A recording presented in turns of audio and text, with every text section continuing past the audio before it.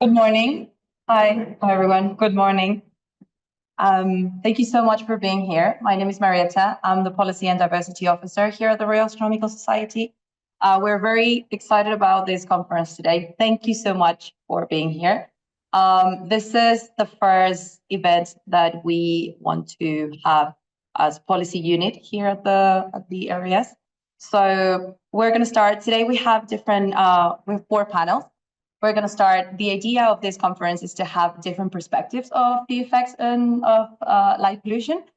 And we're going to cover legislation. We're going to cover impact on human health and nature and environment. So all the Q&A sessions, all the questions will be after the presentation. We also have coffee break. So we have coffee for you, tea, that is always very important. So thank you so much. Now, Robert Massey is going to introduce very briefly what we've been doing. We're working with the APPG for dark skies. So the main objective of this conference is have evidence to have a report to work with the MPs that are part of the APPG of dark skies. So yes, it's a very important day. Thank you so much, Robert. Thank you, Marietta. So for those of you who don't know, the RAS is possibly the oldest continuously operating astronomical society in the world. We celebrated our bicentenary in 2020, which was admittedly poor timing. Coincidentally, the 100th anniversary also coincided with a global pandemic, but there you go. Good timing. And we were actually, so we were established 205 years ago this month as it happened. And this is the 19th century when a group of gentlemen sat down for dinner in the Freemasons Tavern, and that's sadly a pub that no longer exists, but there is an office block there. But our membership today is a bit more diverse than that, or we could still do better, and we hope that we welcome people regardless of background. So we have a membership of more than 4,000 people, astronomers, geophysicists, because we represent Earth science as well, and they're in the UK, but also in 70 countries around the world. They include researchers, as you would expect, a lot of people who previously did research, and it also encompasses what is described perhaps unfairly as advanced amateur in quotation marks astronomers, people who make a real contribution to the field, but they consider themselves amateurs and they're not paid a salary for their work. And outreach professionals, space industry workers, crucial part of our sector, historians and teachers, and in short, anyone with a deep interest in our subject. And so turning to today, as Marietta said, this is the first kind of in-person policy event we've done like this. It was messed up a bit by COVID and other things. We would have done it earlier otherwise. And it's really great to see so many people here. And I know we've got a large audience online as well. And you may not realize it too, but we moved into this building 151 years ago, coincidentally, around the time the first streetlights were introduced to the capital and to other cities around the world. The first electric incandescent lamps were in Newcastle, I think, with Joseph Swan in 1879. So just a few years after this building opened. And obviously this drastically changed the skies above our cities. It made it rather easier to move around cities at night, but the downside was it impacted the skies and the general environment. And it's obviously only got worse since then. So even for many of us today, as is well said, we can't see the Milky Way above our heads unless we travel outside of cities, and it usually means a long journey away from home. So today is about understanding that, and crucially, as Marietta said, finding solutions. Okay, we're looking for political solutions, for technical solutions, really something that will start to tackle this problem properly. And we also recognize that asking this, despite being from the RAS, asking for this just to be about astronomy is probably not a good strategy. It's a big ask. I'm passionate about that, but I can also understand the wider public, it may not be their highest priority.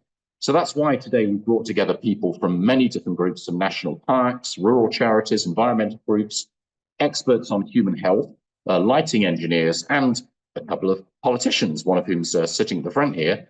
And we hope that together we can work with all those groups to form a kind of coalition to solve this. And we want this to be a day of sharing ideas and conversations. And we want to move, I guess, our eventual outcome beyond what Marietta was saying, is to move to a world where we tread a little more lightly in the sky, if that's a strange metaphor, isn't it, as well as on the ground. And we're finding that unfettered dark sky doesn't mean traveling to the ends of the earth. And so finally, I want to explicitly mention the All-Party Parliamentary Group for Dark Skies, which Marietta provides the secretariat for, together with myself, and that brings together MPs and peers with an interest in this area, and who at the very least can do things like asking questions to help us shift thinking in government. So I would ask all of you to perhaps drop a line to your MP, and if you think they're likely to be sympathetic, suggest they join, and my colleague Marietta can tell you more about that. I should also, by the way, give huge thanks to Marietta and to Jessica, who we saw on the way in, for their organisation of this event, which has been outstanding so far, fingers crossed. But with that, I want to hand over to my good friend, who I'm too short to actually see, I think. There's Stephen over there, right. My good friend, Dr. Stephen Benn, the Labour peer and Deputy Speaker of the House of Lords, Viscount Stansgate, kindly agreed to give us an opening address.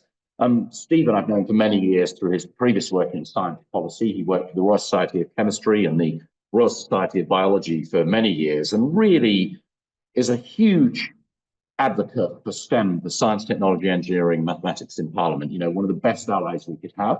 I don't know how many more glowing words I could offer to Stephen, but you know, he's smiling there. We really appreciate him as well, given it was doubtless late sitting in the House of Lords last night. So with that, Stephen, if you want to come up to the podium, the mic's ready. Like me, you don't have any slides. Let's welcome Stephen Benn. Well, it's a pleasure to be here. And I, as Robert said, I've been a great admirer of Robert for years too. And it was a few years ago that I worked over there and you worked over here. So it's really lovely to be back. And I suppose, although you've come to listen to me, actually I'm here to learn a lot from you, because I'm a proud member of the All-Party Group on Dark Skies. And incidentally, when I mentioned that in the House a little while ago, there was a sort of ooh sound, very noticeable. And somebody came up to me after and said, it sounded like you were admitting to knowing Darth Vader, whom I don't know.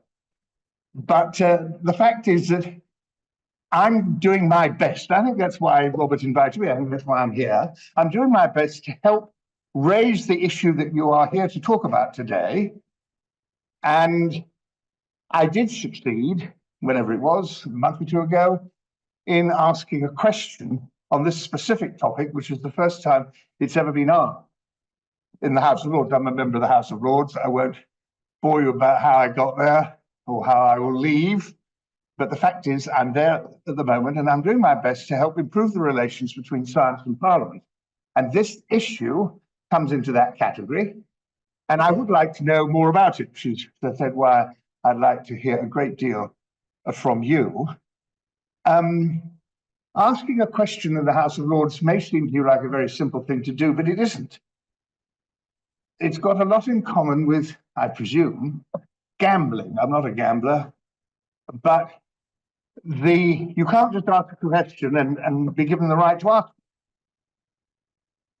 You're allowed to table a question, suggest a question every day. And pretty well every day I do table one. But as you may know, there are, in theory anyway, 810 members of the House. And if everyone puts in a question, and there are only 4 questions allowed every day, the way in which questions are chosen, I'm told by the clerks, is by random luck. So just like a gambler, I put down a question. I put down the question about this subject day after day after day. And every day I was disappointed because you were chosen to ask the question and not me. And even though I failed, I kept on doing it. That's why I think it must have something to do with gambling, because you gamble, you lose, and you think, oh, never mind, I'll win next time. Well, anyway, eventually I did succeed, and this question did arise, and you can read it. I don't know whether, I should have brought it really, but it's not much, but it was the first time it's been raised. Now, the minister answering it was Patrick Vallance, a name you may well know, because quite apart from anyone who's familiar with the world of science, and he used to be the government's chief scientific advisor, he was the guy we saw on television during COVID almost every day, along with Chris Whitty, at those press conferences to talk about COVID. So he's a very well-known guy. I remember during COVID, somebody came to read the gas meter, and of course everyone was masked up and so on. And as the guy left, I asked him what he thought about COVID and who he trusted. He said, "Oh, I don't trust any of them." He said, "Prime Minister, none of them." And I said, "What about Patrick Vallance?" And he knew who I meant because he watched TV too. And he said, "Well, I trust him." And that was interesting. But anyway, Patrick Vallance answered the question. And although I'm sorry I didn't bring the exact text, and you may well have the exact text here, the thing I want to pass on to you is that, and I talked to him afterwards and he reinforced this, is that in his view, this is an issue which Britain has got to raise with the United Nations. And therefore, I just want to implant in your mind the idea that worldwide progress is going to depend on our being able to do that with the United Nations. So when Robert quite rightly said, and it would be a good thing for you to do, to wherever you live, to contact your local member of parliament to raise this issue. After all, that's why they're there. And there's every reason in the world why you should do it. Then you should raise it with your member of parliament, but also at the same time say perhaps you could contact the government about what they're doing with the United Nations to raise it. Now, you may know more about how the United Nations deals with space than I do, but I am here to be helpful. And although it's not exactly a public announcement, and you probably know it already, I'm delighted to tell you that I've just been appointed to the brand new Committee on Space. And, I mean, that's music to the ears of the All-Party Group. But I'm very pleased about that, partly because I was very sorry to be knocked off another committee. So this is more than compensation. But it will mean that I will be in a position, I hope, to help this society and the issue that you care about in the months ahead, because it's my intention as a member of this new committee, which hasn't even been set up yet, but it's on the order paper, and it will be set up soon. All I know so far is there's an argument about when we should meet. And I've been lobbied, should it be 2 o'clock or 3:30? Anyway, one way or the other, we will meet. I ought to say about timing that you meet ferociously early here. I'm not kidding. I mean, I had set my alarm at 6:30 and I didn't get home till after midnight. Wednesday is my day on the government's roster. I'm a government backbencher.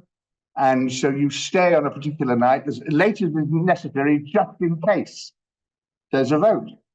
Well, I did stay, dutiful member. I don't know if you were at the FST meeting on AI in the Royal Society. You were? No. Okay, well, I would have liked to have been at that. And I was really fed up that I had to miss it and stay in the House. And I was told there were going to be 2 votes on such and such. And I waited and waited and waited. And when it came to the end of the debate, the person didn't move a vote. So I'm really even more fed up about that, having stayed there. And then as luck turned out, bless them, members from Northern Ireland. Anyone here from Northern Ireland? Oh, well, in which, sorry. Well, I'm gazing at somebody here. I don't know who that is. Hello. Oh, fine, okay. It's strange. Anyway, I only mentioned it because some members from Northern Ireland decided to have a late night debate that went on for quite a long time. And in the end, they did press it to a vote. So in the end, it was worth my while staying late. And the only relevance to today is that, I got back after midnight, had to get up at 6:30. I don't know how you managed to all get here by 9. I don't know how you manage it. Anyway, that's no doubt irrelevant.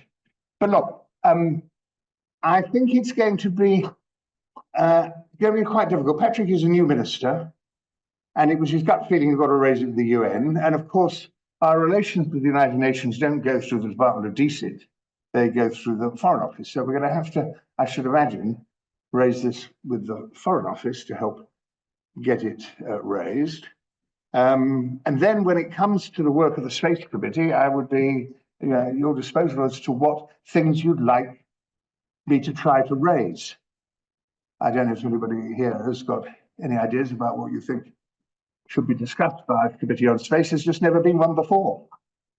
Sorry? Yeah. Well, that's good news.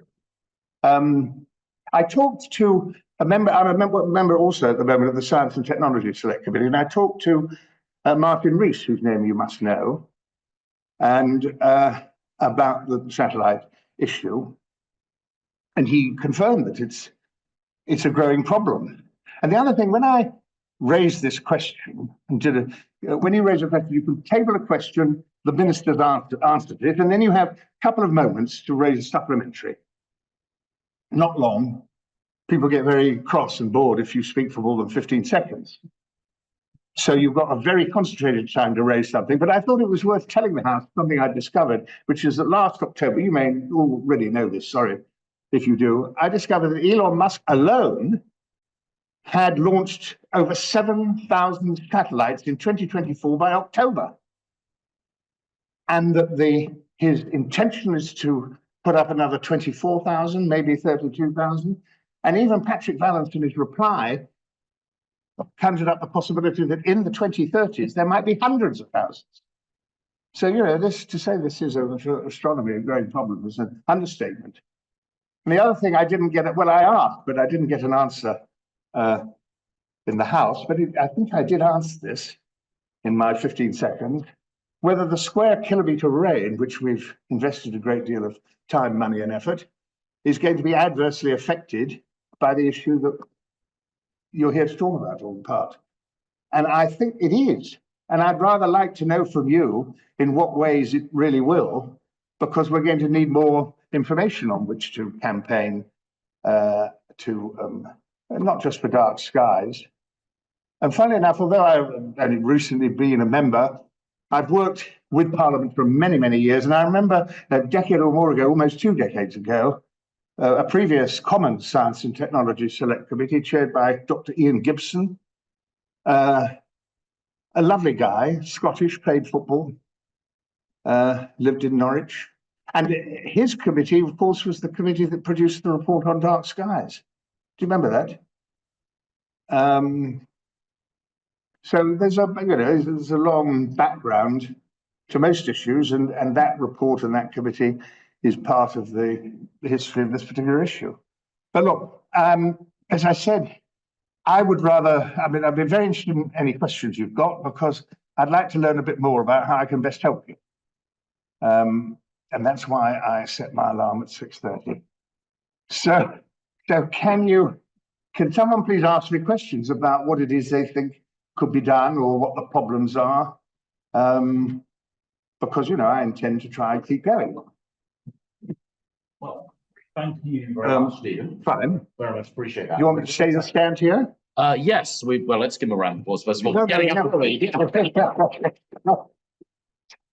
Actually, that's applause I will accept. Yes. So I'll stand here so people can hear. I think if we take, say, is it okay if we just take 2 or 3 quick questions? Yeah. If now we can start working in like space-related matters, because now you're part of the is a commission or No, it's a committee. I'm going to repeat the question because the mic. So you're just asking about the new Lord Space Committee. So Stephen, just if you want to answer that. Actually, in my bag, I've got the order paper. Every day the House publishes an order paper which tells you what the business is, both for today and for what's coming up. And in that bag over there, I can actually confirm which day it is. But the membership of this committee is on that order paper, and the moment it goes before the House, it will become official. But it's all been agreed, so it will start soon. And I can tell you later, not that it's of any interest, whether we decide to meet at 2 o'clock or 3:30. Very short for those of us. Yeah. Well, that's not an early start. No, that is not. No, I don't think you'd get any votes for starting at 9. I really don't. I mean, remember, we meet late most days, and although you only got up at 8, and I wasn't quite sure what time you got up. The point is, I don't suppose you were still working at, 11:30. You're drinking, yeah. Well, yes. my name is Joan Johnson, and I currently lead the project for Viscount. Very much advocating for bailouts for so this is my question is, how, when we do research, how can we invest inform policy through the committees. Right, well, committees have, and the House itself has officials that help it. So the short answer to the question is, if you've got something you'd like to put before the committee, send it to the clerk of the committee, whose name I think is Sabrina. At least that's the name on the emails that I've got so far, but I can confirm the exact name. She may be an assistant clerk or she may be the person running it, but get in touch directly, okay? We haven't decided in what way we're going to operate and what exact areas we're going to look at yet, but nevertheless, that would be a direct way of doing it. Now, you can also contact members themselves. And I will, well, Robert, you probably know who the members are. I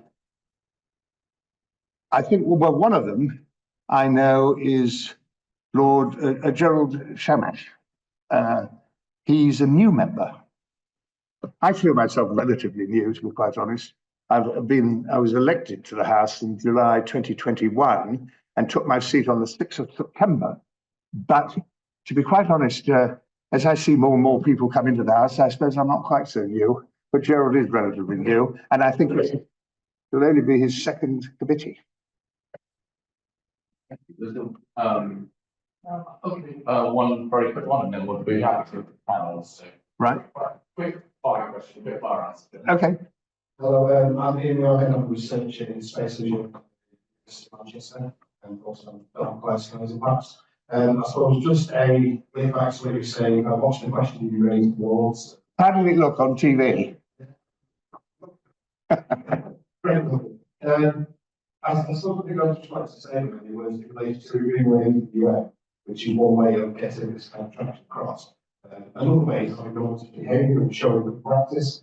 There's a lot where the UK can do on that. When they own with the constellations and the satellites itself, for example, the impact assessment on orbit, which is the British owned launch. Which is no longer British owned. Consideration of our licensing regime. So our own licensing regulations. Yes. No, well, that's interesting. I don't know as much about the licensing regulations as you do, but I need to know more. Thank you so much for that. It's really nice to meet you in person finally, after all the emails that I sent him. So many. Now we're gonna start with the so as Royal Astronomical Society, we're very happy to work with the new, if that is the case, with the new committee. Robert and I, more work, so we're happy to do that. We're gonna start with the first panel, that is political landscape and regulation. We have two speakers today for this one, Yana Yakushina, she's online, and David Smyth, who is here. I'm going to introduce Yana because she's going to present first. Yana is my colleague in different places. So we work together in the Space Car Foundation. That is, we work with the space law in different countries. We work together in the CPS, which is the Center for the Protection of Dark and Quiet Skies from Satellite Constellation Interference, which is part of the International Astronomical Union. We work together in the Policy Hub. So it's a pleasure to have her with us today. And Yana. Yana is a lawyer, researcher, and dark sky protection advocate, pursuing a PhD at Ghent University in Belgium and serving as one of the scientific coordinators of the Horizon EU project Plan B. She works on a regulatory framework to reduce light pollution. Yana is also a space law expert. As Deputy Executive Director of the Space Car Foundation, Yana oversees global space law initiatives, including the Big Book of Space Law. She also participates in international collaborations with organizations like the EU Commission, DarkSky International, International Astronomical Union, UNOSA, and various national governments. Yana blends expertise and passion to protect dark skies and shape legal frameworks for a sustainable future. Among one of the latest projects, Yana is leading a group of experts who have recently prepared a report on the national approaches to the protection of dark and quiet skies in more than 70 countries. Just an applause for Yana. Thank you. Thank you very much for inviting me to this panel. It's a great pleasure, and I hope I can contribute well to your valuable conversation, moving dark sky protection regulations somewhere in a better place. So today I'm going to be discussing the growing trend on light pollution regulations, I will try to provide you with a general overview of what's going on in the world with the regulations. But mainly I will be focusing on the European framework and on the national level. So first I will discuss what has contributed actually to the development of the regulations, and then I will give you some examples from the national scale and from the European scale, and what I think can be done further to provide a better picture for us. Okay, so here we all have seen this picture before. This is a picture of globe with light pollution. I also wanted you to present with the newest research, which has been done in Horizon Europe project, Plan B, where I'm serving as one of the scientific coordinators. We are developing a new European map of light pollution. Here's more from the upper scale, and this is a bit closer. So basically it shows us the picture, how much light do we have at the current moment. And what is actually the problem here? The problem is, first of all, light pollution is growing rapidly every year, approximately by 10%. And the second problem is here that we are not only illuminating cities, right, the places where we want to be illuminating, but we're also illuminating areas which we already recognize as protected areas, because the light doesn't know the borders and it just travels all around the place and contribute to significant reduction of nocturnal environments and the dark skies for like vulnerable species. So this is why you can access the map here. I will share my presentation later. So here I also prepared the map. More and more countries started to get aware of the issue of light pollution from different points of view, whether it's astronomy, whether it's environmental concerns, whether it's the protection of indigenous people. And here on the map, I put the dark purple are countries who already adopted some regulations which specifically address light pollution, and the light purple color are the countries where the conversation is ongoing, but the conversation not necessarily at the political level, but they have active groups who are working towards adoption of such political or legal documents, and UK is one of them. Okay, so what exactly contributed to the development of the regulatory frameworks in this regard? So first and foremost is actually energy efficiency. In 2022, with the energy crisis, more and more local government and national government started to adopting regulations to reduce artificial light at night to save the energy. And they imposed complete cutoff of the lights in the cities, or dimming the lights in certain areas. And this is not what we should only be focusing on, because if we only focus on the energy efficiency, we're creating the situation that we're ignoring other impacts, like impacts on the astronomy or the environmental protection. And the problem with these regulations, which they started to introduce in 2022, is people and like in the local areas started to complain to kind of bring back the light. Because I can give you an example where I live. I live in Ghent in Belgium, and the situation happened that you have highly illuminated square and you had very dark streets going through the square.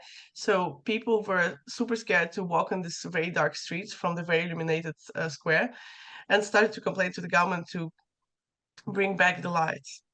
And we don't want this situation, because basically why we're scared here, because we need 20 minutes for our eyes to adjust to the darkness. So we have to focus broader than that, and we have to be smarter and reducing the light. The second concerns were obviously environmental concerns. More and more research has shown that increased illumination brings significant adverse impacts on the environment as a whole, on the habitats, like habitat fragmentation, and on the different species. And this led to the changes of the environmental policy and legislation in many countries. And the last trend, which and the cause leading to the regulatory changes, is astronomy and space sustainability. Here we're talking about the protection of dark and quiet skies for astronomical activities and the future space exploration. And here the topic is taken a bit broader. I'm not going to focus on this today, but here we're talking not only about ground-based light pollution, which is caused by ground-based sources, but also we're talking here about orbital light pollution caused by the satellites. Okay, so what are the main regulatory approaches here? So currently we can find norms related to light pollution or artificial light in many different fields, but I want to focus us today on the four main ones. So the first is energy efficiency. Again, as I mentioned earlier, energy efficiency was one of the main reasons why government started to change regulations. And within the energy efficiency law or policy, we're talking about reduction of artificial light at night to save the energy. Then we have urban planning legislation and various documents which you have in every government at the different levels, from the local to the national. And here we're talking about that some countries started to impose maximum levels of artificial light at night per zone. Then we have environmental protection legislation and policy. Here is pretty obvious. We're talking about recognition of light as an environmental pollutant and application of environmental protection legislation to this issue. And then the most important, there are some countries already who adopted light pollution laws which specifically address that issue and all the broad impacts of that. So they have a lot of different various norms specifically to reduce ALAN impacts. Okay, generally, after the very long and big analysis of mine of the current regulations globally, we can basically say that there are two main approaches how countries change their regulations to address the problem of light pollution. The first, they adopt the separated Light Pollution Act, which I just mentioned earlier, which addressed overreaching impacts of light pollution from the environmental concern, human health concern, astronomy, and so on. Or the second path which has been chosen is to change or bring amendments to the existing environmental legislation. So now I will give you some examples. Here you can see three countries, Croatia, Germany, and France. They basically represent all of these approaches. So Croatia adopted the light pollution law, Germany amended environmental legislation, and France is more like hybrid version of it. So talking about Croatia, Croatia was basically the first European country which in 2021 adopted an act on the protection against light pollution. So it's focusing on all the forms of pollution, only ground-based, unfortunately for now, and on the protection of the environment and human health from the adverse impacts of light pollution. What is important here, we cannot yet assess the implementation of the law because it's not enough time has passed. But we can already see that together with the law, Croatia adopted 3 additional ordinances which facilitate the changes of lighting in the whole country. So one of the ordinances, for example, divided the whole Croatia in zones, in lighting zones, and then they identified the amount of light which is allowed to have in a specific zone. I think it's pretty successful, and hopefully we will see results very soon because they're gonna provide us with some statistical data on the changes, on the amount of money had been invested in the changing of the lighting installations, and how fast there was a return and how much money they actually saved in the end, including how much energy they saved in the end. Then we have Germany. Germany took a path of environmental protection here. They adopted additional legislation which changed the general federal environmental law by introducing protection of species from ALAN impacts. The main concern were actually insects and bugs, because we all remember the chain of the biodiversity and the protection of bugs are super important. And they introduced a lot of norms there. For example, the maximum illumination levels, that the light should be directed downwards, and so on. Again, we also cannot assess the implementation of this or the results, but it's a good big steps of the countries in addressing this problem. And speaking about France, as I mentioned, their approach is pretty diverse. They changed the environmental legislation and they also adopted some specific documents which address only light pollution. But they do have pretty big light pollution legislation there. one of the latest changes was the adoption of National Biodiversity Strategy by 2030, and they include light pollution directly there, that they're planning to reduce light pollution in France by 50% by 2030. I have a lot of questions about it because we don't have data how much light pollution France actually have now. So how are we going to measure that they reduce 50%? But again, these ambitious goals are important because it shows us the commitment of the country for the future changes. And I have 3 other countries. I have Austria. Austria is also have kind of combined approach, but it has something very specific what I would like to mention, and also Australia and New Zealand. Speaking about Austria, Austria also changed the environmental law pretty recently. It was 2024, but it's important how they did it. They had a national lighting standard, which they changed by introducing 5 responsible outdoor lighting principles, which is the right direction, illumination where it's tended to be lit, warmer light colors, and some limitations for lighting and the maximum levels. And then they reference this standards, national standards, because before it's not referenced by law, it's not binding. So, and what Austria did in 2024, they referenced the standard and the environmental law, making the standard binding. So now it's super important, and I'm happy with Austria. Again, it's super new and nice. And they also mentioned light pollution and then national biodiversity strategy. Okay, Australia and New Zealand, they're both countries who, which doesn't yet have light pollution regulations.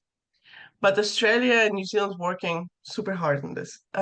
Australia developed national light pollution guidelines for in 2023. It provides a framework for how to assess and manage light pollution and impacts on wildlife. And these guidelines were endorsed by conventional migratory species. It's United Nations level. And brought the topic of light pollution to the international agenda. What is very important for us when we're talking about the political discussion and awareness about the issue. And New Zealand here, they're also working towards making New Zealand the first dark sky continent.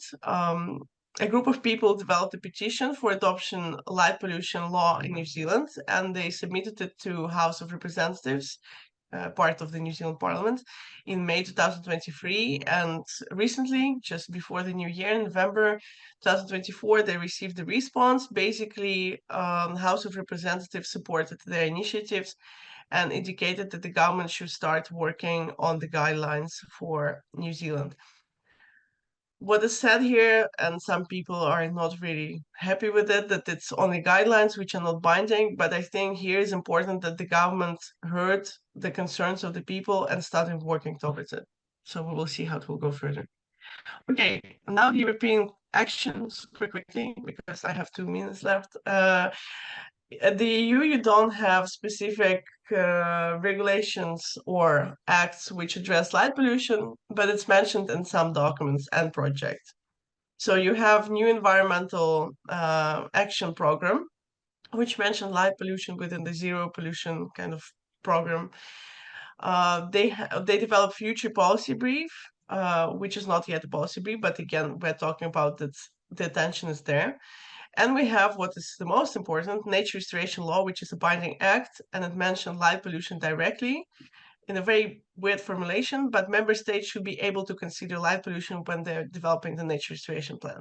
And I know that some countries like Spain already putting light pollution within the nature restoration law, so that we're restoring darkness here as a part of the nature.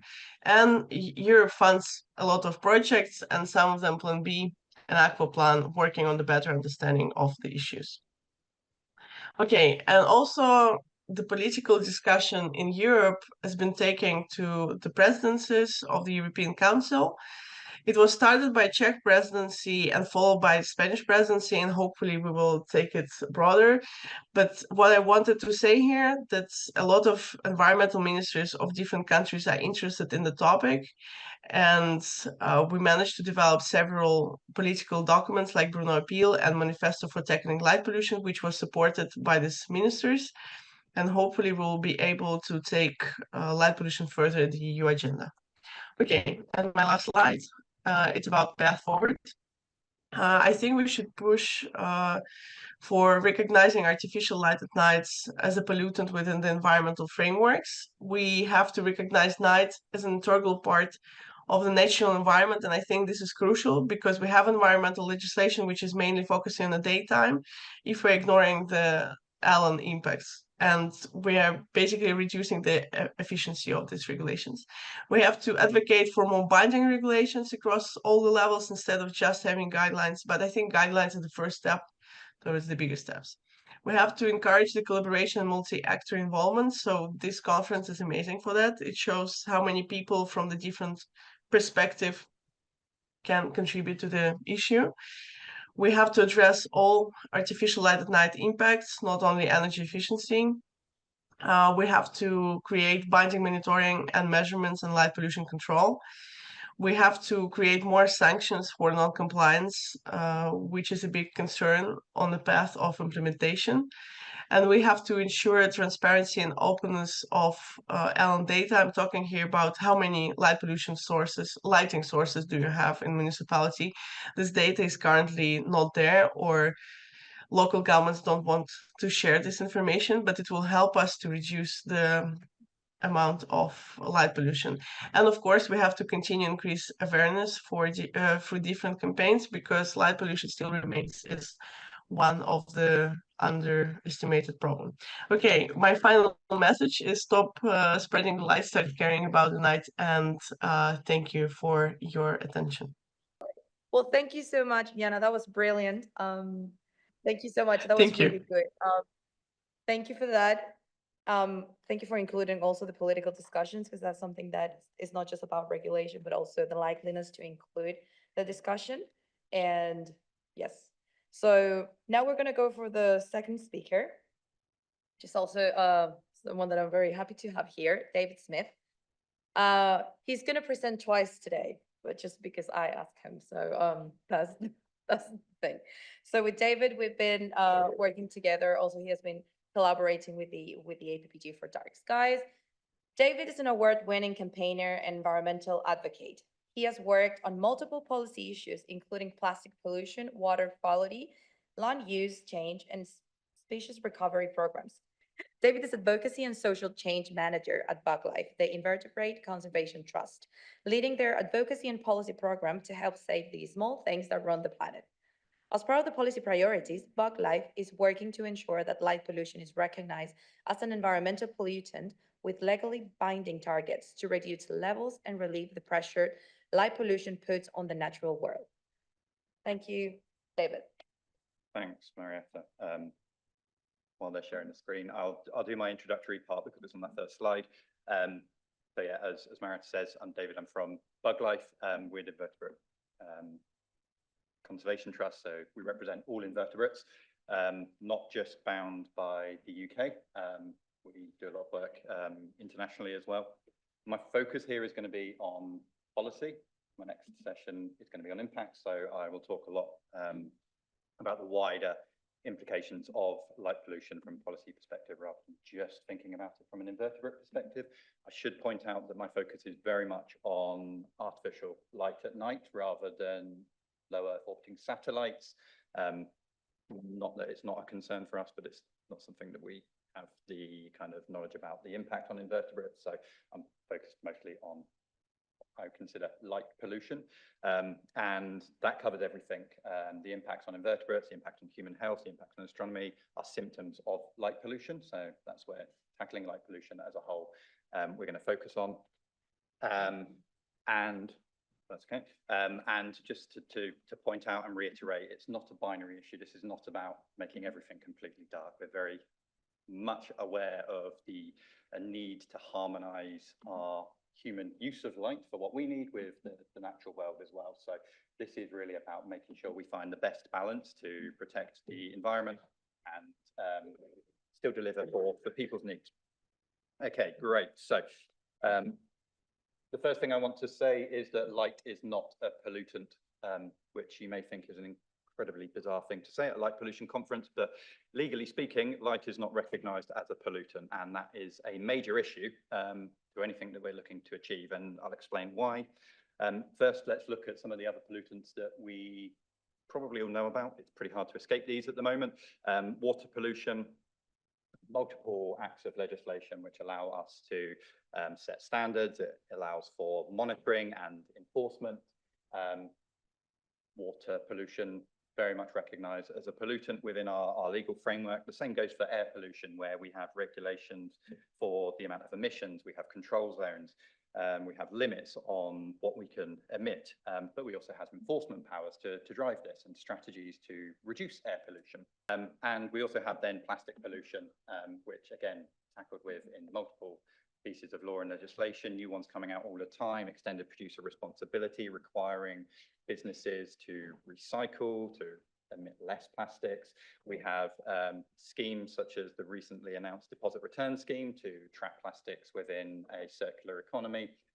All of these things are well and truly within our legal framework recognised as pollutants. They have powers that ensure that they're enforced and driven down. But light pollution is not one of those. We do not have any national legislation defining light as a pollutant.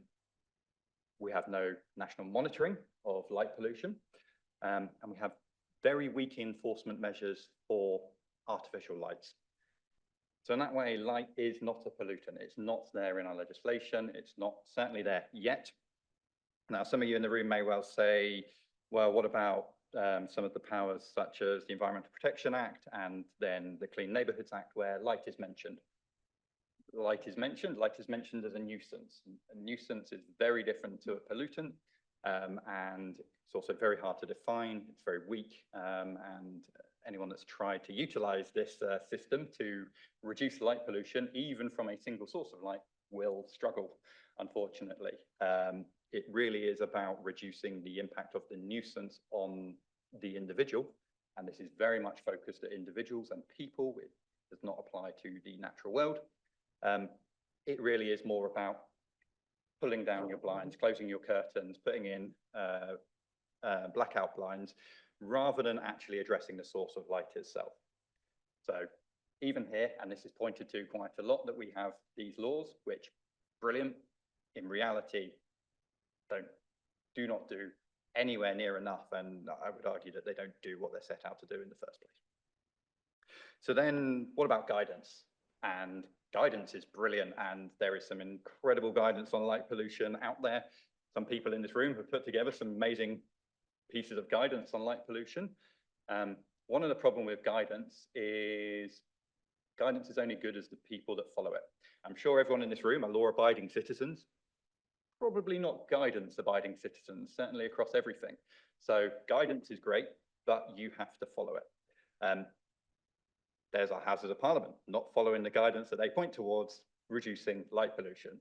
How can guidance be a thing to deliver the change that we need to see? It's not there. So this is where it really is a significant problem for us. So really then, I want to talk about how we can drive change, how we can drive things forward. And this is crucial. And this, I'm going to focus a lot on the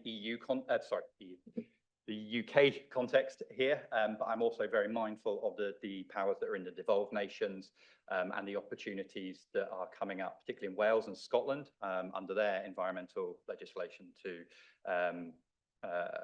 include light pollution within those frameworks. But for now, we're here in London and we're sort of focused on a UK focus, but I don't want to forget about that.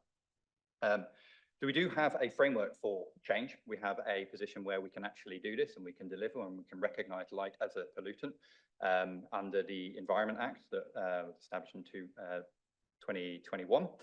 In the process of trying to get that bill through Parliament, we weren't too far off succeeding in getting light pollution explicitly listed in there, which would have changed the game for everyone. It would have meant that the guidance was enforceable and that we could set targets. But the Environment Act is an act that is ongoing. It sets out how the government are going to deliver for the environment. And it includes a number of things. So firstly, the Environmental Improvement Plan is effectively the way that the government are going to deliver for the environment. We initially had sort of a draft version of these, which is called the 25-year Environment Plan. And there was a lot of excitement because light pollution was mentioned in that plan. Unfortunately, once the Environment Act came in and the government revised that environment and pollution plan, light pollution sneakily disappeared into the ether and hasn't been picked up again. So there's an opportunity whilst we revise these plans, and a new one is due out within the coming months, that light pollution gets in there. And then we can put it forward onto that legal standing. Because the Environment Act sets legally binding targets. These are targets that the government must reach and must achieve. If not, we can hold them accountable for it in various means. But it also includes targets on decline of species, as well as sort of individual pollutants under there, such as air quality, water quality. And it also sets out the governance as to how we hold the government accountable for that, including our environmental principles, to which all policies that come through government should adhere to and should recognise, but also an independent Office for Environmental Protection, where we can raise issues and hold the government accountable for when they miss these targets. But of course, they're not going to miss these targets. The challenge is, how do you change this? Well, the easiest way to change that is get the government to adopt the idea that light pollution is a pollutant that's warranting a legally binding target to drive it forward.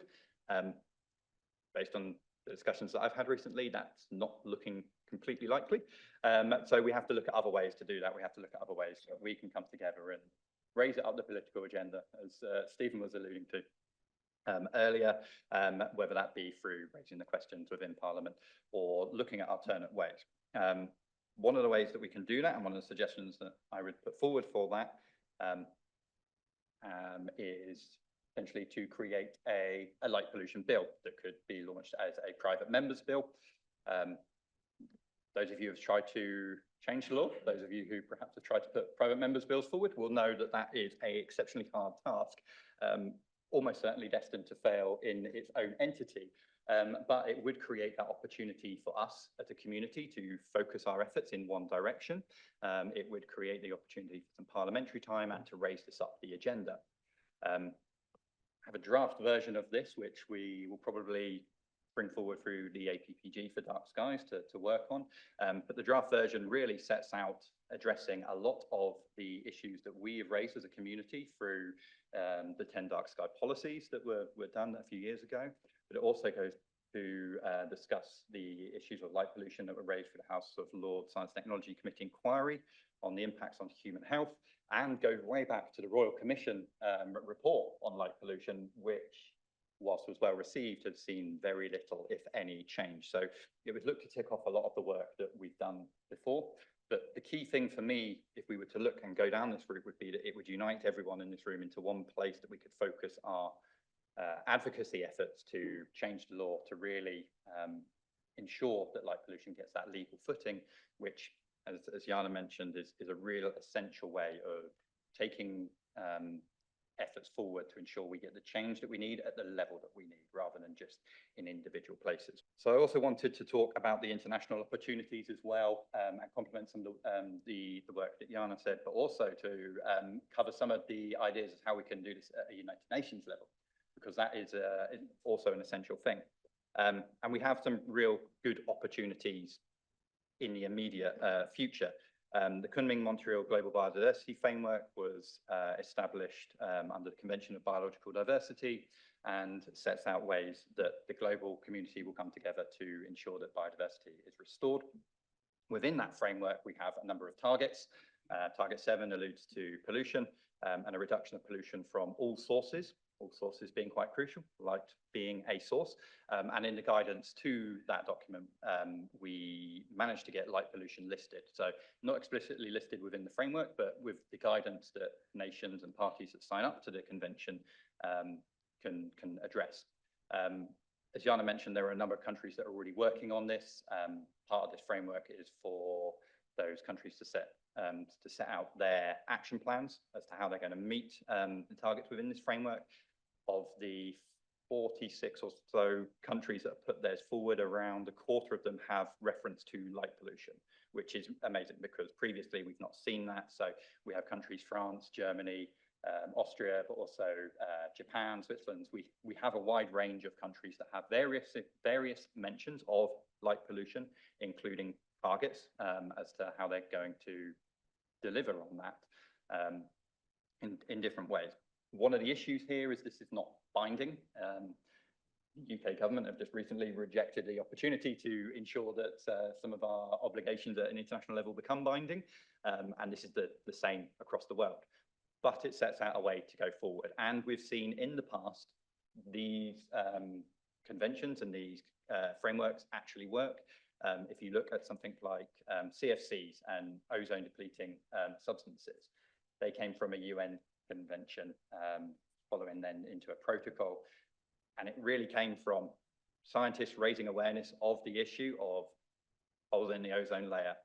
It raised it up the agenda. It got everyone into a room to say, we need to do something about this. And then this led through to countries enforcing legislation to stop the problem. And thankfully now see improvement in, or reduction in the holes in the ozone layer. So this is a possible way forward, as Steve mentioned it, looking at an international level. The UK has the opportunity here. We haven't submitted our biodiversity plan yet.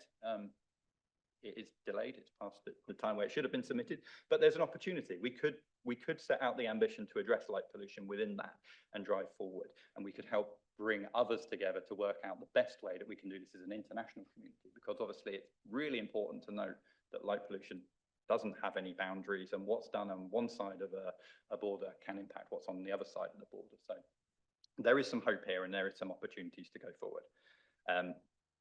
I will leave it there for now, because I'm mindful of time and the opportunity to move on and perhaps answer questions, and you'll hear from me a little bit later on with regards to impacts. Thank you. Thank you so much, David. That was brilliant. Thank you so much. We have a few minutes for questions. Who wants to start with the questions? Mike Watson from the North Hill National Park, International DarkSky. It's not really a question, more of an endorsement really. It's really great to see the light up here. We've got projects at the moment which is following the Alliance corridor called Robertson, pollinator, vertical projects. And what we're trying to do at the National Park is link the work we do on light pollution with the work we do on nature recovery. So for example, we do lots of hedgerow creation grants. We're now adding lighting to become flowing into our hedgerow creation grants. So if somebody wants to put a hedgerow in, if it's in a light polluted area, they're not going to get that grant until they solve the light pollution out. So really very interesting. Brilliant, thanks. That's great. Yeah, there's lots of ways that we can ensure that light pollution are considered within our existing frameworks, and it's brilliant to see these kind of actions happening at local scale. And really, what we need to see is this being adopted nationally, internationally. So those examples are brilliant. We've got so many of the solutions to this. We just need to ensure it's rolled out and it creates that level playing field that legislation can do, ensuring that actually everyone's doing the same thing and following the same guidance, rather than it just happening in certain areas, which can lead to, particularly from an environmental aspect, isolation between habitats. Yeah. To repeat for those online, it was a question around metrics and the need for metrics to help support some of the local work that's going on. I can speak a little bit to that. There's a lot of research continuing in this field and a lot we don't know. There's not an agreement as to how monitoring should take place for light pollution, let alone how we measure the savings that are being made. But we are starting to see this come together. We're starting to see this collected in individual places, but very aware that that's something that's going to be necessary to go forward. One of the other things around our sort of asks for binding targets is to actually ask the government to do this, to work out the best way that the country, other countries should be bringing this information together. So it is unfortunately one of the things that sort of has to happen, because we can't dictate exactly how these things should go forward. But we are starting to do that. We are starting to bring those examples together. And again, that's where some of the work internationally that's taking place, where some other countries are ahead of us with regards to this, we're going to be able to start learning from. But very aware that's something that we need, and I'm sure as we hear a lot more around the impacts later on, just how hard it is to actually understand exactly what light pollution contributes to those various impacts is a challenge. But yeah, aware that that's something that's being worked at, that hopefully coming together we can bring forward. Hello, this is, I suppose, a bit more of a comment. I'm Paul Marchant. I'm a retired chartered statistician. One of the problems I think you face is that lighting is seen as an unalloyed good. I mean, the Bible has a celebrity endorsement in the first couple of verses. But research which is that claims that more light makes us more safe, I find is, well, it's bad research, and I have to say research of my own that you know, with colleagues finds that, you know, there doesn't really seem to be much evidence that this is the case, that lighting does benefit public safety very much.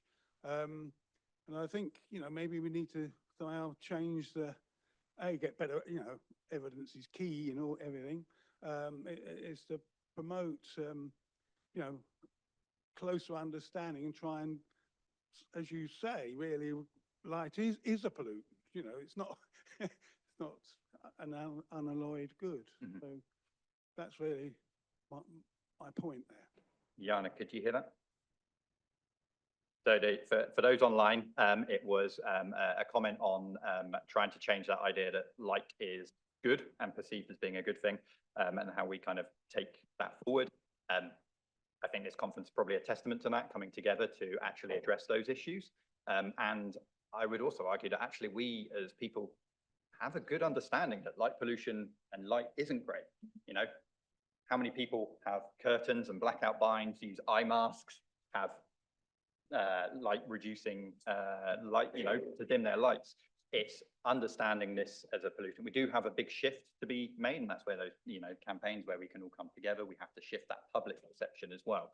So it's moving. I think there is an understanding, but it's, you know, again, going back to other pollutants, we look at things like plastic pollution, you know, even some of the fuels we've used in the past that are deemed as, here's an environmentally brilliant fuel. Oh, actually, you know, maybe we're not so sure about that, you know. So we're on a journey, and I think that's starting to shift. I see more and more people coming to these kind of things to learn about them and paying attention and interest. But again, it's one of those challenges where we have the solutions before we have kind of the driver to get into that and bring everyone forward. So it's a challenge we're all facing, but hopefully we're making some progress.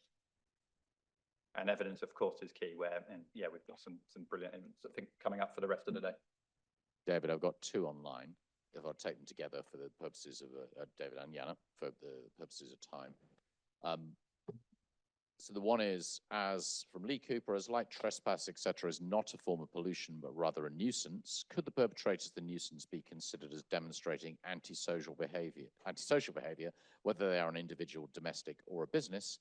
The other one is, it says anonymous attendee, so, you know, it's just because of the way the question has been put, but how are insurance companies affected by light pollution? Good questions. The nuisance law is a real challenge. I know that there's people in this room who've had more experience of trying to implement those laws. It falls down to local authorities. More often than not, if you put in a complaint under those nuisance laws, very little happens. You may, if you're exceptionally lucky, get a planning officer come out and take a look at a light and suggest ways that you can prevent that light entering your house, whether it comes under an antisocial behavioural law or not. I think they've tried to do that in a few places in the past, and it's not come off. So again, it being very vague and very weak, that law, to be something that we point towards as a solution here is, you know, is really questionable. And with regards to insurance, I don't know. I don't know whether the insurance industry has looked into it. It's probably one that, you know, we can look into. And again, that then brings us into the questions that arose around safety, security, etc., of which there is a lot more emerging evidence, and I'm guessing something we'll probably touch on in the next sessions. Yana, is there anything that you wanted to add to that from your side?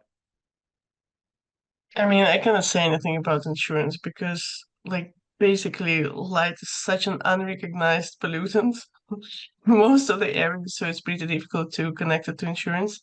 And about nuisance, the main problem is you have it in the UK law, but you can write a complaint, but the local government doesn't know what to do with it further because there's no legislation defines what is the further procedure beyond the complaints, so how they should react on it. There's no also sanction procedure, which is not the case with noise pollution, for example. Because if you will have a party which will be super loud, you can call the police and it's going to be fixed, right? We don't have the same with light. Thank you. Hi, my name is Andrew McCaw. I'm a retired, I guess, lobbyist working a little bit with Marietta, Robert, David, and so on this issue. A question for Yana is, your presentation revealed such a wide variety of approaches.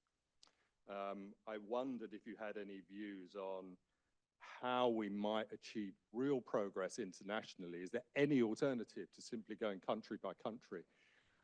Because it seemed like a very sort of steep hill to climb going that way. Will the UN be a decisive coordinator in this? And that was mentioned by Stephen as well. And for David, I really like the idea of the bill.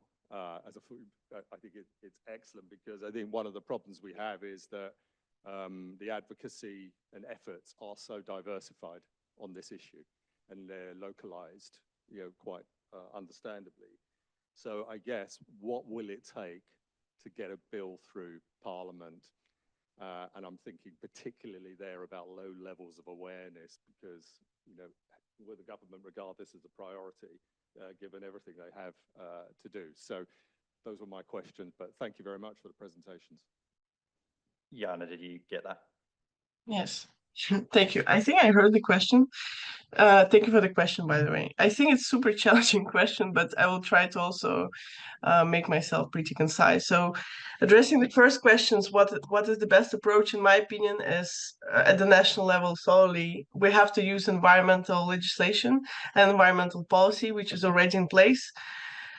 The general norm of any, like the general provision, general norms of every basic environmental law in every country indicates that we have to reduce any adverse environmental impacts on habitats or species on the environment. And this norm is super broad and it can be already implemented to the issue of light pollution. And there are some good examples of that. I mean, obviously, it's up to the government and up to the court to decide whether it's whether we can interpret it like that or not. But I have a good example, which is super recent, from the end of the last year and the beginning of this year.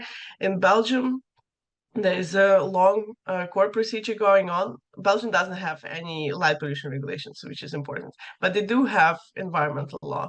And they canceled the permit for lighting in a bicycle path just based on this environmental legislation. For European Union, I think the strong one also is the Habitats and the Bird Directive, which protects this protected habitat in Natura 2000 areas, which is supposed to be united throughout Europe and allow species to migrate.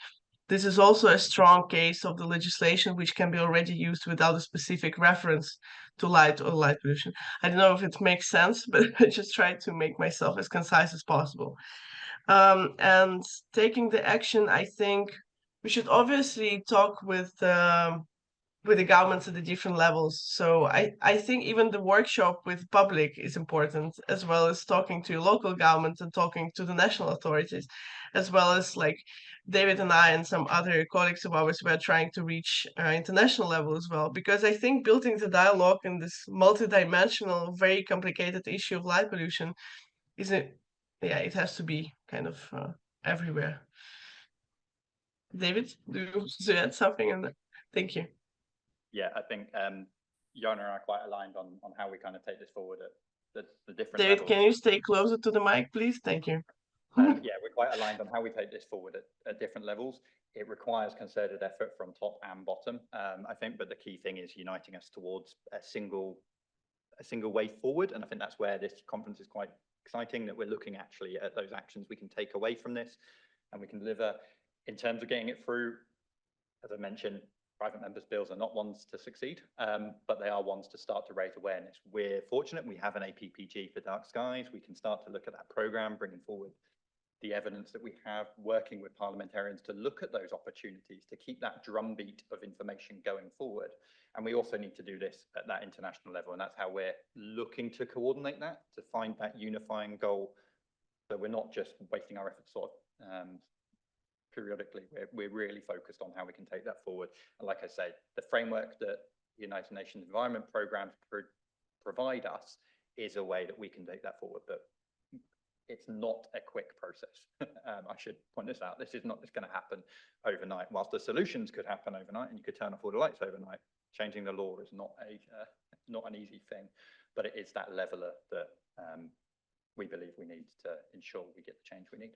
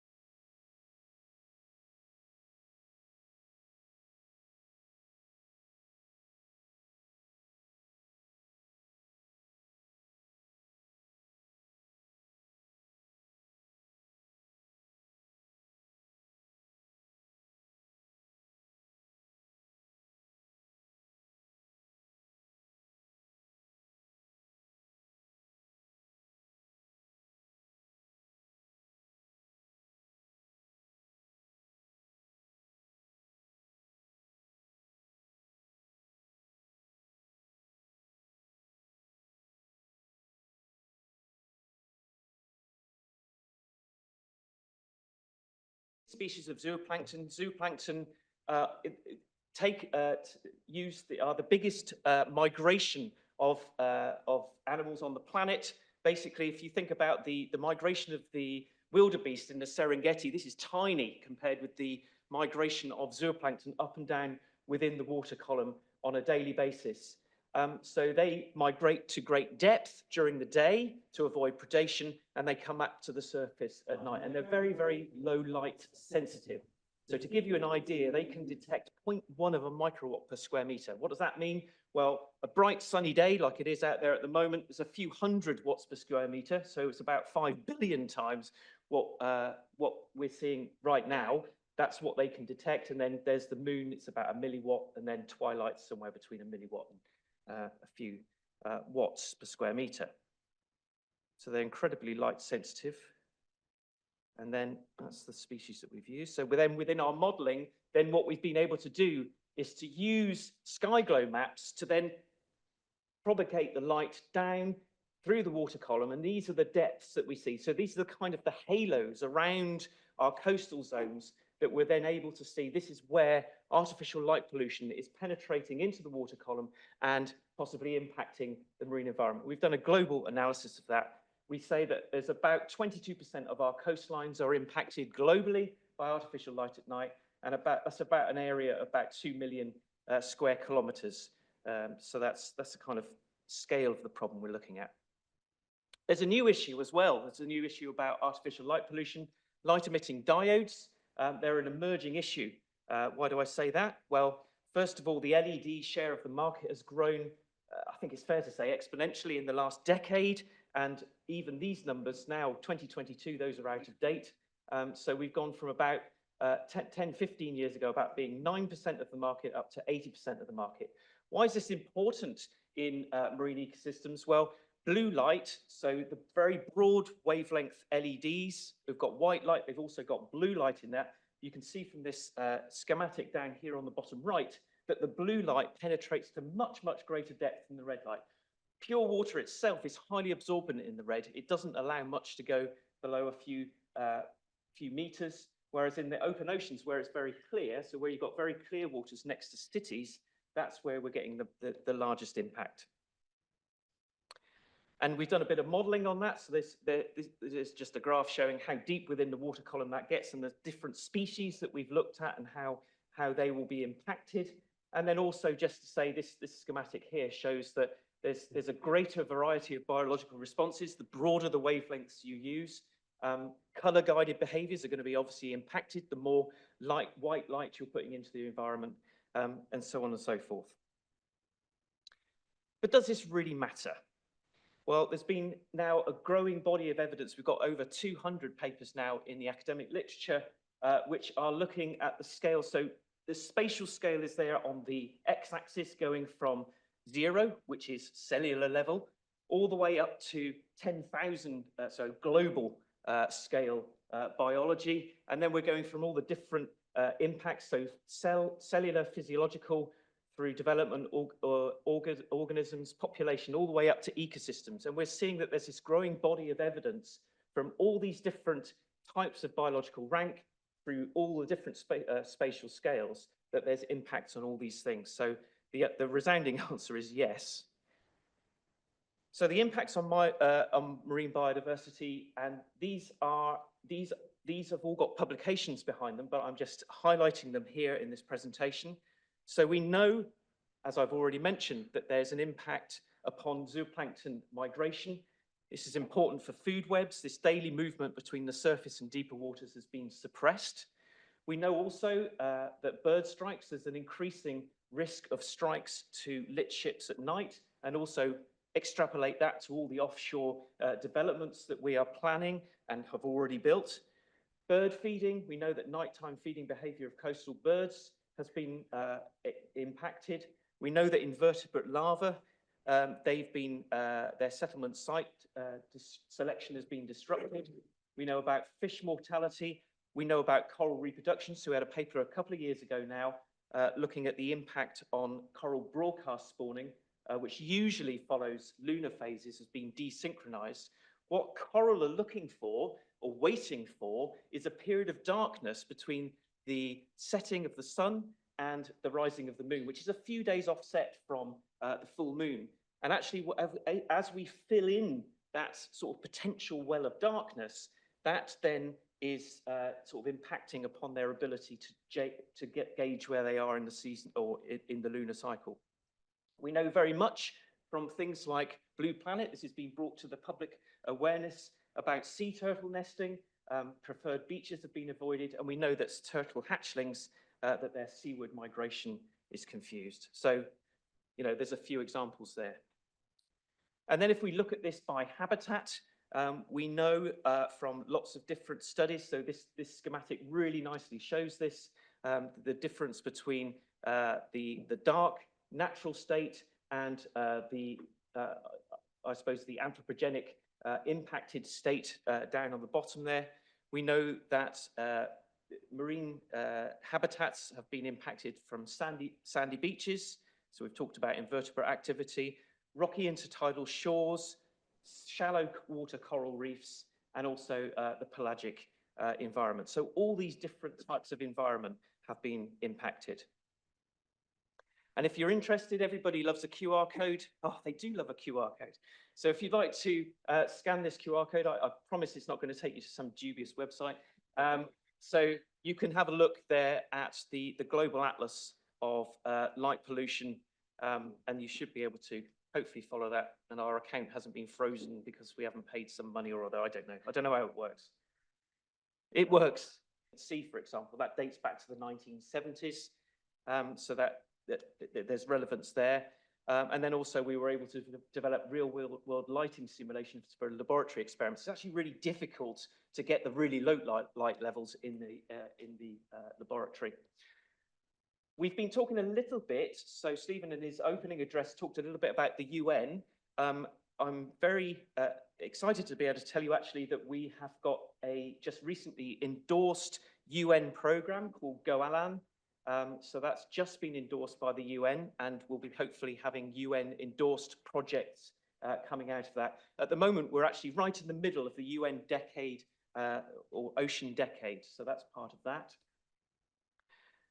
We've also been raising awareness in terms of the impact upon society of changing light strategies. So there's some work that we've been doing in Chile. We've also been doing about how people choose what sort of lighting scenarios they think is best in terms of offsetting cost with lighting. And then Yana, the first presenter today, she was from the project called Plan B. The sister project Aquaplan is the project I'm involved with. As you can expect, that's looking at the aquatic environment. And again, we are assessing stakeholder perceptions of artificial light and noise, because artificial light apparently is not hard enough. We need to be able to introduce noise into that equation as well. We're also looking at reviewing the existing European artificial light at night policy framework, and then going forward into where we are with policy. So what are we hoping to achieve? So this is really where I started off, and hopefully I'll finish off here. Our ambition is obviously to reduce light pollution to minimize impacts on marine environment. Hopefully that QR code works. Who knows? And actually, the targeted approach is who needs to know about this to influence change. So there's a few organizations there, some of which you'll be familiar with, so DarkSky International, for example. Also, we're very involved with working for the UN Conservation for Sea Turtles, so we've got some work there. Blue Flag, that's a new one, so some of you will be aware about the Blue Flag and how they're interested in bathing waters. We're hoping to be able to introduce some concept of artificial light pollution to beaches, not just here in the UK, but also around Europe. And then OSPAR, I've already mentioned. So it's a very busy slide, but hopefully that will just show that we're trying to influence change through different approaches depending on the organisation. And then just finally, I want to show you this is what the view is actually in from quite a long way out at sea. We're about 7 or 8 miles offshore of Plymouth and then looking back in. And you can see actually it really is a problem, even measurable from quite cheap webcams in actual fact. This isn't, nowhere near the sensitivity that you need to be able to pick up sensitivity of Calanus copepods, for example. And I'll leave it there. Thank you. Thank you so much, team. That was brilliant. Thank you. It was very interesting. It's good to see that you're doing some research in Chile. I'm from Chile, so I was quite excited to. Yes, for sure. We'll go for our second speaker.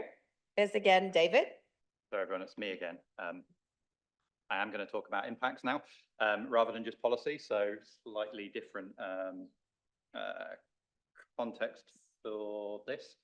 And I'm going to do my best to not replicate what any of the other speakers in this panel are saying. I deliberately left out the marine aspect of invertebrates because I knew that Tim was speaking, and I'll try and guess what the others are going to say in a moment. But just on Buglife, as I mentioned previously, we represent all invertebrates, of which invertebrates make up the majority of animal species on the planet. That's everything from the very tiny microscopic zooplankton right up to colossal squids. So as you can imagine, we've got quite a significant task on our hands to ensure that we conserve invertebrate populations and that we have sustainable populations of them into the future. I should just say that light pollution is something that seems to impact invertebrates more than other species. May just well be that they're our smallest things, but also there's so many of them. It may well be that we've just done the most number of studies on them, but settle in, we're here for a long time. We'll cover all of them, but I won't. I'll sort of break this down into a few separate parts with a few different case studies. Again, right, okay, so breaking it down a little bit for invertebrates, really we can see the impact in a few different ways. In really simple terms, behaviors, so how artificial light impacts behaviors, and that may be anything through feeding, through movement, through migration, through reproduction. Fundamentally, artificial light alters the natural cycles and natural rhythms of day and night of which all life has built its system on. And behaviors is one of the ones that's most recognizable to most people. No doubt you'll have heard of the idiom of like a moth to a flame. We have understood that artificial light impacts invertebrates for an exceptionally long time to their detriment. So this is something that is well understood. This idea of being drawn towards a flame is actually called phototaxis. We have positive phototaxis, being drawn towards a light source. We also have negative phototaxis, being repelled from the light source. Behavior can be changed in countless numbers of ways. We also have ecosystem interactions that are impacted by light pollution. So that may well change things such as competition, the species that are feeding in particular areas or being active at different times of day or night as a result of changing that natural cycle. We have symbiosis, that's how the ecosystem works in connection with one another. Pollination, a brilliant example of that. And we have examples of pollination rates being reduced in certain areas as a result of those areas being exposed to artificial lights. And then we have predation. We see this not just between invertebrates, but between other species, mentioned around the coastal birds that feed later into the night, feeding on some of the species that are perhaps going to be more active when the tide's out, for example. So, but we also have other species taking advantage of artificial lights to effectively capture their prey. And then we also, and perhaps one of the most worrying things, have impacts in physiology. It's the actual development of species. Recent example around this is brain development in spiders in urban areas being very different to how it should be because they're exposed to those artificial lights. So we have a whole range of issues that apply across multiple species. If we go into some of them, take forward, moths is probably the thing that most people think about when they're thinking about species that are active at night with regards to lights. And this is probably the area of work where the majority of studies been doing. There are countless numbers of moths, countless numbers of studies that look at the impact of artificial light on moths. Hello, everyone online. We've seen some really key pieces of work that have tried to recognize just how much of an impact light pollution has. We see caterpillar populations being reduced by around 50% in areas exposed to artificial light compared to areas that are not. We also have some statistics around the number of insects that are attracted to a light source. It's thought that around a third of insects that are attracted to a light source can die as a consequence of that, and that's for multiple reasons. That may be because of this attraction to the light, where they're effectively trapped in the light source itself, the actual emission of the light. There's developing work to understand exactly why this is. It's largely thought that moths will orientate their back towards the brightest light source as a way of being able to navigate. And of course, if you've got a fixed point light source and you just keep going around it, you're never going to get away from that bright light source. So there's everywhere is the brightest part. So we see specimens actually being trapped and circling around and around and dying from exhaustion. We also have that idea, and no doubt see it, where insects will get attracted to a light source and then get trapped actually physically within the light source itself, you know, so you'll find dead insects that are actually stuck within there. But also, as I mentioned, we have things like the predation, and we see other species taking advantage of this kind of wealth of invertebrates being attracted to light sources. We have spiders that set up their webs very successfully. We have birds and bats utilizing these light sources to feed on them. And then, as I mentioned, we have some statistics around the impact on the relationship that moths have with, or other nocturnal pollinated insects have with plants being reduced as a result of that. The moth that I have on the screen here is a good example. It's the winter moth. It's the moth that's, as you may have guessed, present in the winter. And this is a vital species of which really demonstrates a lot of the impacts that light pollution can have on a small scale, and show how that impacts the wider food web. So the winter moth, active at this time of year, comes out and gets on with its life while most of the world is asleep, or the animal world is asleep anyway. The male emerges, it's the one with the wings, it can fly. The female there is flightless. What it will do is it will climb up a tree, release a pheromone, attract the male to it, they'll mate, they'll lay its eggs in the tree, and then early on in the spring, the caterpillars will emerge. These caterpillars are vital. They're one of the first and most important food sources for songbirds like birds like blue tits, who nest very early on in the year. They need a food source to feed their babies, and that's what happens here. Now we can see the impact of light pollution here on the winter moth, bearing in mind its role it plays within its ecosystem, whereby if you light a tree, just a single tree that is that female's home, the female won't necessarily emerge. It will come out and go, it's daytime, I better not bother with that. See, that's a problem. It's not coming out at night, it's not able to release its pheromone, it's not able to attract a mate. If it does happen to have got up the tree and released its pheromone, well, then we've got a light source which is quite attractive to the males and disorientating to the males, and then makes it a lot more challenging for them to mate. And then what happens? If you start to lose that food supply, and you start to lose that early release of caterpillars, as it were, then it starts to impact the bird numbers. You can see how this cycle goes on, and also how it contributes to other changes and other seasonal changes that are impacting the natural world from carrying out its activities at its kind of, the times and the phases where everything is built on climate change and different temperatures as well. So light pollution can have a real impact. And if you imagine this across hundreds of trees, and no doubt see lots of trees lit up, it's just one tree. There's light pollution impacting that tree. So we really have to think about this, not just on the huge scale, but also on our local scale as well. We can create some change there. Move on to, not move on. I will move on to fireflies and glowworms, hugely charismatic group of species that are present right across the world. Unfortunately, they are in decline quite significantly. Just recently, last year, released a study on the European firefly and glowworm species, and they're really threatened by extinction. Numbers are dwindling. If you speak to firefly experts across the world, light pollution is one of the drivers of their decline.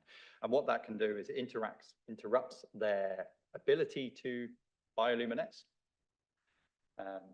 Again, similar kind of process where we don't see female glowworms glowing the closer we are to light sources, because they need a dark canvas in order to emit their light to be successful at that.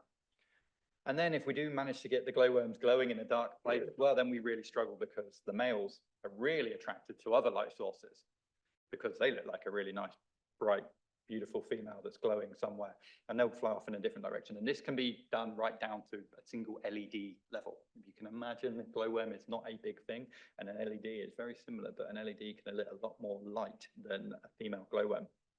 So we see their populations declining. It's not just the glowworms that we have here in the UK, but it's fireflies right the way across the world.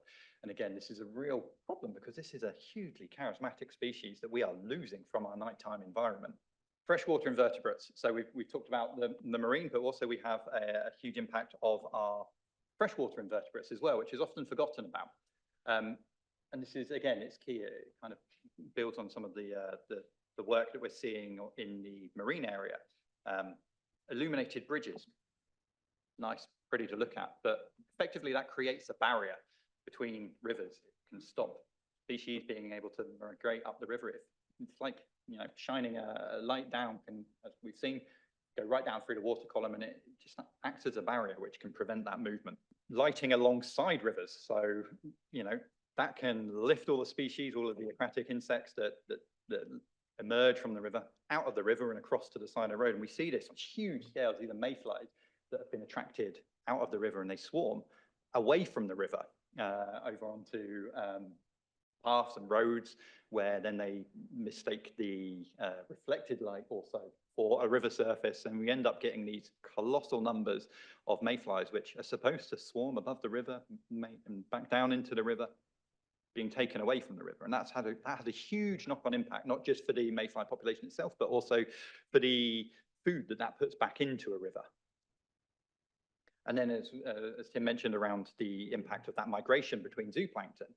And that can be a real problem, especially for species that have learned and have adapted to feed in certain areas of the water column, unable to reach their food source. And again, this is happening right down to the small scale, but it does have that huge knock-on impact, which leads us nicely on to significance and why this is important, why the invertebrates are an important thing to focus on.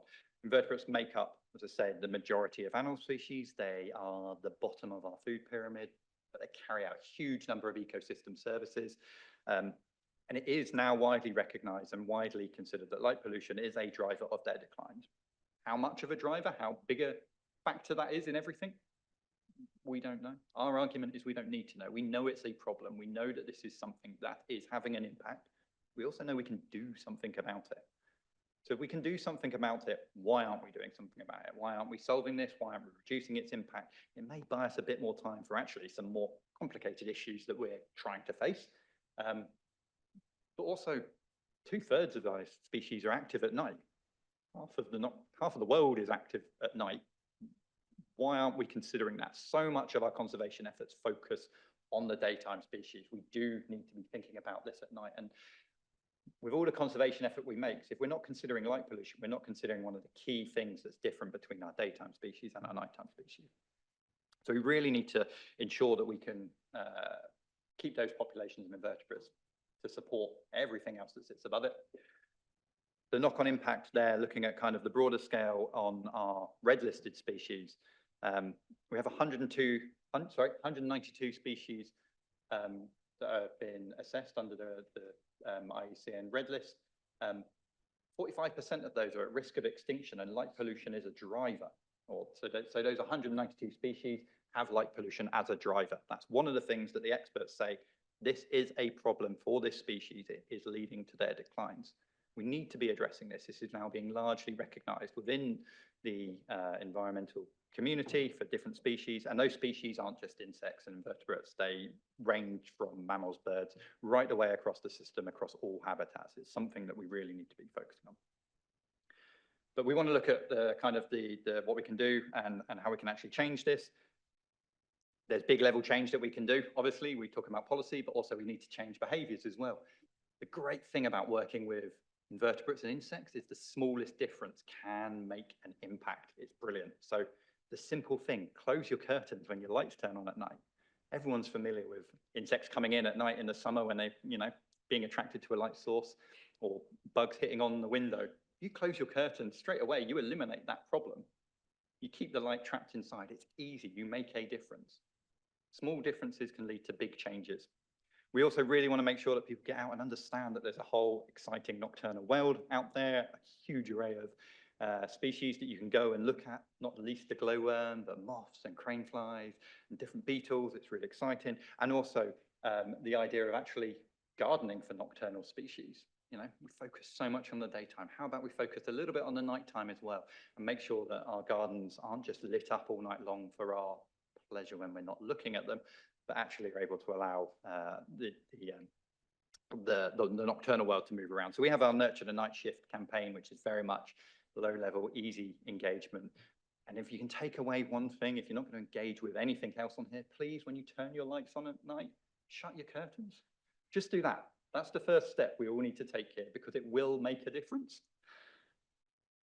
And then, of course, our work on policy, it's a manifesto ask for us for bugs is setting these legally binding light pollution targets. And again, we believe we can sort it out for the invertebrates, we can sort it out for everyone else. So that's a long-standing piece of work, which I won't go into because we've already covered.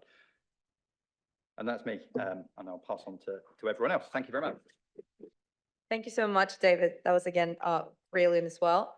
I think what we can get from all these presentations from Tim and David, and also the other two, is that sometimes we don't really know the real impact that at so many different levels. So I think it's so interesting to have all this kind of information. This is proper evidence. So yes, we will continue with the third speaker, Kevin Gaston.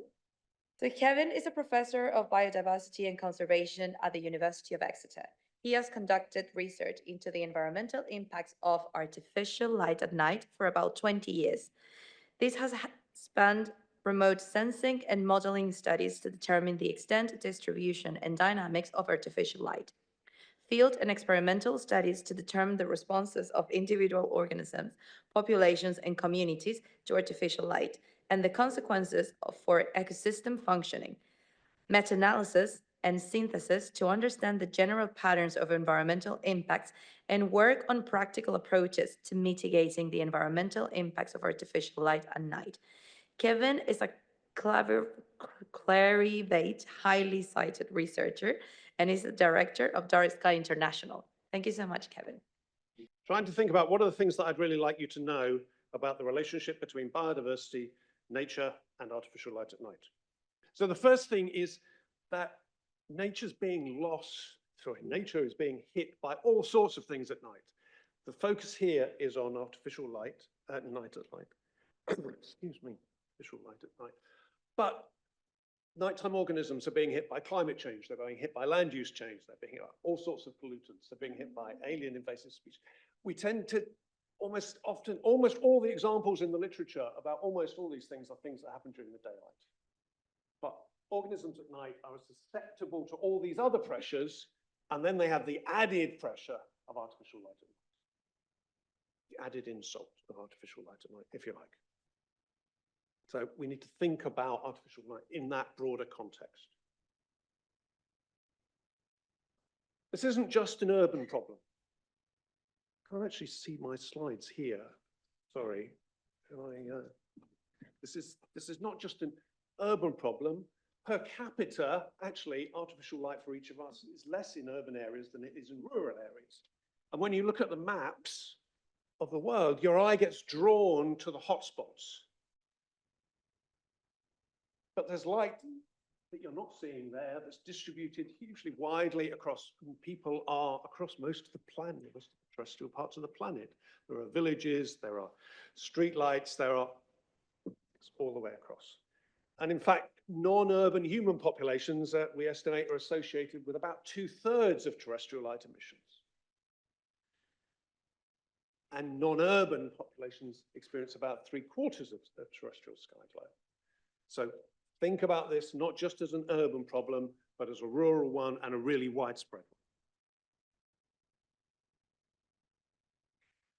If you think about the environment as a kind of multi-dimensional space in which you've got temperature variation, you've got rainfall variation, and that's happening daily and that's happening seasonally, and you ask where is artificial light distributed in that environmental space, actually it's touching most of that environmental space. So that space defines where organisms occur across the planet, and artificial light is distributed. In fact, if you ask how many of the combinations of those rainfall and temperature patterns are not influenced at all by artificial light, it's almost none of them.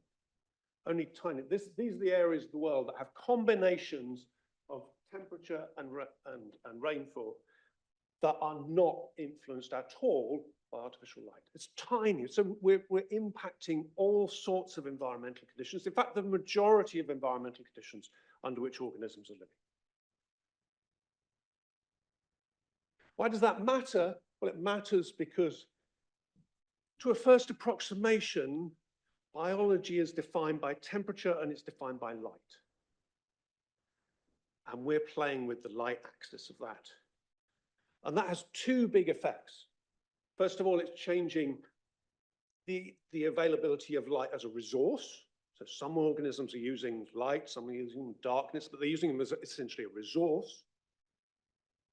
And others are using them, and most organisms, in fact, are using light as information. We've already heard things mentioned about day cycles and seasonal cycles, where you are in the year, where you are in the day, you're using that information. And what in the introduction of artificial light is doing is changing the availability of that information, misleading you, you could argue, as to where you are in the day or where you are in the season. And one of the classic examples, which actually people were documenting back in the 1930s, is how trees hold their leaves closer to streetlights than away from streetlights in urban areas. They hold them longer into the winter because they're confused about what the timing is of the seasons. And that's probably a very, very widespread consequence of artificial lighting. So instead of thinking about this as sort of something that hits the oddities of biology, if you like, it's not just something that, you know, there's a few kind of more charismatic stories about, if you like. Charismatic is probably not the right term here, but sea turtles walking the wrong way off beaches, birds being attracted to lighthouses, moths being attracted to lights. All those things, as we've heard, are really important and really significant. But this is normality for many, many organisms, the impact of artificial light. It's not just those more well-documented or well-publicized or maybe more easier to photograph kind of consequences. So think about this more as a pervasive impact. We know that it affects everything from microbes through fungi, through plants and animals. There are none of the major groups of organisms that aren't impacted. It impacts marine organisms, as we've already heard, freshwater, as we've already heard, and terrestrial, as we've already heard. So all the major chunks of life. It's acting out at the level of genes, of individuals, populations, communities, and ecosystems. So at the level of individuals, it's influencing physiology and behavior, populations, it's shaping the abundances and the distributions of species. That's why some of them are getting on our red lists, for example. At communities, it's changing the numbers of species that are there and the structure and the interactions in those assemblages. And at the ecosystem level, it's changing function, and that's important because we depend on much of that function. Carbon cycling, pollination. It's operating, as we've already seen some slides around, from local to global scales. And it's operating both instantaneously, an organism sitting, experiencing light and needing to respond or being unable to respond in some particular ways, through to how that plays out over multiple generations and decades. I think that's a pretty kind of persuasive combination, is to start calling this a pervasive phenomenon. Importantly, it's not just nocturnal organisms. We tend to think about this as what happens to organisms that are living fundamentally in the dark. One of the best examples of artificial lighting is with birds and the timing of their dawn song. Artificial light fools them as to the time of day that it actually is. They start singing earlier and they start singing later. I first started working on this issue because I used to come out of the cinema late at night and the robins were singing and I wanted to know why. Plant flowering and the growth of plants is influenced by artificial light. Here you can just see the differences. Control plants not experiencing artificial light. The ones on the right are, you can just see the enormous changes in their growth and their flowering. Not just a nocturnal problem. There is no simple dose dependence, and this is arguably one of the biggest challenges when we start talking about metrics and indicators of impact and regulation. So this is the relationship across all sorts of responses, biological responses to artificial light, between the scale of that response and light intensity. And some of those are positive responses, as in the response itself is more measurable as a positive thing. Some of it's more activity, some of it's less. The directionality doesn't really matter here.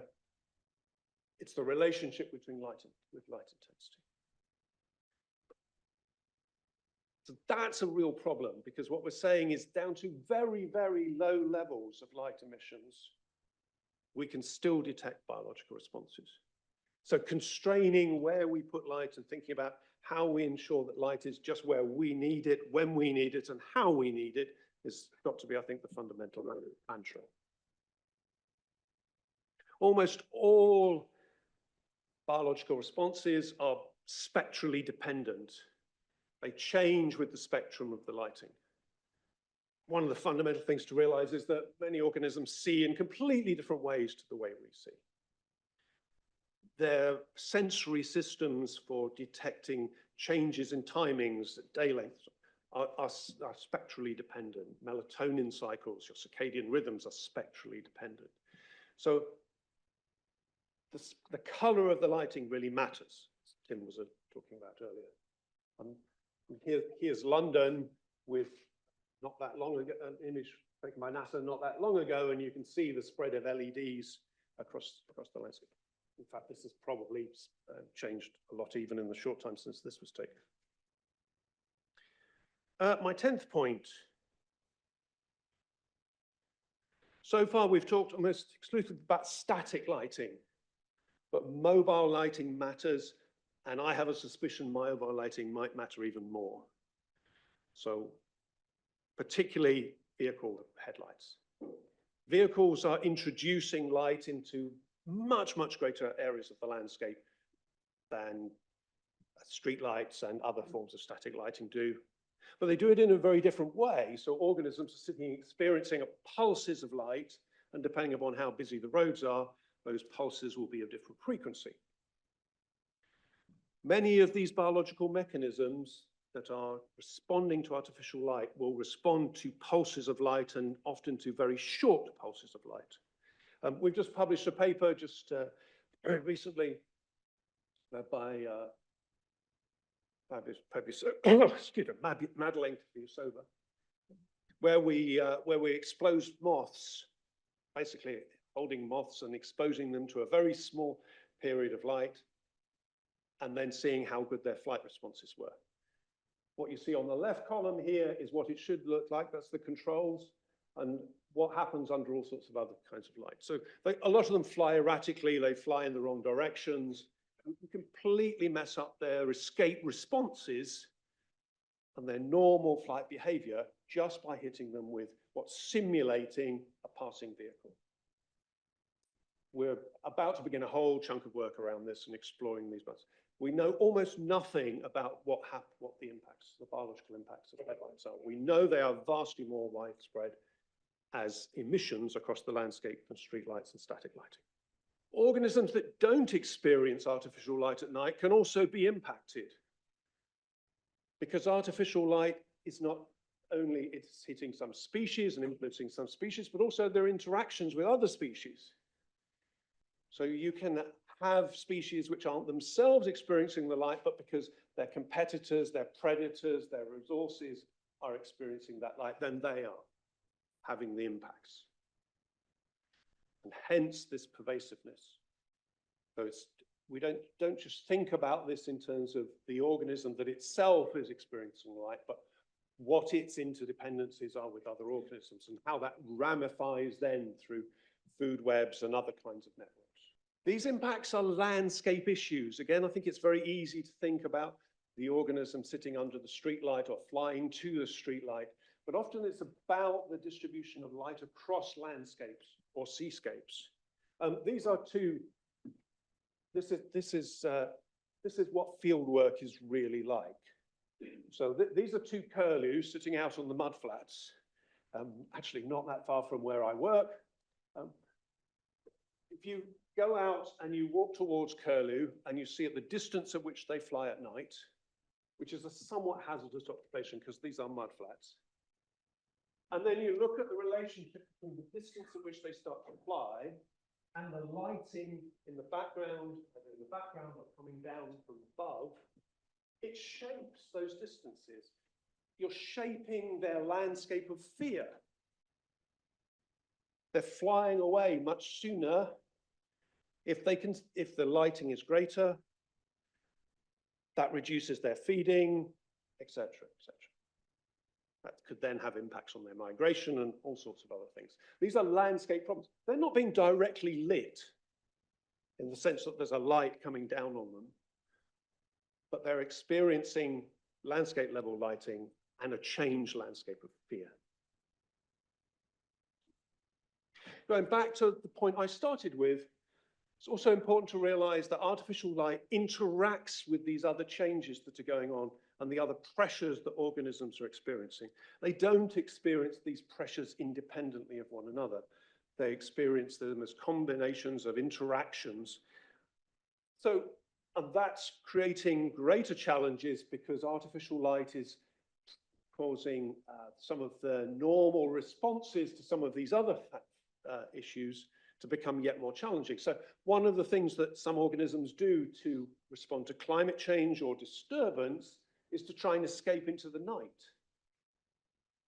So around the world, particularly amongst mammals, there are mammals which are becoming increasingly active at night, less during the day because it's getting hotter during the day, and because there's more human disturbance, they're becoming more active at night. But then you introduce light into the night, which makes that a challenging thing to do and actually doesn't bring the benefits they were seeking to have in the first place. We're only beginning to understand how these interactions play out. But these are arguably as important or more important than the separate impacts of light itself. How is light interacting with, synergizing with these other stressors? I'm not going to talk, other people are talking a lot about the mitigation things. Just to wrap up, I'm not going to talk a lot about those. I just want to reflect on the fact that mitigation hierarchies here apply as they do with other environmental variables. So first of all, we need to avoid lighting. Then we need to minimize it. We need to restore and rehabilitate areas that are experiencing lighting. And in some parts of the world, and I put Britain in here, I think that's something that we need to think about very carefully. Do we need lighting in the places that we've put it? Because yes, it might have been put there usefully, but is it still useful? Or maybe it wasn't useful in the first place. Can we restore and rehabilitate darkness in areas? And as with these, commonly with environmental challenges, we should, wherever we can, avoid offsetting arguments. They should be our place of last resort, which says, can't we put a lot more lighting in here if we don't light there or we remove light? Fundamentally, we need to avoid introducing more light, and we need to minimize light where it already is. And I think we need to go out and restore and rehabilitate areas. Thank you very much. Thank you so much, Kevin. We're going to go for the last presentation of this panel. Dani Robertson. Dani, a dark sky officer, National Park and the National Landscapes, is originally from Greater Manchester, but moved Honest Moon at an early age. She's prolific in conservation work, championing the darkness for all, and is a regular speaker at public outreach events. Her advocacy for night skies was recognized by the International Dark Sky Association in 2022. She's also an author writing about all things dark skies. Thank you so much, Dani. And Dani also brought some material that you can find in the table outside the room. So thank you so much. Diolch yn fawr pawb, diolch am yr gyfle I siarad yma heddiw. Thank you very much for the opportunity to talk today. I will be talking a bit about everything that we've been talking about, but I'm going to give you from a bit of a Welsh perspective because I don't want to carry on and repeat things that have already been said. So my name is Dani and I am a dark skies officer for Eryri National Park, that's me, in the national park with my snazzy mobile observatory. So I use astronomy as a tool to lure people in. I'm like, come and look at the stars. And then I'm like, bam, light pollution. We talk about that. So people go away with lots of understanding about how light pollution impacts from astronomy right through to all the other elements. I also work with a partnership project, North. North is the Welsh word for night. And that is a collaborative project between the National Landscapes, which were formerly the AUMBs, in the north of the country. So that's Ynys Môn, Penllyn, and the Clwydian Range and Dee Valley. And recently we've extended that scope with one of my colleagues, Gwenno, and we've been working with the 3 national parks in Wales and all the national landscapes. So we're covering about 25% of the landmass in Wales. So to talk about what everyone's really talked about, what we're trying to describe with wildlife, I found this really good term a few years ago called Umwelt, which was Jacob van Uexkel. I don't speak German, but it's how they describe how different organisms experience their world. And that's something we haven't been very good at as human beings, because we are a very visual species. So obviously we see the world through human eyes, and our human eyes are not that great at night, which is why we've spread light absolutely everywhere. But if we try to get into how other animals sense the world, we would understand the world a lot better, and why nighttime is so important to protect, because we are blocking out visual cues, different ways of living for wildlife in loads of different habitats just through the use of light. Oops, so I think my slide's the wrong side as well, but 60% of biodiversity depends on natural darkness to survive. So that's importantly just UK species.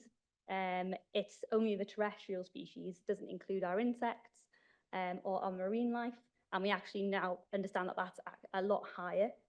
And it affects them in lots of different ways, which has been spoken about already. But here are just some case studies, like things like amphibians.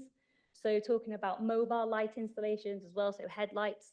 We lose about 50 tons of toads a year on UK roads because they're lured to roads, possibly because of insects under street lights. They fall off the curbs and then they can't get out of them, and they unfortunately get squished, but it is impacting them on a physiological level as well.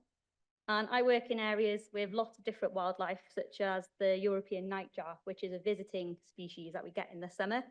And it's one of the only species that we know is connected to the lunar cycle. So tiny little changes in light can really impact how that bird goes about its life. I'm really sorry, my slides are showing really strangely, but if anyone wants these, I can send them to you correctly. But one of the species that's really important locally is the Manx shearwater, which you may not have heard of, but it is quite a traveller. So in its lifetime, it will travel to the moon and back 10 times. We can't see that crucial bit of information. And one of the places that's really important for that in North Wales is Int'l, which is a small island. It's only about 2 miles square, and it's off the northwest coast. It's an incredible place. There is no electricity on the island. There's 12 farms there, 12 farmhouses, but there is no lighting at the farms, no running water, but it's an amazing place to visit. The only thing there that is a light source is the lighthouse, and it's quite famous for this lighthouse. It's red and white. It's been there for roughly 200 years, very striking. And for the longest time, it had big white beams, big white lights spinning around to warn ships not to sail into it. I was sent these photos by the warden in the 1960s, Hugh Miles, and you can see there's lots of, unfortunately, dead birds in these photos. So he managed to get these images of birds flocking to the lighthouse. They're being caught in the beams, they're getting confused and disorientated, and they will fly into the lighthouse itself, break their necks, or fly around it until they've become exhausted. And poor Hugh's job was to go around, collect these birds and study them, write down all the different species. And it was everything from our passerines, our small songbirds, right through to our really big migratory species. You can see the different impacts due to the moon as well. So the Manx shearwater that I showed earlier, that species, when it fledges, it will only come out of its burrow when it's a chick on totally moonless nights. So it needs complete darkness because it's looking for natural light in the nighttime environment, which would be like the Milky Way, the stars, natural glow on the horizon. And of course, what we have done is put fake moons, fake stars and suns everywhere. So the birds are getting really disorientated. The chicks are not being able to fledge properly. But the worst night for strandings on the island was in 2003, when a record 40,000 birds stranded in one night. That's not to say all those birds lost their lives, but a lot of them would have been injured. A lot of them would have been pulled off their migratory course and wasted valuable energy. But in 2014, the company that look after all the lighthouses is Trinity House. They changed the colour temperature of the bulb on the lighthouse. So it went from being this big white light to a red flashing one. And from that night forwards, there's been absolutely no fatalities on the island of birds since. So it just goes to show we don't really understand how wildlife views the nighttime and how valuable darkness is to these species. But it can be a very, very simple solution to fix these problems. And now, as of 2023, Int'l is Europe's first and only, well, I think there might be two now, there might be one very recently announced, international dark sky sanctuary. I recommend a visit. Go as the Royal Astronomical Society for a group visit out there. It's so dark. It's an amazing place to go and see the Milky Way. But the message is that we need to see darkness as a habitat. So this is one of these light pollution maps. And you can see it's not just the terrestrial that we're talking about, we're also looking at the marine as well. We're just impacting all these environments. And when we think about all the wildlife that does need natural nighttime and natural darkness to survive, we've got rid of so much habitat for them. There's hardly anything left. So darkness as a habitat is endangered, definitely in the Western world. So in Cymru, in Wales, we've all grouped together, and what we've decided we need is a dark ecological network, or a mapping tool for dark ecological networks. So this is a map of all our SSSIs, our SACs, and our priority ecological networks.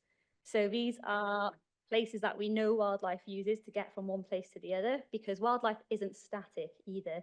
So some wildlife will stay in one site, it's site specific, but things like bats and birds, mammals, they can cover huge areas, and light can be such a massive barrier to that.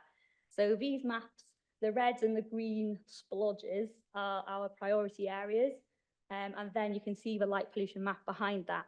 And that does include the sea, it includes the Menai Strait there, but you can see light does interfere with quite a lot of these habitats, so this is how we're prioritising our work areas. And what we want to come up with eventually is something like this, which was taken from a paper called Grasping Darkness. to create some kind of mapping tool so we can understand more where we have got dark corridors, so these can be protected, and where we could easily make dark corridors. Because the good thing about light pollution is that we know how to fix it. And I'm not going to go into that because I think someone else is going to be talking about that later. But this is just an example of one of my areas. So this is a case study that we did in Plas y Brenin in Capel Cyrrig, which is inside the national park. That's a Wyddfa in the background there, Snowdon, the Horseshoe, Llynau Minbyr is the lake there. And Plas y Brenin is a national outdoor centre and is owned by Sport England. They sit within one of the core areas of my national park. So Eryri is a dark sky reserve. And because there are no laws when it comes to light pollution, we've been using the International Dark Sky Association, their designations, as a zoning tool to get planning in place so that we can control light, at least in our areas. So the yellow outline is the whole of the national park. And then the red lines denote my 3 core areas.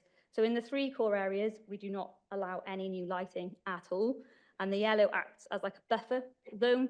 So that's where we will mitigate light. And we still have policies in place where light will be controlled in those areas, but they include a lot of our villages and towns where light is needed for humans. And the little stars on there are my monitoring points. So I go out on moonless and cloudless nights, which, as you can imagine, are few and far between, but I try my best. And I measure, because we have to report to DarkSky International. And this is one of the things where we found DarkSky International, because it's an astronomical based designation. We actually need to be monitoring all the time, because yes, on a moonless and cloudless night, it's really dark. But what happens when the clouds roll in? Because clouds act as an amplifier for light pollution. So from an ecological perspective, we need to understand how light polluted it does get. Because obviously, as much as I would love it to be clear all the time, it's sadly not. So this is Plas y Brenin at night. It is a very dark area, despite that being there. You can see it's quite a clear evening. There's only a few clouds there. But the stars you couldn't really see. I'd gone down there previously, and I'm not a trained bat surveyor, but we took bat recorders, and we could only pick up 2 pipistrelle bats, which were flying on the very far side of the lake. What had happened at this centre is, over the years, because it's the National Outdoor Centre, people flock from all over the UK to do their training in things like hill walking, kayaking. It's an amazing centre, place of excellence. But these people often come from towns and cities where they've never experienced darkness in their whole lives. And they would turn up to the car park, turn the car off, headlights would go off, and they'd panic because they'd be like, it's dark, what do I do? So the centre had put out more and more lights. And these lights were not good lights. They were very bright, and light behaves really strangely. The more light you put out, the darker everything else around it seems. And they were continually trying to chase this darkness and push it back until this is the resulting situation. I'm half ashamed to admit that when I first arrived there to discuss dark skies with them, as you get into their car park, all their bollards are at eye level when you're driving. I did run one over, and I had to take it in to the first meeting with me, which was embarrassing. But it shows you that light doesn't always mean safety. I couldn't see what I was doing to operate my car safely, and that's the story I will stand by. So this is a dark sky map of Eryri. The little hole in the middle is Blanau Festiniog, where we've got lots of industry. And then if we zoom in to Capel Cyrrig, that whole blue splodge there is Plas y Brenin. So I knew I wanted to target that area. I've been using these light pollution maps to find where I can reduce the light pollution. And we used somebody who is amazing. He's called Kerem Asfaroglu. He is the CEO or owner of Dark Source. So he's a lighting designer, and he does amazing work. And he helped me with Plas y Brenin. We went round, and you can see how light is just casting shadows here. It was very glaring. So we had to do something. We followed the simple rules, which I won't go through because someone else is going to talk about that. And you can see the before and afters there. So you can see it's a lot easier to see where you're going. We just basically shielded the light and used warmer color temperatures. We also massively reduced the amount of harmful substances in those lights because a lot of them were fluorescents. They still had some mercury lights there. So we went from, with just those simple rules being followed, we went from this to this, which is amazing. And you can see there's low-level cloud there. So if any light was going up, it would be reflected back there. So you can see the Milky Way from this site now. Upon speaking with them, it's been about 3 years now since we did that work. And speaking to customers, we know that they've saved thousands of pounds on their energy bills, which is good. We've removed harmful materials from the old lights. They've saved 2.5 tons of carbon a year, which is massive for one place. Customers are feeling safer. They can find their way around because we've got a working lighting scheme there. They know where they need to go. The light suggests the way they need to go, so they're much more confident. And they absolutely love that they can see the Milky Way from there. They love that they can go and stargaze, and it's become part of the package that they offer. Astrotourism is massive. It's been called the biggest trend for 2025 because dark skies is such a privilege. So many people are not seeing the stars. So this is something that we're trying to take advantage of to get people in via that route and then give them these messages. Astronomy is massive. Like the want for astronomical sessions and things are huge. I cannot keep up with demand. So, it's a really good time to seize these messages. And the most important thing for me is that wildlife has returned to the site. We've got things like pine marten there now. I rang them about 18 months after the installation and I said, how is everything going? Are you happy? And they said, yeah, but we opened one of our outhouses and there's 200 bats in there. And I was like, oh no, is that okay? And they were like, yeah, we love it. And I was like, thank God that they like the bats. So the biggest news for us, and I think the launch date has cut off this because it's all the wrong size for some reason. But in Wales, we've been working really hard collaboratively. And one of the good things about being a small country is that we're quite nimble. And dare I say it, we can act a bit independently. And we have come up with this good practice guidance, which is going to be launched on February the 20th in Cardiff. And it's the first time that we've had anything that's going to be impactful nationally. Yes, it is only guidance, but it is going to be applicable to all 22 counties in Wales, urban or rural.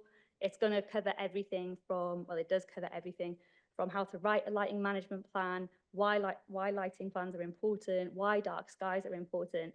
And I think this is quite brave of us as well as a country. There's a lot of negative messaging at the moment around planning. There's a lot of pitting nature against growth, which is absolutely not the truth. We have a massive opportunity here. Dark Skies offers a huge opportunity in innovation, in growth, in tech, getting people to innovate the lighting industry to get us lighting that works for humans, because we are part of this biodiversity. We are ecology. It impacts us at a base level as much as it impacts wildlife. So yes, it can be seen as a rural issue. It can be seen as something that sticks to national parks. But for our urban communities and our people who live in cities, this is so important for their health and their well-being as part of these ecosystems that we need to get this right for them too. So light pollution is a positive thing. It's a good, when we work in conservation, we feel like we sometimes are a bit negative. We're always saying that everything is dying and it's the end of the world, but we have the solutions for light pollution. We can do something about this. It counts, every single bulb counts. So each one of you could go home and do something positive about it. You could go and install blinds, you can talk to your neighbours. And what we found is when people understand more about light pollution, they're like, well, I didn't even really think about it. And then they're absolutely horrified and they're really keen to go and make these changes. And it's about empowering people so that they can make those changes. And there is room in the lighting industry, if anyone's got any contacts, for domestic dark sky lighting in this country, and to make sure that the quality of communities that we're building, the homes that we're building, work for wildlife and humans as well. And just finally, I'm going to go back to the Umwelt, because after looking at all the different wildlife species, Jacob decided to look at one of the strangest creatures on Earth, and that is the astronomer. And he had this wonderful quote about astronomers and the Umwelt of the astronomer. So there sits a human being who has altered his eyes through gigantic optical aids in such a way that they are capable of penetrating outer space as far as the most distant stars in its unveiled suns and planets circle at a solemn pace. Diolch yn fawr. Thank you very much for listening. I have got leaflets and things for the project out there, and I have got some examples of our community guidance that we've got there. There is a QR code there because I don't like self-promotion, but I have written a book. So you can find that there. But I will now hand back over to Marietta. Thank you so much, Dani. It's so good to have you again. We met with Dani in one of the APPG meetings, so she presented, and it was really good because she introduced numbers. So the same that you included today, so energy bills, and that's really important for legislation because that's the way to just say, well, this is what we are aiming at. Before going for questions, I just want to apologize for mispronouncing a few things, but I did practice before, but there are some words in both languages that are impossible for me. I did try, but it's impossible. So apologies for that. We have just just 1 sec. We have 2 minutes for questions. We're gonna go for online questions just now. If you have more questions, we're gonna address all of them at the end, I promise. We're gonna go for online questions now. First one, in Malta, this is from Abby Farrar. She says, in Malta, the light pollution is incredibly high. BirdLife Malta, who work with birds, and Nature Trust, who work with reptiles, have been working with the environmental agency to change the lighting around the coast, especially in areas important for breeding shearwaters and on beaches that have turtle nests. There's mostly red light for turtles in the direction the lights are pointing. Is this something that could be done around the coast of the UK? Is that one for Tim, perhaps? Or Tim is over here. oh, wait a second. Wait, we'll I'm run over with the mic as best I can at my. Yeah, so that sounds fantastic from the case in Malta there. I think the short answer is yes, but it's making that change happen, and that's why we're here now, to make change happen. Malta's a particularly interesting case, I'm guessing, as well, because the Mediterranean waters are very, very clear. So that reflected sky glow, which will reach out 10, 20 kilometers from the island itself, will penetrate to 10, 20, 30 meters down in the water column. If you manage to get the QR code to work for the global atlas, you will be able to look around Malta. Thank you, and we'll share that link with delegates after the meeting. We'll just put them in the Eventbrite. You have time for another question. One quick one, Jean Robson, and she says, and I'm walking towards David, can you say something about the level of light from windows that impact garden insects despite closed blinds? I recently found a winter moth caught in a web outside my window. David? I can't speak to exactly how much impact it makes, other than saying let's try and do the best thing because it will reduce the impact. So one moth may well be captured, but that's much better than 20, 30, 40, etc. Again, this is another area where we need to do the studies. We have these solutions. We should be utilizing them rather than waiting for kind of the perfect metrics to say to stop us doing it. So continue to shut your curtains and blinds. It is better. Try and prevent that light from escaping. Try and make sure that if you have got any external light, you're following the guidance and you're achieving the same results as they're achieving in Wales. But yeah, in terms of the metrics, that study hasn't been done yet, as far as I'm aware. Thank you so much. We'll start with the Human Health Panel. It's going to be chaired by Meghan. So see you at 1. Thank you. Thank you. Good afternoon. Welcome back. Thank you all for coming. Thank you. I hope you've had a nice lunch, maybe a coffee or a cup of tea. We have a really interesting afternoon session planned, and we'll have time for some questions at the end as well. I'm just going to introduce who I am because maybe you've not seen me before. I know some of you and I don't know some of you, so anybody I don't know I would like to meet. My name is Meghan Eaves. I work with a variety of different dark sky organizations. I work with DarkSky International. I am also a journalist and an author, and I write a lot about dark skies and dark sky tourism, and sometimes I work with the RAS as well. So I have my fingers in a lot of different dark sky pies. And I'm just pleased to be here. I'm so grateful to Marietta and Robert and the RAS for organizing this and bringing all these really interesting people and researchers together to talk about light pollution. And thank you all for coming and being part of it. So this afternoon's sessions, right now we're going to have a session on human health, which I'm going to chair. We've got three really amazing researchers who are going to talk to us about different aspects of how light pollution affects our health as people. We've heard a lot this morning about the environment and different other life forms and policy. So this afternoon, we're going to think about people. And then in the second session, we've got some case studies from different areas of the UK, different places and different projects that are actually implementing light pollution strategies. So it should be quite interesting. So our first speaker here in the human health session is Bob Fosbury. Bob is an astrophysicist who worked nearly 30 years for the European Space Agency on the Hubble Space Telescope, which I think is incredible. He also participated in early work instrumentation on the James Webb Space Telescope. He is currently an emeritus astronomer at the European Southern Observatory.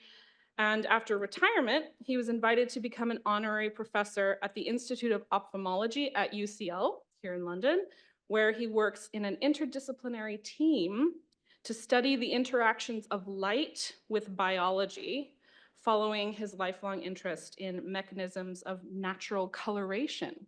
So we're going to hear from Bob on his research into how light affects biology. So, thank you, Bob.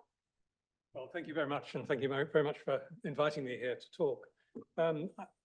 As was said, I'm actually an astronomer, but I changed my life about a decade ago and started working in an institute of ophthalmology, which evolved into working on the interaction of light with biology in general. So what I'm going to talk about this afternoon is a very broad interest of the interaction of light with the whole biosphere, not just humans. We have made a lot of progress very recently. The progress we've made has been rather too rapid for us to keep up in writing it up. But I'm now working in the faculty of the Guy Foundation, which is a public family foundation in Dorset, who has gathered together a group of quantum biologists from around the world. And we have a seminar series on quantum biology with top quantum biologists all around the world. So this is a very hot topic in quantum biology at the moment.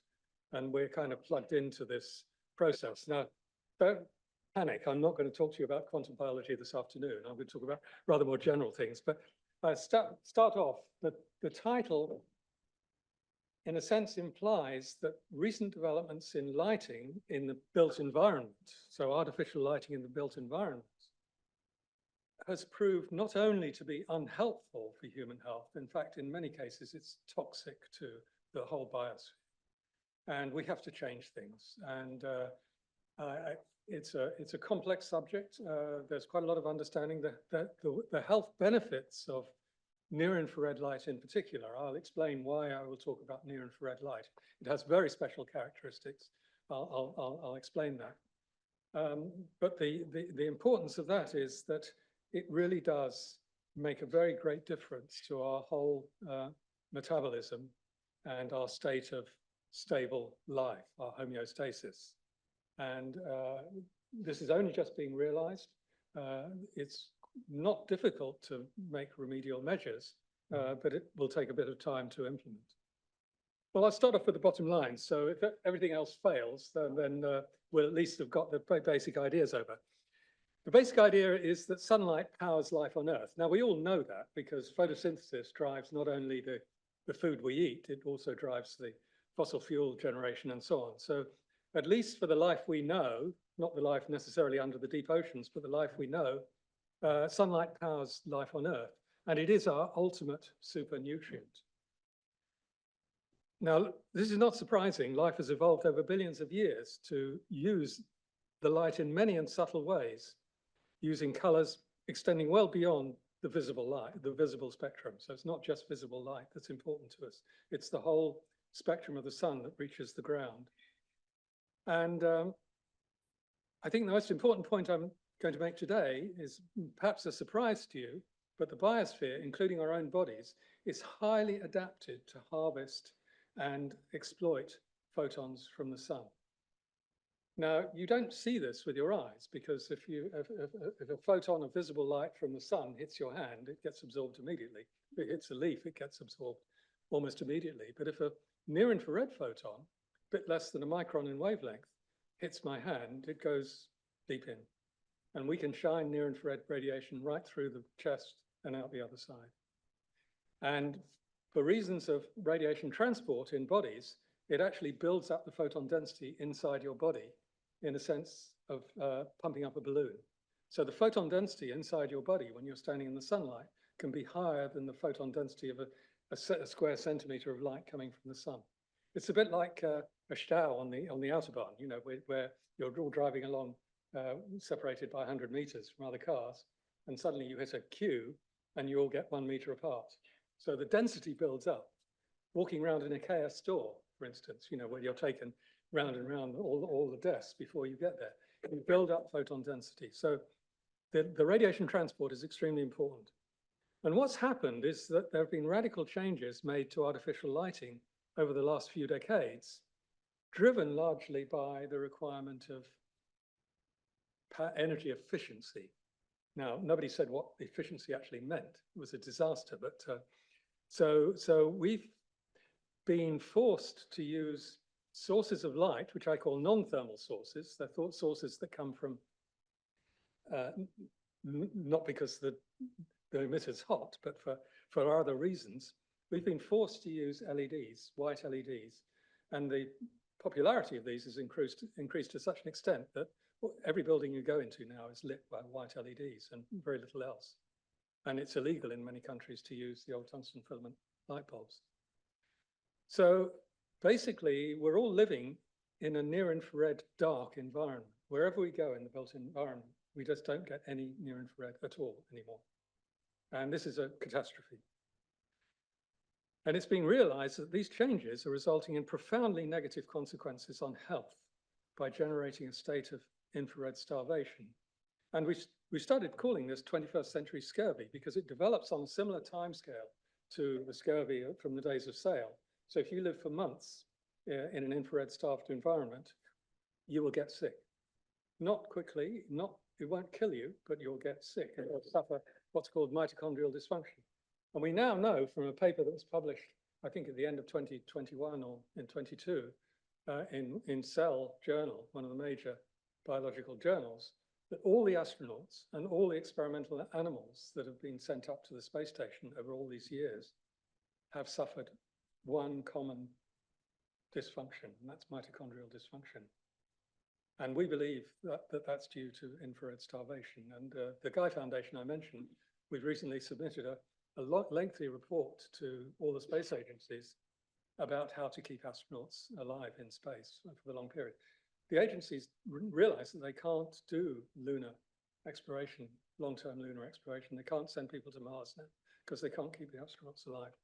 It's much more serious than they perhaps thought in the beginning. So the basic scientific context that I'm going to present is that, and this is a phrase worth remembering, life on planet Earth is an antenna with receivers tuned to sunlight. And also we have radiators tuned to the cold of outer space. Now this sounds crazy for humans, but if you look at the biological journals and look at things like butterflies and snakes and lizards and so on, they actually do this. They have antennas and they have radiators. They have structured radiators for radiating at 10 microns to get rid of their excess heat and entropy into outer space. And we do this as well. So we're very, very highly tuned. And the trick of tuning is because in the infrared, the interaction of light with, of near-infrared light with tissue is dominated by scattering processes. It's a bit like the Earth's atmosphere. There's very little absorption, but there's lots of scattering.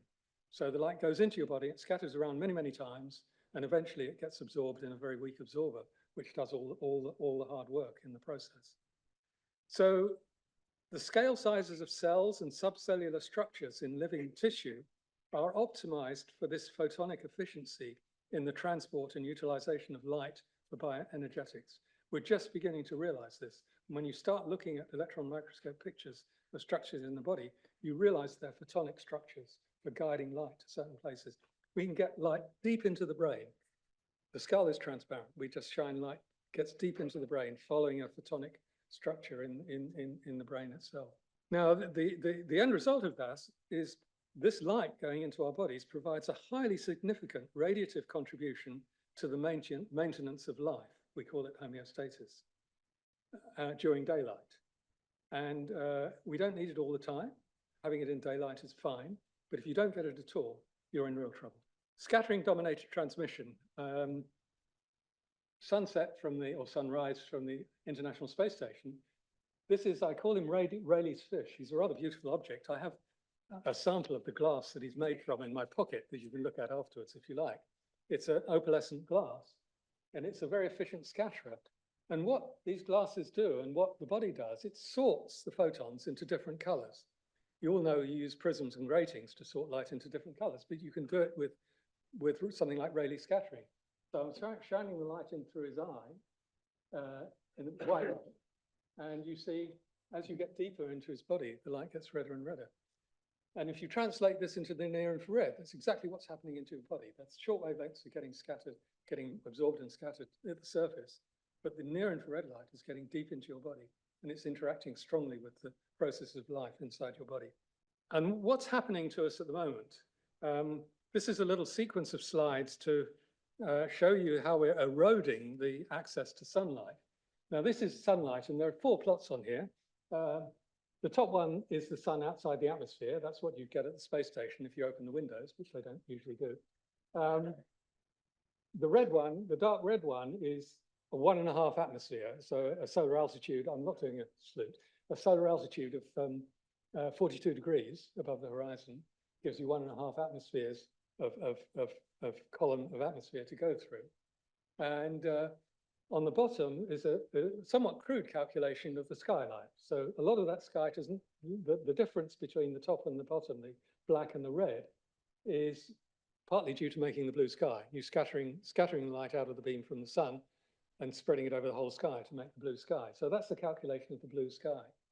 So I'm adding the blue sky back to the transmitted sunlight, the direct view from the sun, and you get what's left, which is the orange line. And that's what I would call skylight. That's what's giving us the, when we can see the sun and the sky together, that's what's giving us what we see.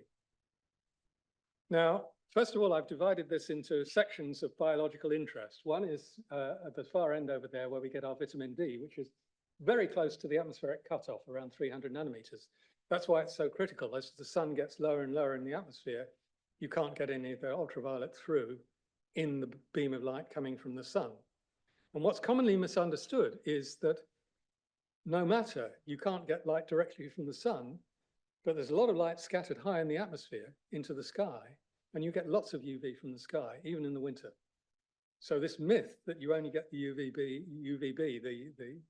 the vitamin D generating radiation in the winter is not correct. The trouble is you cover up your body too much in the winter because it's bloody cold outside. So that's UV. The photosynthesis happens mostly in the visible spectrum, although plants do use other wavelengths for signaling. In particular, they use infrared and far red light for signaling. And then this pink region I've added in here is what we call photometabolism. This is a new application of the word which we're introducing. It's representing the fact that our metabolism, our process of respiration and metabolism is dependent on light in those wavelengths. And I've put 2 light sources on there. The green one is a dreaded white LED, which only covers the visible spectrum on the left there. And the red one is a tungsten filament bulb. And I have one in my rucksack that you probably haven't seen for a long time, but I have one. It cost me less than £2 and I use it all the time. It's legal as well because I buy it to go in my oven. You can't put LEDs in ovens. So that's the difference between the different kinds of lighting we can have. And they're very similar in the visible. You know, they're fairly well matched in the visible. You hardly notice the difference in the visible, but the consequences for life are dramatic. So I put two transmission functions. This is just like filter transmissions. You've got transmission scale on the right here. The dark red one in the middle is the spectrum of my hand. It's light going into my hand and out the other side. So this shows the transmission.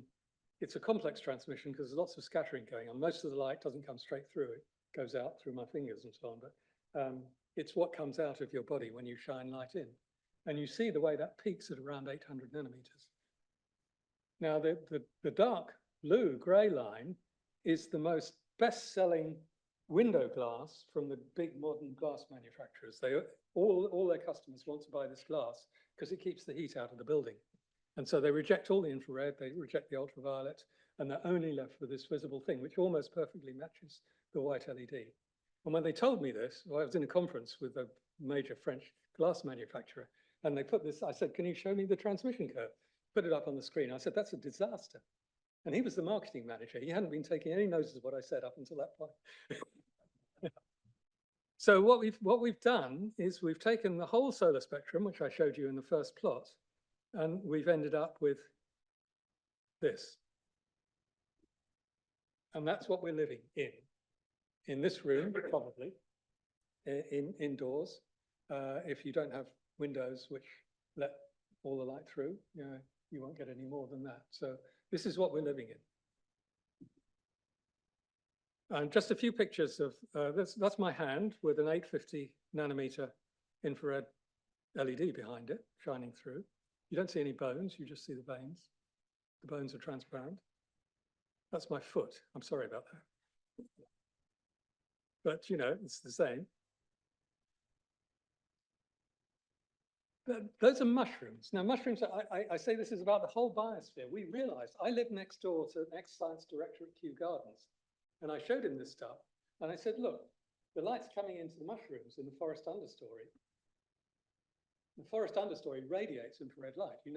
Infrared photographs of trees, of vegetation, very, very bright. So the trees reflect all the infrared light down.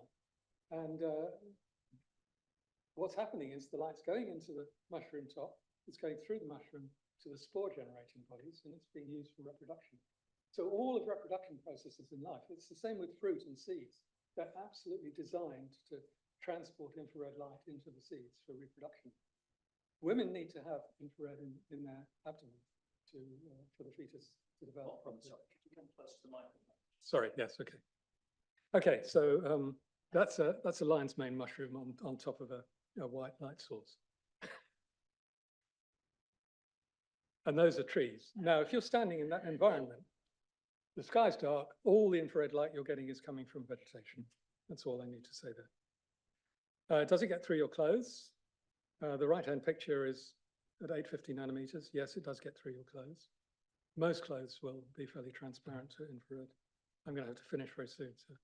So, this is all to do with the mitochondrion. All I'll say about the mitochondrion, this is the energy organelle inside every complex cell that processes the energy. It's the bioenergetic engine of all of life. It's this, and I think probably I've told you enough now. I think if we need to go back to some of these questions, but I'll just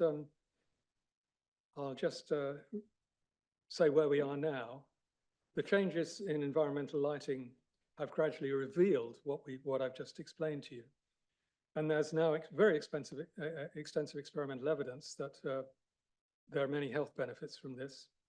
And this starvation coupled with the ultra-processed foods is actually producing a perfect storm of metabolic disorders in the urban population.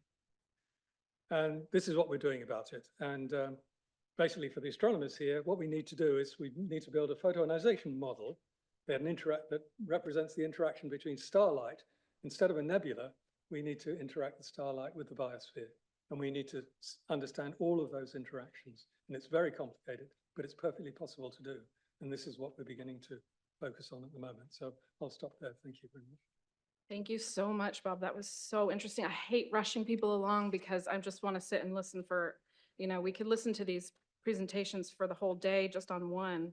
But thank you very much. That was fascinating. And, it's something that we don't think about is not just because we're so visual, we think about light coming into our eyes and what we can see, but we forget that it can affect other parts of our body that aren't visual or not within the visual spectrum. So that's really, really interesting. Thank you. Next on the list, we have Christopher Barnes. Really interested in this, this topic, and I've used Chris's work and research in some of my own journalism.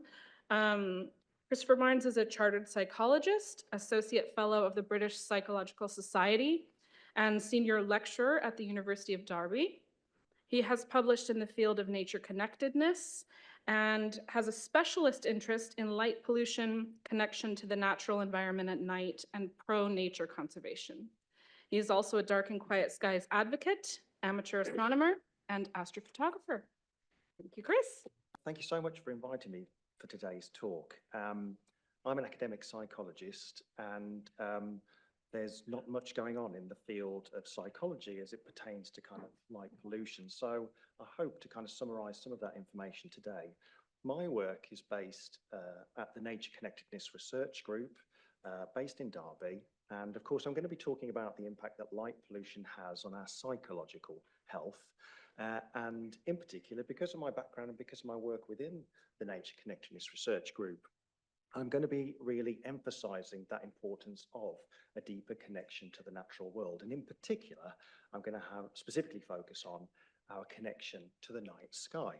So it's important then to start by telling you about what we know currently within the academic research that's being conducted around that direct link between light pollution and human psychological health. And the answer to that is actually not very much. There's probably a few tens of articles that have seriously looked at this direct link. They've tended to either focus on exposure to daytime light, or they've focused on exposure to ALAN, either within indoor or outdoor settings, or exposure to ALAN just at night. And these findings have been broken down into two main types of research. You've got much smaller scale, modest sample size work that's looked at these direct associations. And you've got then the big data that where we use kind of large sample sizes, in particular the UK Biobank that has over 500,000 participants of it, where data was collected between 2006 and 2010.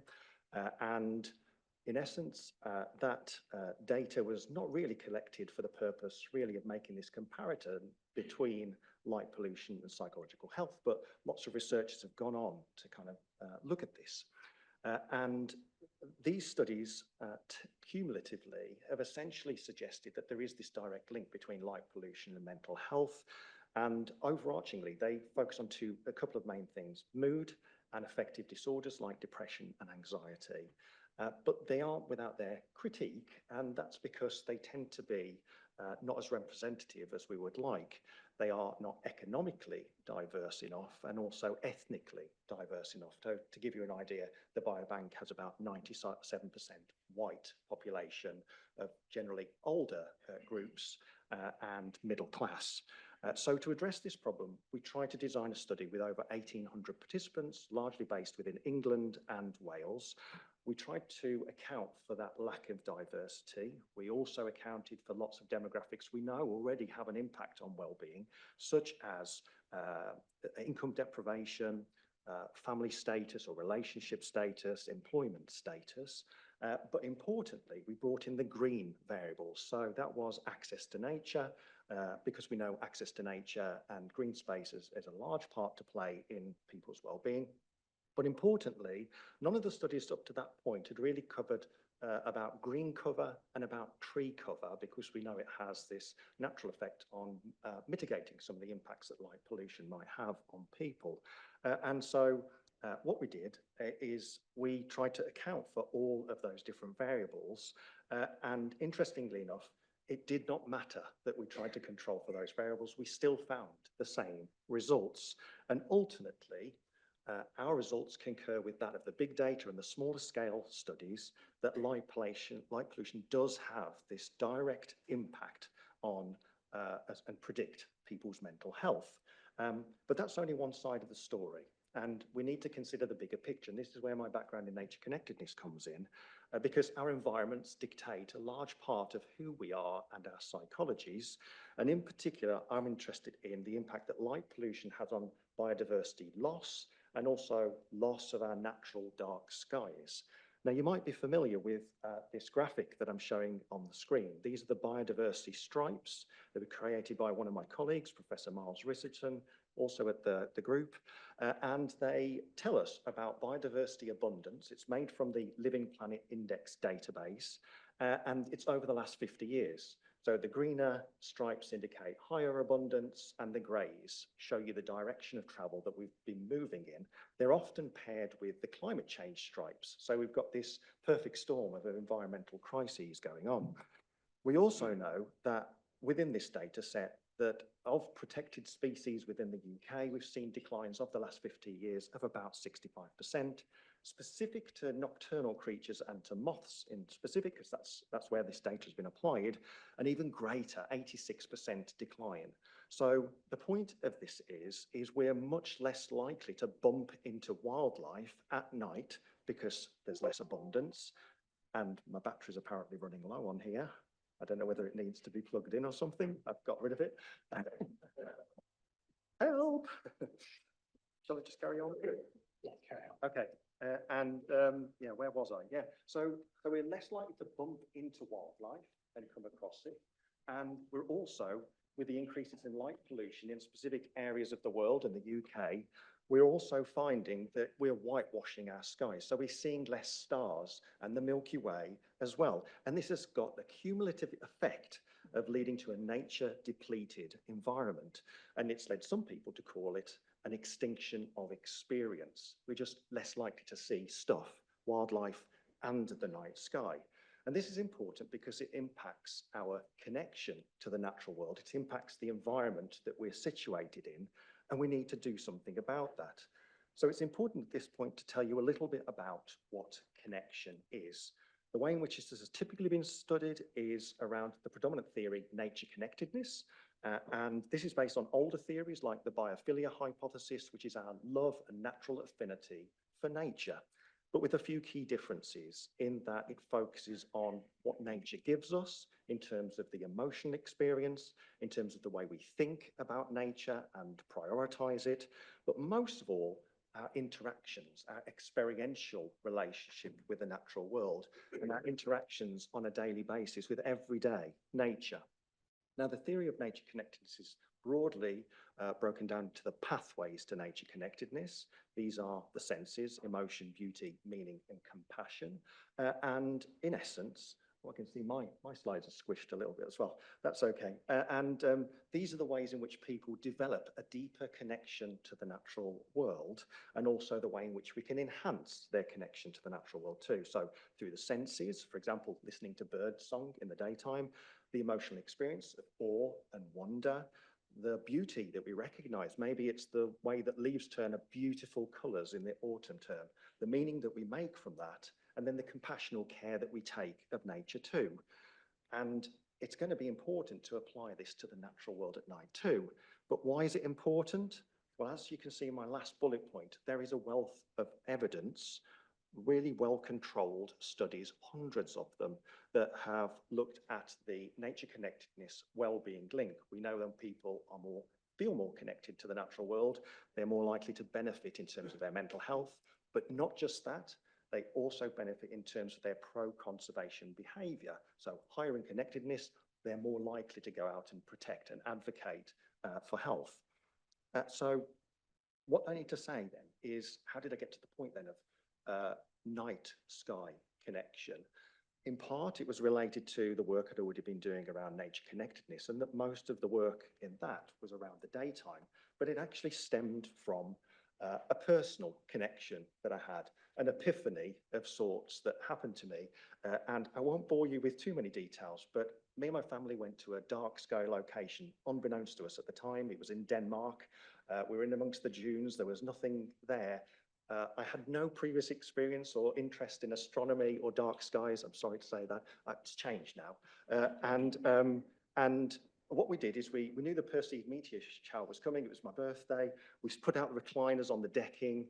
We went out, but nothing prepared us for the sight that we were going to see. The dark skies were inky black, you know, innumerable stars in the sky, the Milky Way streaking across, and it's the first time I ever saw it. And then, to top it off, as if it couldn't get any better, 4 to 5 meteors per minute at its peak.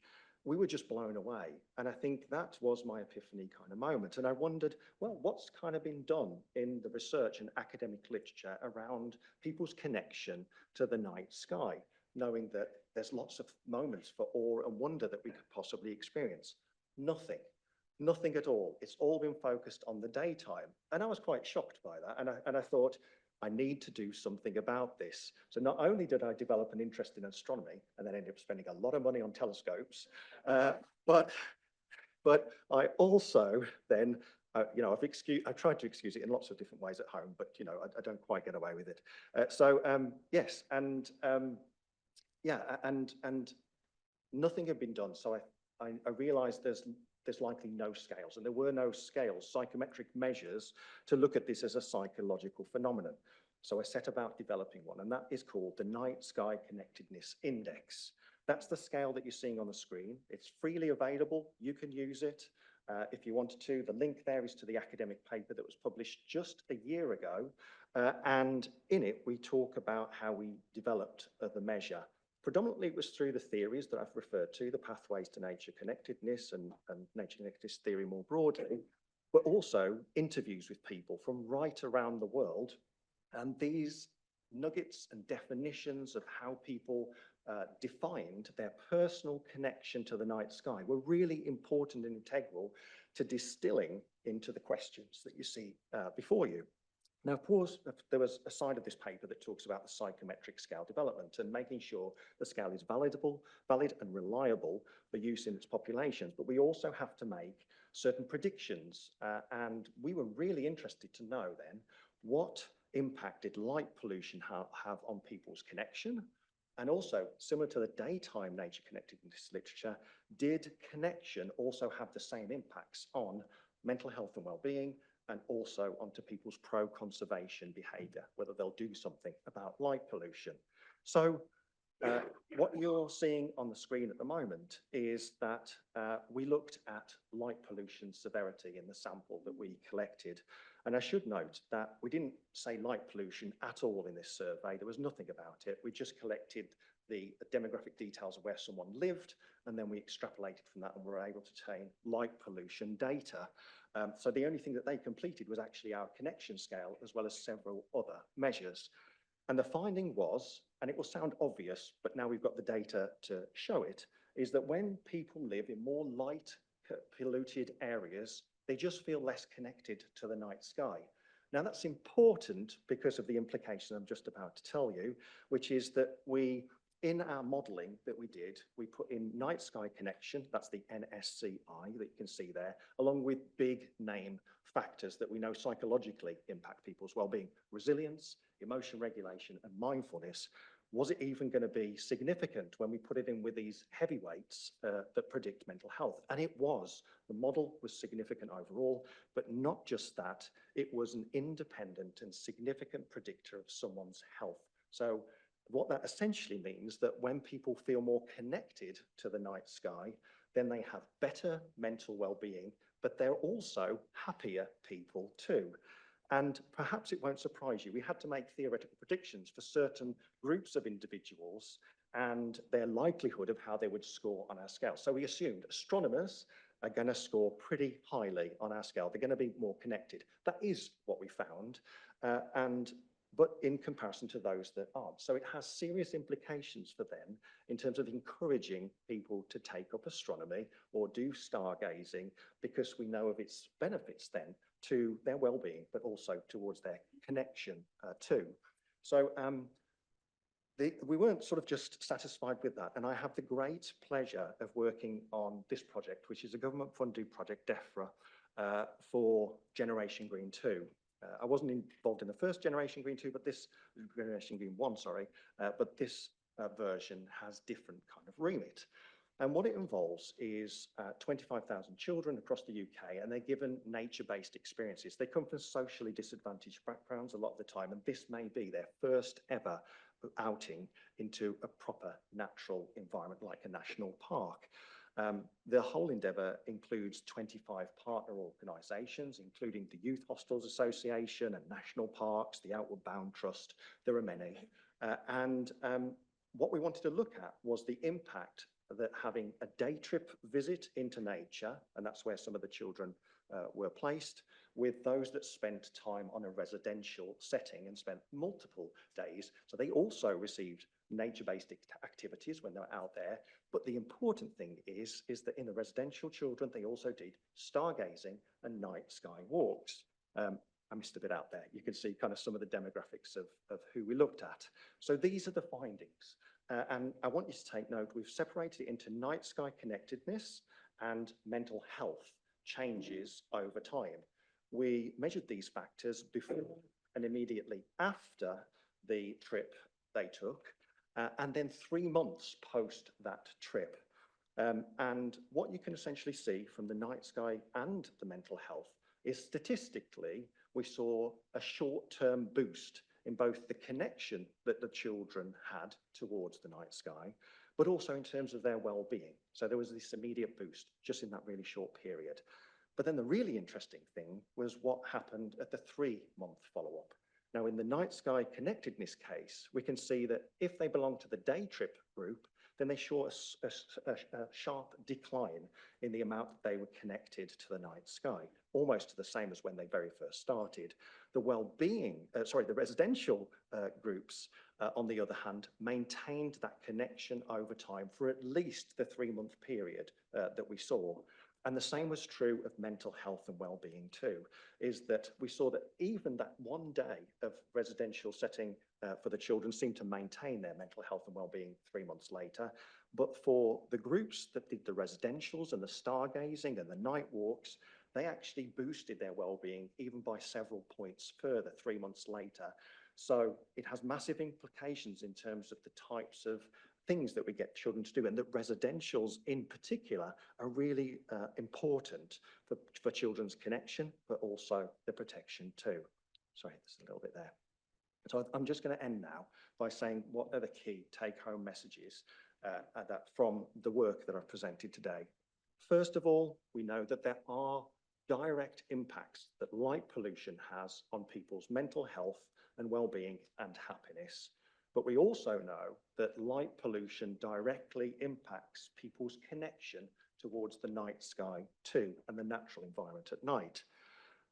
Importantly, we know that there are also indirect links between the amount that someone feels connected to the natural environment at night and the night sky, and the likewise impact and the knock-on impact that that has for mental well-being. So there are both direct and indirect effects that ultimately impact and can improve children's and adults' well-being. So what do we need to do? And this is my final point. We don't need complex interventions to show these kinds of these increases.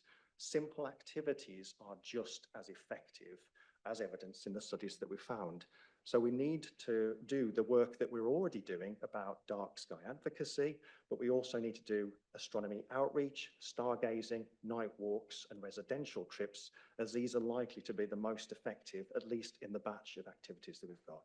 So I shall leave it there, and thank you very much for listening. Thank you so much, Chris, for that really interesting presentation. I think that work is so fascinating, and it just also goes to show that these kind of simple things of getting people out to see and experience the natural night firsthand is super important to our cause. I think that's probably the single most effective piece of advocacy that any of us can do, is to go out and experience the night with our friends, our family members, random strangers.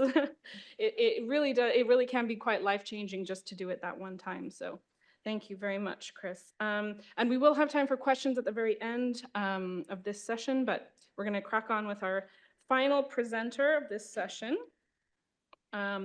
This is Anna Levin. Hi, Anna. Hi. Anna is an author and editor, and her recent books include Dark Skies, which celebrates the importance of dark and starry nights, as well as Incandescent, We Need to Talk About Light, a book which is a deeper investigation into the changes in artificial lighting and the impact on human health and the natural world. Anna is also a campaigner and volunteer advocate on the charity LightAware, which seeks to raise awareness of the effect of artificial light on human health and well-being. A former section editor with BBC Wildlife magazine, she has been a freelance journalist for more than 20 years, working for a wide range of publications and environmental organizations, including Natural History Museum, Royal Botanic Gardens Edinburgh, the Wildlife Trusts, among others, and often in collaboration with wildlife photographers. So thank you very much, Anna. Thank you, Megan, and yeah, delighted to be here. I've learned so much today, and I wish I could be with you in person because I've got all sorts of questions I would love to ask between sessions as well. As Megan says, I'm here as a writer and a journalist, so I have far more questions than answers on all these issues. But I think questioning is really important, and maybe one of the most important things we can do in our current lighting environment. I'm glad that the day has been in this order and that we heard about nature and the environment first, because I've been a wildlife environmental writer really for most of the last 25 years. But I'm in this session in the afternoon because I came to light and darkness actually through asking about the impacts on human health. And I was particularly concerned about the impacts of new lighting technology and how lighting had changed, because we've not just had a huge increase in the quantity of artificial light, we've had very fundamental changes in the quality. And that led me to questions galore, because I was really starting from the very beginning of trying to understand what was going on. What do the words even mean of incandescent or tungsten light, and then halogen, then CFLs and LEDs? What is the difference in the actual lights that come out of them? And why have some been banned and others brought in? And what science was that based on? So I began to learn a new vocabulary, really, of colour temperature and spectral distribution and frequencies and flicker. And I admit I felt very out of my depth. I prefer writing about whales and dolphins myself. But as a journalist and a campaigner, I started talking to politicians and to policymakers. And I find they didn't know what these words meant either. And I wondered if the people making the policies actually really knew what they were doing. I found myself in a new world of physics, but also of policy and politics and international legislation and ideology. And lighting had got tangled up in that. We were talking about good lighting and bad lighting, as well as eco-lighting, and making decisions based on perceived goodies and baddies. The Green MEP at the time, Caroline Lucas, was very involved in the ban on incandescent lighting. At the moment, Trump is talking about everyone could buy what light bulbs they want and trying to overturn bans. And our feelings about these people tend to colour the way we think and talk about light, rather than actually looking at the science or looking, as Bob was saying earlier, about what's happening to our mitochondria as a result of those changes. So I was in too deep to escape, really, and I started going to DarkSky conferences and reading papers and hearing an awful lot about this guy Alan, who we've been hearing about today, and the damage that he was inflicting on the natural world. And I heard about other creatures getting disorientated and their body clocks being disrupted and the consequences of that. And I think it was when, from the guys in Plymouth, I heard about dog whelks being metabolically stressed by the blue-rich LED street lighting on the shores, that the penny dropped, really. And I thought, yes, of course, you and me, little dog whelks, we all have a nervous system that responds to light. We have immune systems, we have circadian rhythms, we have this circadian training in all our cells, and we are getting metabolically stressed too. So we hear the phrase, and I use it probably too often in my own work. We talk about the impact on human health and the environment, and human health and the natural world, as if these are separate things. I think, as Dani mentioned earlier, it is of course the same thing. We are here as animals, and the chemical stuff that we are made of is interacting with light, and it's a continuation of a story that's been going on since life evolved on this planet and since the beginning of time. And it's changed. This story has had a very abrupt change dramatically in the last century with the increase of the quantity of light, but also in the last decades with the huge really fundamental differences of the type of light that we're being exposed to. And this change has been driven by politics and by policy, and decisions were made, and it's often presented as if this is some sort of natural evolution. There was one, I think it was actually a government website, saying that incandescent light has gone extinct. Like this is something that just happened. But this was a policy decision. This was made by people, and I wanted to know, again, I'm a question asker, so I wanted to know who made these decisions, on what science. Did they look at the human health? What aspects of human health were looked at? Was the total environmental impact of the changes measured, or was we just measuring one very limited measure of energy efficiency? And was that the right decision? Have the right decisions been made about light? And I'm not sure, because people began to feel unwell when exposed, especially to some of the newer forms of lighting. Experiencing pain and ill health, like headaches and migraines. Some people had really blinding eye pain, skin rashes, epileptic fits. And some of these people had pre-existing health conditions, and they found that they were exacerbated by exposure to some of the forms of lighting. Maybe like migraine and lupus and certain skin conditions. But other people had no previous health issues until they encountered this new technology. And again, some were mildly affected, maybe feeling a bit queasy in the supermarket, or a bit of a headache from the strip lighting at work. And others were incapacitated with epileptic fits and fainting and really bad migraines. And I began to hear and collect these stories and share them in my own writing. And I was shocked by the devastation to individual people's lives as lighting changed through our cities and streets, through cars and headlights. People were shut out of light, and they couldn't function in the society as we know it, because they couldn't get to work, they couldn't access education, healthcare, even places of worship. I mean, think about it for a moment. If you had a severe sensitivity to LED lighting, how far could you actually get from your own front door? Even in daytime, with daytime running lights on the cars and with billboards, with smartphones everywhere.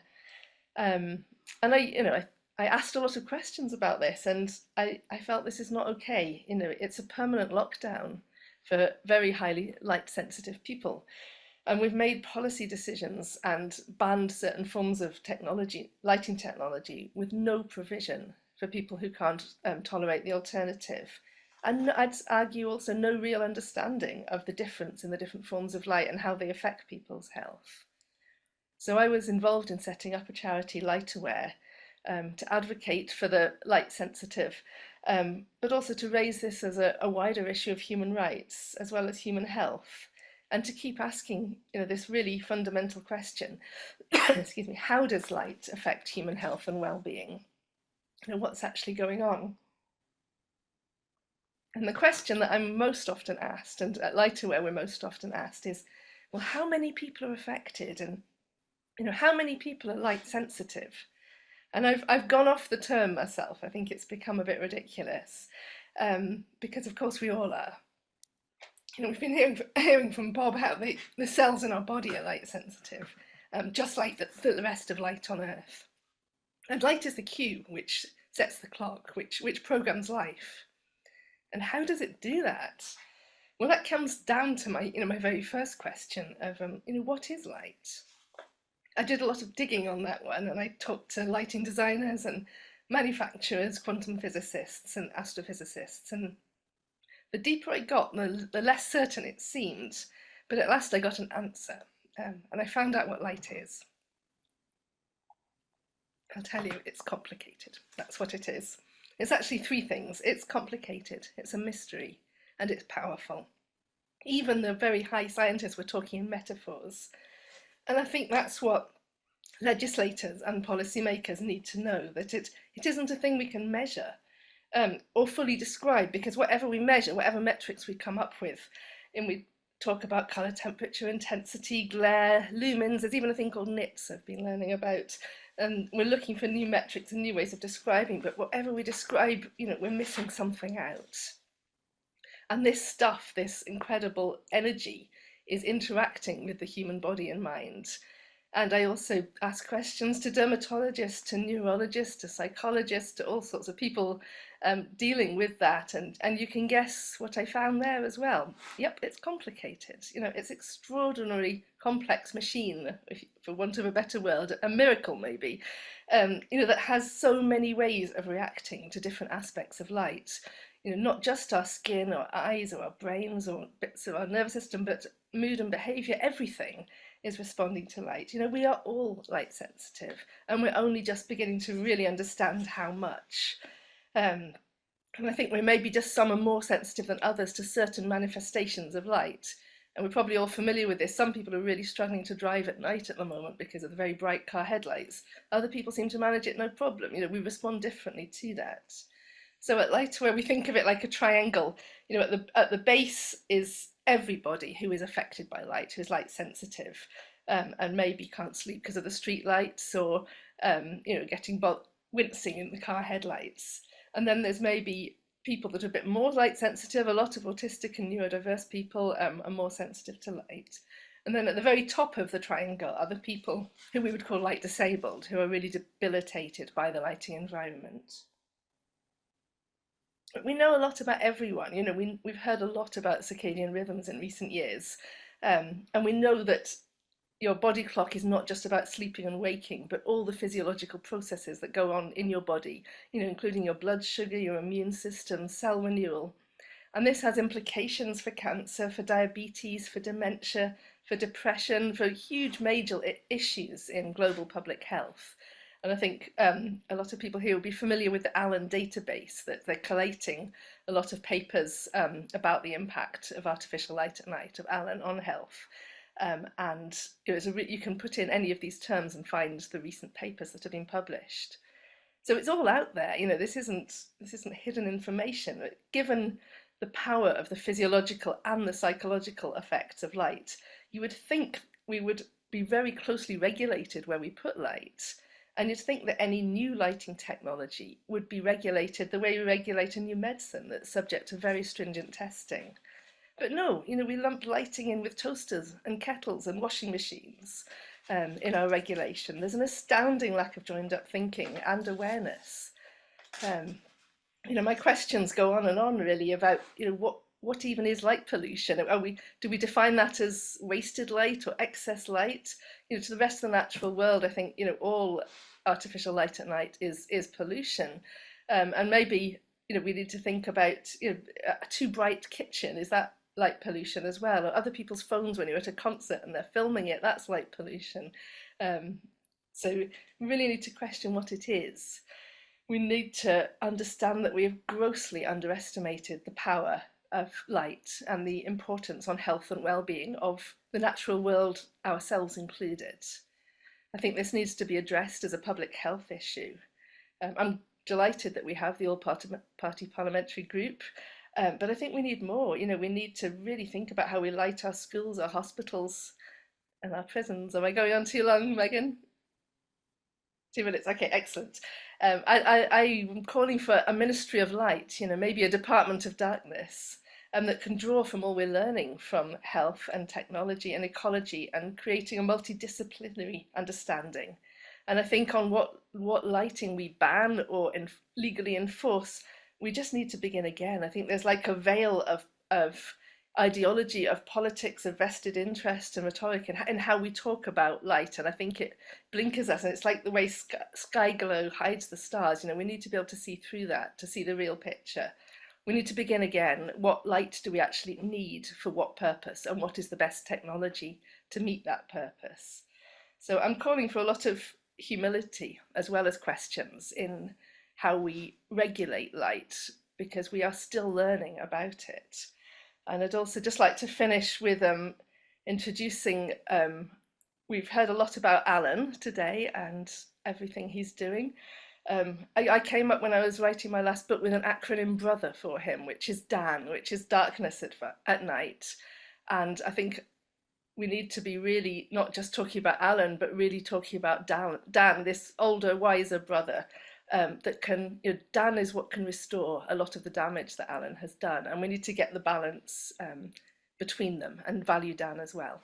Thank you. Hi, thank you so much, Anna. That's so thought-provoking, and yeah, there's so many questions. That's also why I got into being a journalist, and I totally understand where you feel that sense of that every question, there's 3 more questions that come from it. So, but thank you so much for your insights and your experience. And well, let's keep asking those questions. And there's a man named Dan Oakley that's sitting next to me who quite likes the idea of bringing a man called Dan in. So we're unfortunately running a bit over time with this session just due to various technological issues. So we're going to save the questions on this until the very end, and we'll have a panel discussion then. And we're going to move on to, I think, the case studies section. And I think, Robert, are you going to chair this one, or? Okay, so I'm going to hand off to my illustrious colleague, Robert. Thank you so much. Well, it's my pleasure to introduce the next panel, which actually runs over the coffee break. The first 3 speakers will be under no pressure whatsoever to keep to time to enable you to enjoy that break. It's in their gift. So I'll introduce the first 3 speakers then. So the first one we have is Roy Alexander, and Roy serves as the chair of DarkSky UK, which is a community interest company. I do encourage you to get involved with them and be aware of them if you're not already. And he's also the managing director of Astro Ventures, which is another community interest company. And Roy is also the director of learning at Battlesteads Observatory and a trustee of the Northern Learning Trust. And he has over 3 decades of experience as an astronomer and educator, a pioneering force in astrotourism for more than 10 years, and recently completed a master's in education with distinction, and the final research thesis employs critical theories of power and discourse to explore how disabled students are marginalized in educational and outreach sessions due to their socioeconomic status. Long sentence to do that. And Roy's ongoing work in the DarkSky community aims to empower primary and secondary schools in disadvantaged areas to take the lead in creating inclusive urban DarkSky areas across the UK. By fostering agency within schools and communities, Roy seeks to improve urban and suburban inclusion and accessibility to DarkSky areas and all the benefits this brings to their communities. So let's hand over to Roy. Perhaps, Chris, if you could check that his talk is up and running. Let's give him a round of applause to introduce him. And thank you to the previous speakers as well. What I want to do is introduce you to DarkSky UK, what we're doing, talk about really my current understanding of where we're going, and that's based on everything that Robert just said in my bio. So I'm going to bring you on a little bit of a journey there, and try and condense 3 years of academic research and study into 2 slides. And that's basically around inclusivity, basically making sure that everybody in the UK feels like they belong in our community. Yeah, and this one here, basically, I want action to be taken. You know, I want us to try and get things done. So first of all, does anyone want to test to see if my QR code works? Because in this magnificent place of academia, research, and rigor, I've come along with some comedy gifts to try and encourage you to spend less than £1 per week to join the DarkSky UK chapter and help us to come along and do things like this and run some of the events that we want to do over the year. Now, I don't normally do a lot of text in my PowerPoints, but this one has quite a lot more text in it, so hopefully it won't be death by PowerPoint. But let's see. So who are we? We are basically a registered CIC, as I said. Now, our leadership team consists of some people in here and some people that are viewing online. We're all directors to some extent, either officially or unofficially. And as a CIC, there's kind of oversight in what we do and so on. There's transparency. And we all volunteer our time and our expertise for free. None of us get paid for doing this. We are officially, oh, that's not good. We are officially the, that's not good at all. We are officially the UK chapter of what used to be the International DarkSky Association, is now DarkSky International. And what that says there is, if anybody is sitting in the audience today thinking, well, why aren't I a director of DarkSky UK? Why can't I be involved? Then come and talk to us, because this is driven by us, and by us I largely mean you know. So do come and speak to any of us, Dan and myself in particular. What do we do? Essentially, the same as DarkSky International, we are really wanting to not just support, but really push and promote the creation of new DarkSky designated areas. And is this going to crash? Yeah, crashing text. We've also looked at more recently getting involved in knowledge exchange programs and things like that, just basically trying to get people to understand light pollution and its impacts, how that can be reduced or, that says removed under here. And everything that we've heard about today, all the people that have spoken have demonstrated that this is not just about astronomy. We are in this wonderful place. I can't believe I'm standing here doing this. It's fantastic.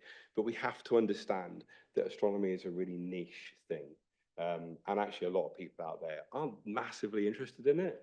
So all the other stuff that you've all talked about today and will continue to talk about needs to be part of that conversation and part of that action. Let's see how this one works. Aha, right. So in terms of how we do what we do, there are people within our collective and within our group who are very much active in policy change, planning, and things like that. That's a complete mystery to me, but I'm hoping to learn more about it as we go on. We're obviously very keen to continue to support the APPG for Dark Skies. But coming back to what we were saying before, talking about creating dark sky places and supporting them, that's the fundamental principle, from my perspective, of what Dark Sky International and Dark Sky UK is all about. You know, my personal history is that many, many years ago, I was involved in a couple of discussions as a kind of a spectator, really, in the process for the International Dark Sky Park in Northumberland being created. And when the Dark Sky Discovery Programme was alive and active, I took the opportunity to help to apply for a couple of places that exist in Northumberland. If you don't know about the Dark Sky Discovery Programme, although at the minute and for a while it's been fairly dormant, the website still works and the map still works. It's a fantastic place to go to and look at the ways that dark sky areas that exist in kind of the biggest scale, the national parks and so on, can interact with small kind of local community-based spaces. It's absolutely fantastic. So we're basically talking about, from our perspective, we have this top-down approach, which is where we try to influence policy. I say we, that's other people, not me. And where we try and do the ground-up things, working in communities. And I strongly feel, and this is what this is about, and this is a lot of what my research is about recently, that this is where we can make quick and easy and big changes, like really big, quick and easy changes. Excuse me. So just really quickly, my perspective, this is bringing you on my journey. My first degree is geophysics. I did try to do astrophysics, but naively thought that was about looking at space, and it was mostly maths. And I'm not very good at maths, which I found out at university, but I'm very good at sticking things in the ground and taking measurements, which is probably an oversimplistic way of describing geophysics, but it was fun.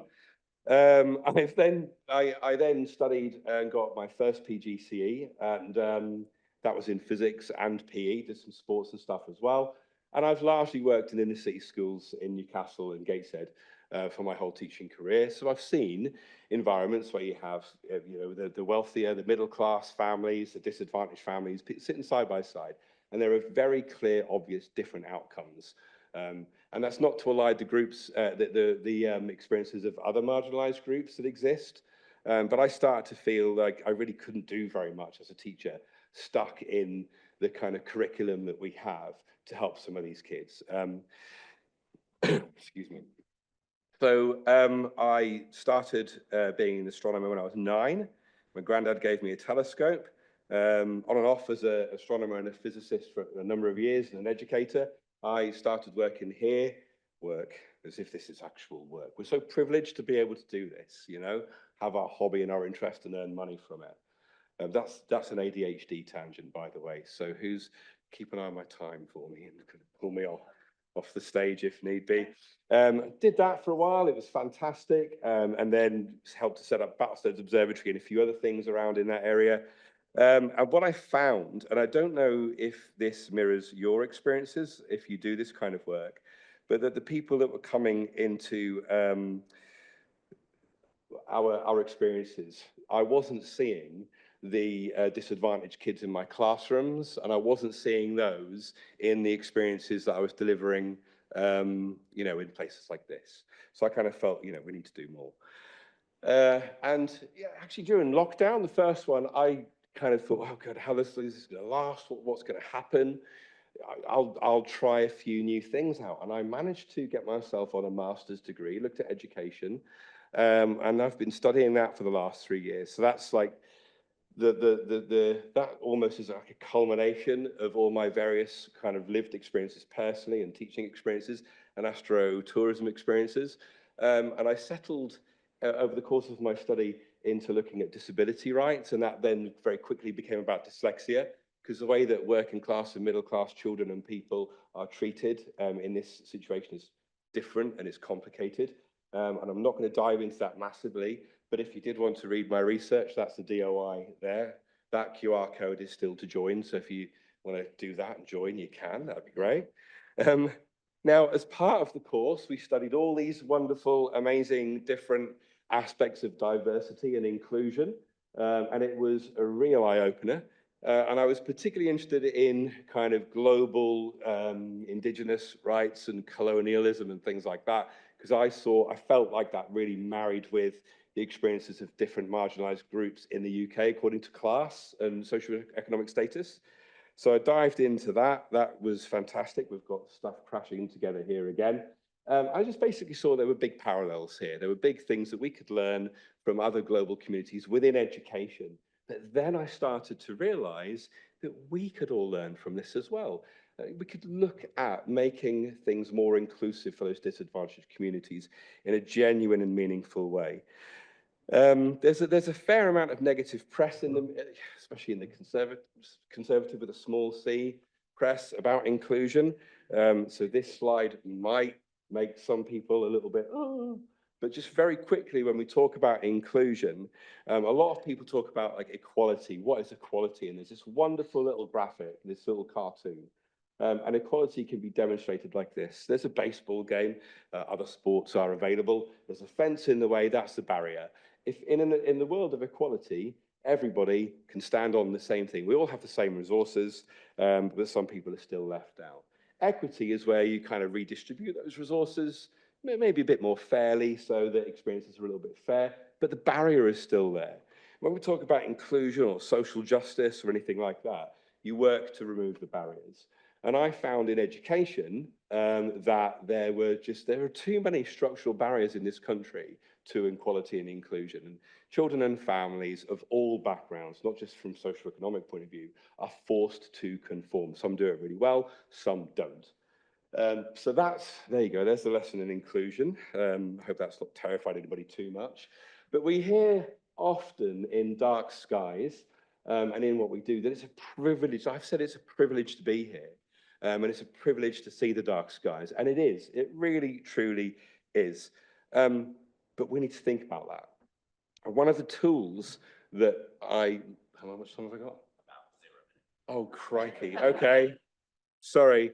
So if we quickly look at dark skies, where are they? They tend to be in existing rural national landscapes. We're protecting existing spaces, which is great.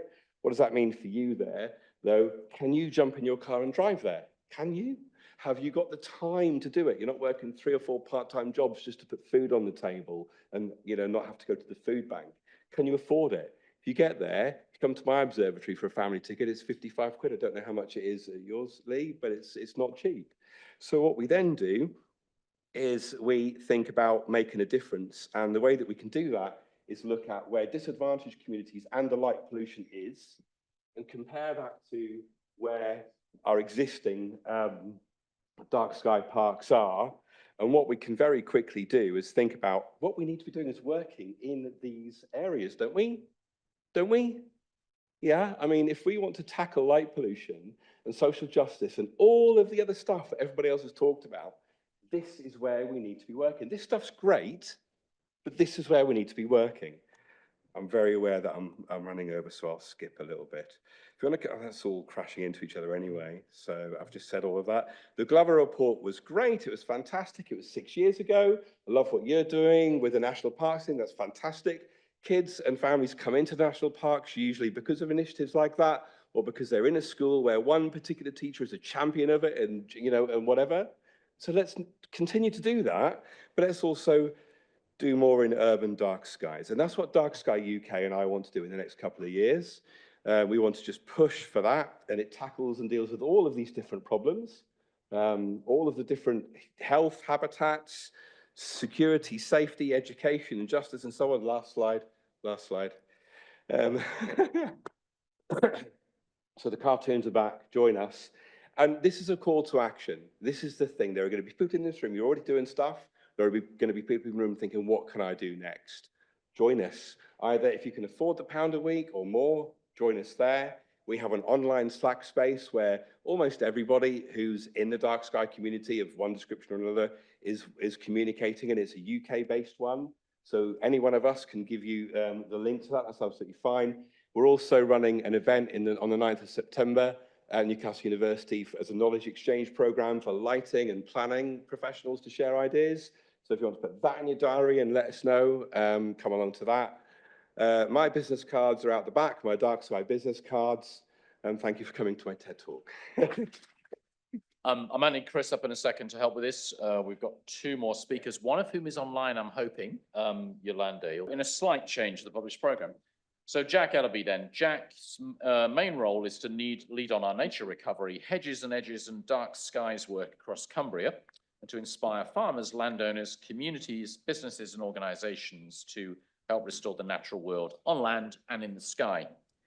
A small part of his role is boosting rural skills, training people to hedge lay, create new hedgerows and dry stone walls.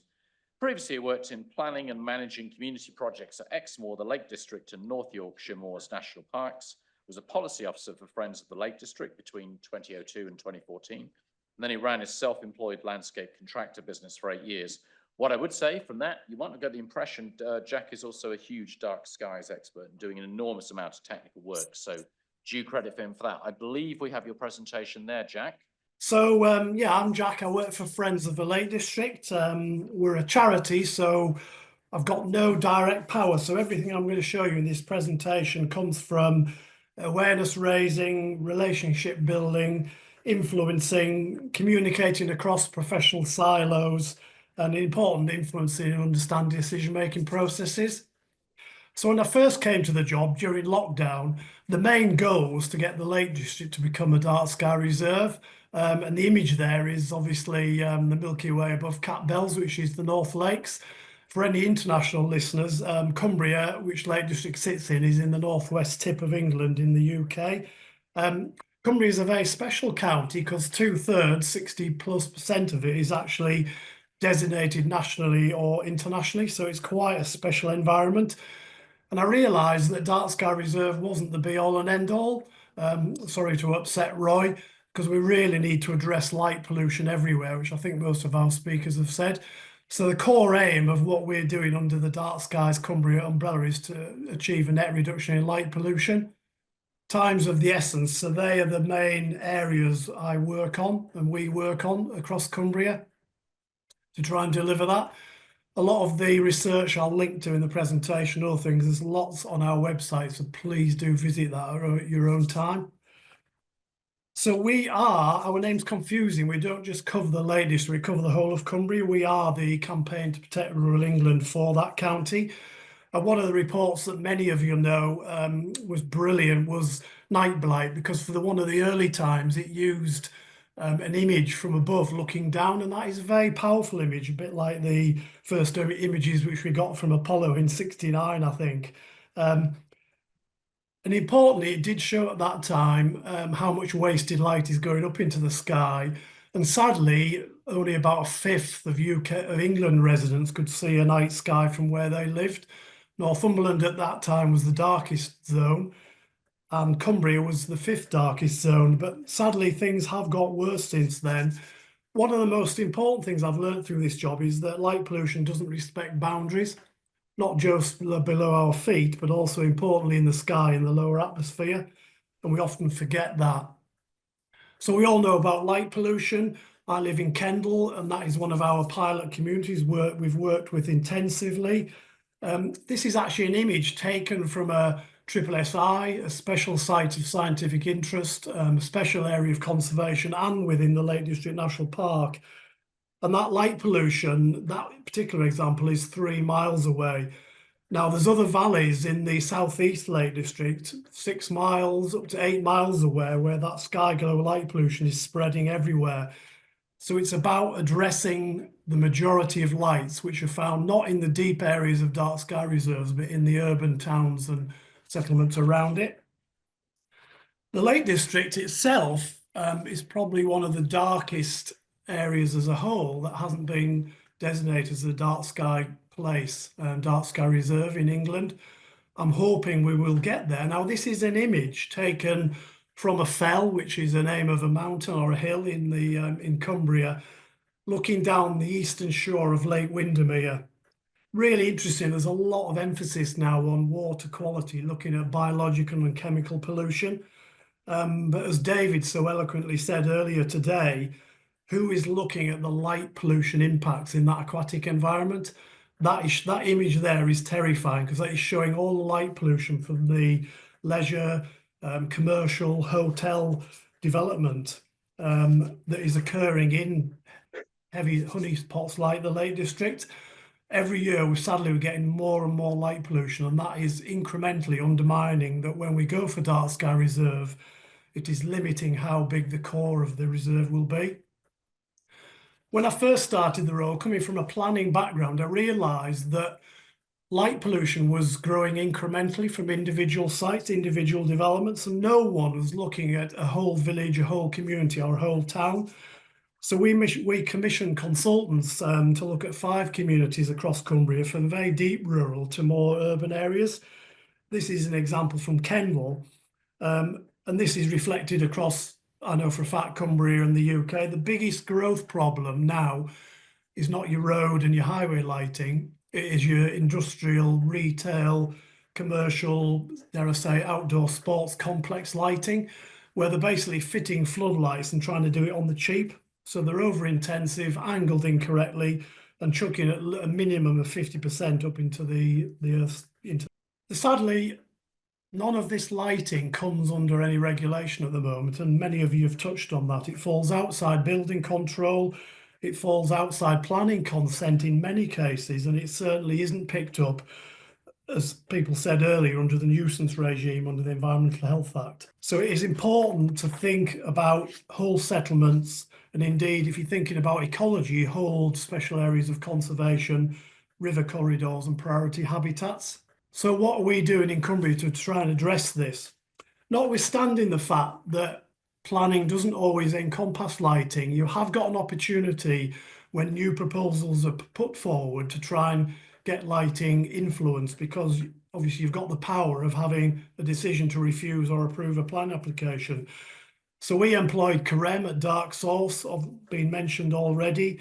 We work with all the local planning authorities and highway authorities in Cumbria, across the Yorkshire Dales and in the Arnside and Silverdale National Landscape. And we produce this, what we call Good Lighting Design Guide, not Dark Skies Design Guide, not just focused on the darkest areas, covering the whole of Cumbria, from the town centre in Carlisle right to the middle of the top of Langdale in the Lake District. Before we produce this document, we would estimate only about 10% of planning applications included any details of lighting when they were submitted. Lighting was often addressed as an afterthought, either after planning permission had been granted or even after the development had been started. So because of that, the lighting which was being generally fitted was quite poor. So the main goal of the technical advice note, the Good Lighting one that we've produced, is to get lighting considered earlier to achieve better design outcomes. Certainly with larger developments, we always ask basically a checklist to be done to show how lighting positively contributes to protecting biodiversity, protecting dark sky heritage, people's amenity and well-being, attractive and safe public spaces, and obviously energy and carbon savings. So what we're trying to do is move from this mentality of mitigation towards preventing light pollution harm in the first place. And indeed, saying to designers, actually often less lighting achieves more, particularly in a dark context.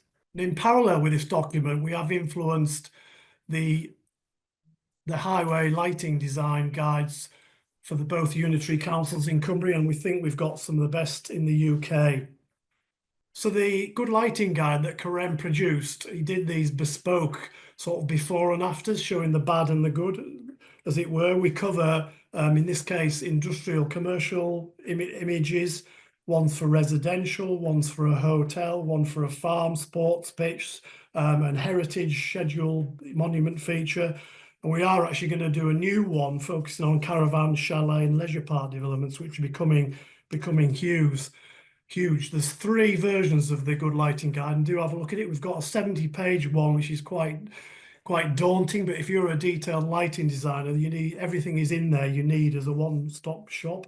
There's a 14-page summary, again full of visuals to influence architects, planners, and importantly using simple language and imagery rather than lots of tables and numeric calculations that lighting professionals really enjoy. And then there's also a single side version that is given out very early in conversations when people are thinking about developments. We won an award, a Build Back Better award, quite early on, and we will be applying for a Royal Town. We've talked about policy a lot today, but I'm a believer that policy can sit on a shelf, so we need to implement it.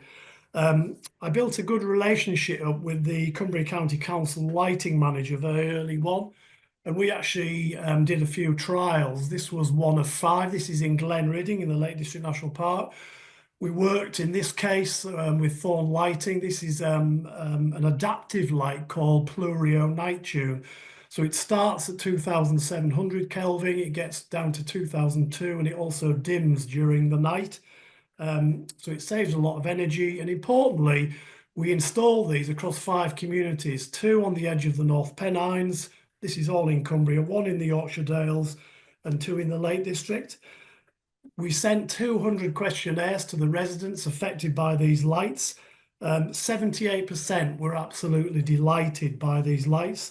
They said they were warmer, they were less glaring, more comforting. It gave them reassurance to walk around at night. They felt better because they thought the lights were impacting on wildlife less. So importantly, it gave the lighting professionals in Cumbria the confidence that we could use these lights more and more. And this is actually an example in Workington where there was an issue with violence against females through a park. So we installed exactly the same lights in this urban context with the same colour temperature and dimming profile. And it's really good. It focuses the light. It's a lovely warm colour temperature. And this is actually an image from a spectrometer showing that spectral light content. Because what several of us have said today, the critical thing is to reduce that UV, that blue-white spectrum, and all the lights in Cumbria now are below, well, 2,700 or below, certainly in the public realm where we've got more influence on them. In terms of the rural context, we've gone a little bit further. That's a before shot in a community in North Lake District where they still have the old-fashioned high-pressure sodium lights. So you can see there's a much light going up into the tree and down in, you can't see behind the dry stone wall, but into the field behind. So what we did, we installed a modern focused light, 2,200 kelvins. It dims at 50% at 9 o'clock. And then importantly, 100% dims, i.e. goes off between midnight and 6 in the morning. We did that because we looked at the evidence in terms of invertebrates and pollination at night that Newcastle and York University published in 2021, and that showed that periods of darkness could be equally valuable at night to encourage invertebrates and pollination to take place. That template now has become the standard for new and replacement footway and minor road lights within Cumbria. I think importantly, at the moment, those 2,200 Kelvin lights have roughly got about 2 to 3% UV content. And obviously we need to work more with the lighting manufacturing profession who are very open to this to try and get that down to 0 as much as we can. So moving to pathway lighting, this was an example I was involved with during lockdown. So I communicated with the residents through WhatsApp. We first spotted the lighting, that top left image, that shows what the previous lights were doing. So it was basically chucking light everywhere, including across where the astronomy group does night events in the middle of Kendal on a drumlin, which is a large mound for any non-geologists in the room. And ironically, half the light from those lights were going up the elevations of the lovely property, which is in a conservation area, and it's a beautiful, attractive area. So again, we work with a lighting manufacturer. We actually installed some cast iron restored signposts, so it's got a recyclable sustainability argument. We put what's called a narrow path optic, so you can see the path surface is beautifully lit a lot more. There's no light cast at the elevation of the properties. Hedgehogs have moved back into that, to the gardens just to the left of that central image. You can watch moths flying past these lights at night. They don't get entrapped or sucked into those lights. And you can see the image on the far right there, that's taken from the upper story of some people's bedrooms. As someone said this morning, there was actually 3 lots of residents had been wearing eye masks on this terrace, believe it or not, for 17 years before we replaced these lights. And again, it's won a design award with the Civic Society. We're expecting 2 or 3 more of these schemes coming in within Kendal and elsewhere, and that is also becoming the template within one of the unitary councils in Cumbria. So as well as doing demonstrations on public realm and footway lighting, we've started to try and get a portfolio across different developments. So this is the first primary school, in the Arnside and Silverdale National Landscape. It was one of 6 schools that did quite an innovative engagement programme, doing moth trapping, getting the children to ID the moths, doing designs for moths, then also producing pin badges and stickers which they took home to tell people to switch the lights off. And they also wrote to their local parish councils and their MPs about lighting to raise awareness. And thanks to the Royal Astronomical Society, we're going to be rolling out a similar scheme elsewhere in Cumbria. But getting back to the school, the existing lights weren't too bad. From a functional point of view, they weren't lighting the paths either approaching the school or the school playground. You can see those new lights on that right image, how beautiful they are, warm colour, directed. Importantly, like the playground surface up a lot better. This is a small residential scheme. It's actually my neighbour. So the image on the left there was installed. The light was installed by an electrician in the daytime, and you can see, but it basically just lights above my neighbour's kitchen window. He's got osteoporosis, so he needs to be able to see the path surface as he approaches his house. The image on the right, that was supplied by a company based in Kendal called Light Library, who supplies about 14 different lights, or from different suppliers from across Europe and the UK. Lovely warm colour temperature, directed. It's on a motion sensor. You can control that that light from an app on your phone as well.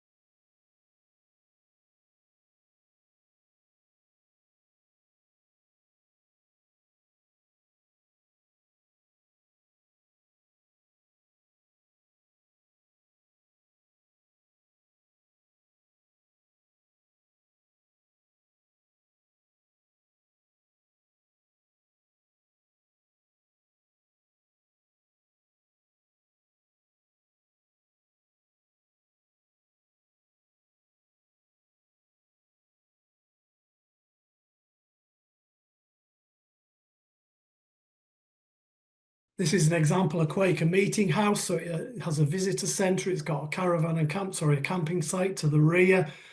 Grade 2 star listed building. Left image before, not too bad, but it was causing some light pollution. So we fitted downward projecting lights. We installed an LED strip below the metal railings just to light the steps, which were the main hazard. And then down the side to a disabled toilet area and then going into the main hall, we've got some images similar to that residential one on the right, just lighting the path. So I'm very much a believer is seeing is believing. So we're building up this portfolio of demonstration projects. Because we work for a charity, we haven't got any direct power. We haven't got any direct funding to offer businesses. The biggest problem, as I say, is the industrial commercial premises. And that's where I'm struggling to make headway. And that's where we need to work as a collaborative movement, dare I say, to try and influence top-down regulation, nuisance laws or pollution laws and policy at a national level to try and build from the top down. So this is the final slide. I've rushed through it a little bit because I'm conscious we're on to coffee break and there's other speakers to go in. This was taken by a local fantastic astronomer from that drumlin in the middle of Kendal. Sadly, you can see how that light pollution from those industrial premises is blotting out the aurora borealis. Really tragic. We've had some of the best night skies for the Northern Lights in the last 30 years. So this image on the right there, that's actually from a dark sky area near Coniston in the Central Lake District. And I think the last message for us to think about as we go away for our coffee breaks eventually is that I would say how many people have telescopes to look at deep space nebulas. Contrast that with how many people now have the aurora alert on their smartphones, and I think Roy touched on that when we're talking about awareness. We need to engage with the masses to start changing hearts and minds. Anyway, I've rushed through that, everyone. I think I'll leave it at there. Hopefully you'll ask a few questions. Thank you very much, Jack, and for your patience. So Yolande Watson is an executive member of CPRE Herefordshire. As you'll be aware, we've invited a whole host of groups here today. Herefordshire. She is the founder and lead for Dark Skies Herefordshire, which is a practice-based, volunteer-led citizen science project that was awarded the Bob Gent Community Leadership Award by DarkSky International in November 2024. And Emma Marrington, who is here. Emma is CPRE's lead expert on light pollution and dark skies and led the creation of the well-known night light mapping. In 2014, she authored CPRE's Shedding Light report based on how councils manage lighting as part of planning and then management of street lighting. Emma's worked with the APPG for dark skies. I'd say that's an understatement. She's done an enormous amount of work for them and gave evidence to the House of Lords Science and Technology Committee inquiry on the impacts of light pollution on human health. She's also led CPRE's Star Count. So, assuming we're good to go, I can see slides being shared. Okay, thank you. So obviously I'm Emma Marrington from CPRE, the Countryside Charity, and Yolande, do you want to introduce yourself? Hi everyone, I'm here in sunny Herefordshire, and yeah, Emma and I are doing a double pack on this presentation. So yeah, over to you, Emma. Thank you. As we mentioned a couple of times by Roy and also by Jack, our night light mapping was produced, well, it was using data gathered in September 2015, so 2015. So it is old, and it was published in summer 2016. And how the maps were created, so it was basically the amount of light spilling up into the night sky at 1:30 in the morning. So you can see, to some extent, the wasted light. Of course, you know, not everybody is in bed at 1:30 in the morning. So, but you can see in this map, you can see the road network. And obviously the map isn't zoomed in, but I used to, you know, have to drive on the motorway in the evenings in the winter to see my mum. And I know there was a section of the motorway that didn't have any lighting, and that showed up on this map. And I was like, oh, okay, interesting. So based on satellite data, so there was a particular satellite at the time, which was the best of the time. And it created an interactive map of Britain as well. So the detailed maps of every English county, every district, every national park, every now national landscapes, previously known as A and Bs, and also Natural England's national character areas. So there's sort of 159 of those around the country as well. So we had that real detail there. And, you know, of course, the CPRE report, Night Light, was being mentioned as well. And what I will do actually is hand over to Yolande now, and I'll talk a bit more at the end. So it's a fantastic project by CPRE Herefordshire on, well, yeah, I'll hand over to you. I'll do the slides as well. There you go. Great. Yeah. Hi, everyone. Yeah, my name's Yolande, and I set up, or I founded the Dark Skies Herefordshire project in 2022 when I was a Herefordshire councillor. And it was actually, I have a background in public health, development management and permaculture. And I ended up walking in the evening, and I hope I won't cause any, Well, it was because when I was a county councillor, if I went walking during the day, I would often be stopped and asked about potholes, planning, etc. So I started walking at night just to have my own time, and it was fantastic for my mental health. So it was then I actually started viewing the light clutter because there had been a real trend. I live in the Wye Valley AUMB area, and there's been a real trend of houses getting floor to ceiling glazing, and of course no curtains. And so I was just so shocked. So anyway, I ended up going to Wye Valley Society, which is a small charity that's now unfortunately closed. And we got a small grant from Herefordshire Council to buy 7 sky quality meters. So what we do basically is we're trying to conserve and enhance the dark skies across the rural landscape of Herefordshire, but we are also now getting engaged in towns and Hereford City. And we're raising the people's awareness about artificial light at night, but also the good guy, Roland, the responsible outdoor lighting at night. Emma, do you want to press the button? Sorry. Yeah, so we're a merry band of volunteers, and as the lead, I actually work in collaboration with our county partners, Heritage Wildlife Trust and all its branches, the Wye Valley National Landscapes, Visit Herefordshire, the Herefordshire Nature Partnership. And so from my role, and I sit within the plan team of CPRE Herefordshire, because as we all know, that light pollution around policy and practice, and I'll go on that in a moment. But the teams, I mainly work with voluntary groups and parish councils, and they are the ones that actually deliver the stargazing walks, the night walks, etc. So yeah, so we work together really, really well. So Emma, I'm standing at the side. Thanks. Yeah, so basically what the project does is actually it trains local people who we're not experts in astronomy, or well, we do have an astronomer who is actually part of our group, but we're very average people, but with a passion about natural darkness. And so some of us, are really keen on biodiversity. Some are just about having dark skies, some on astronomy. So we come from a wide range of backgrounds. But what I do with Felicity, our data analyst, we go and train local people, residents, how to use a sky quality meter. And then what we do at CPR, what Felicity does, is that she maps it like this. So each telescope is one reading. The green ones show low to no light pollution.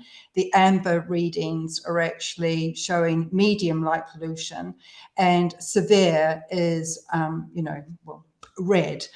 And it's helping us to, and we can map it geographically, but it really helps show the picture of light pollution. Do you want to go on to the next one? Okay. Thanks. And what we find is that this information helps us on a two-pronged approach, is that it helps residents lobby parish councils. And we use biodiversity action plans because under the Environmental Act of 2021, we're able, every parish council should actually have a biodiversity action plan. So we can really get, the parish councils to say, well, what are you doing? And if they have got an action plan, then we ask what are they doing around dark skies or light pollution. And from my side, I'm able to go to the Herefordshire Council, which is a county council, and actually scrutinise and ask them how are they, what are they doing about street lighting, and we're able to use it as evidence. So, sorry, if you go back to the map, actually, Emma, sorry, back one. Okay, thanks. Because what we find is that we can actually lobby not only parish councils, but also the county council. And we also provide the evidence for environmental policies and for the neighbourhood development plans. And we're able to actually benchmark, because we've had quite a few residents come to us to actually say, can we take a benchmark reading, because they're worried about like 250 houses being built on a piece of land. So it just gives us that process, and it's been a great way to actually just start a conversation about light pollution and about the importance of dark skies. So I go around talking to groups and to branches and annual conferences, and that's all we're really about. It's just starting that conversation, and then And so what we've been able to do is that local parishes have been setting up star walks, or they've been doing monthly talks. So each month it might be about a moth or a bat or a hedgehog, and it's again demonstrating. And we recently had a gardener's question time, because we were talking about gardens aren't just for daytime, they're actually for nighttime. So everyone should be starting thinking about 24-hour gardens. And it's just brilliant how you start these conversations. We've also been scrutinising the policies and practices of Herefordshire Council, which is a county council. And so we've been able to send in formal questions to ask them, what are they doing about their street lighting? Are they going to put in passive infrared sensors?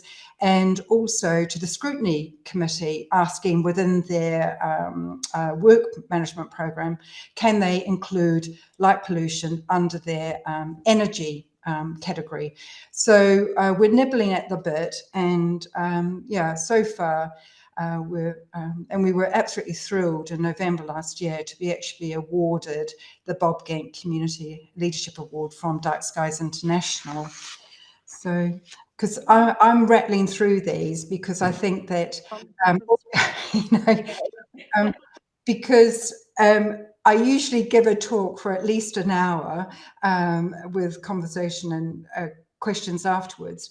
But if anyone wants to contact me and learn more about what we do, please do, click on, find us through the webpage, or contact me on darkskyesherefordshire@outlook.com. For this year, we're doing a big switch off. We were really inspired with Ambleside.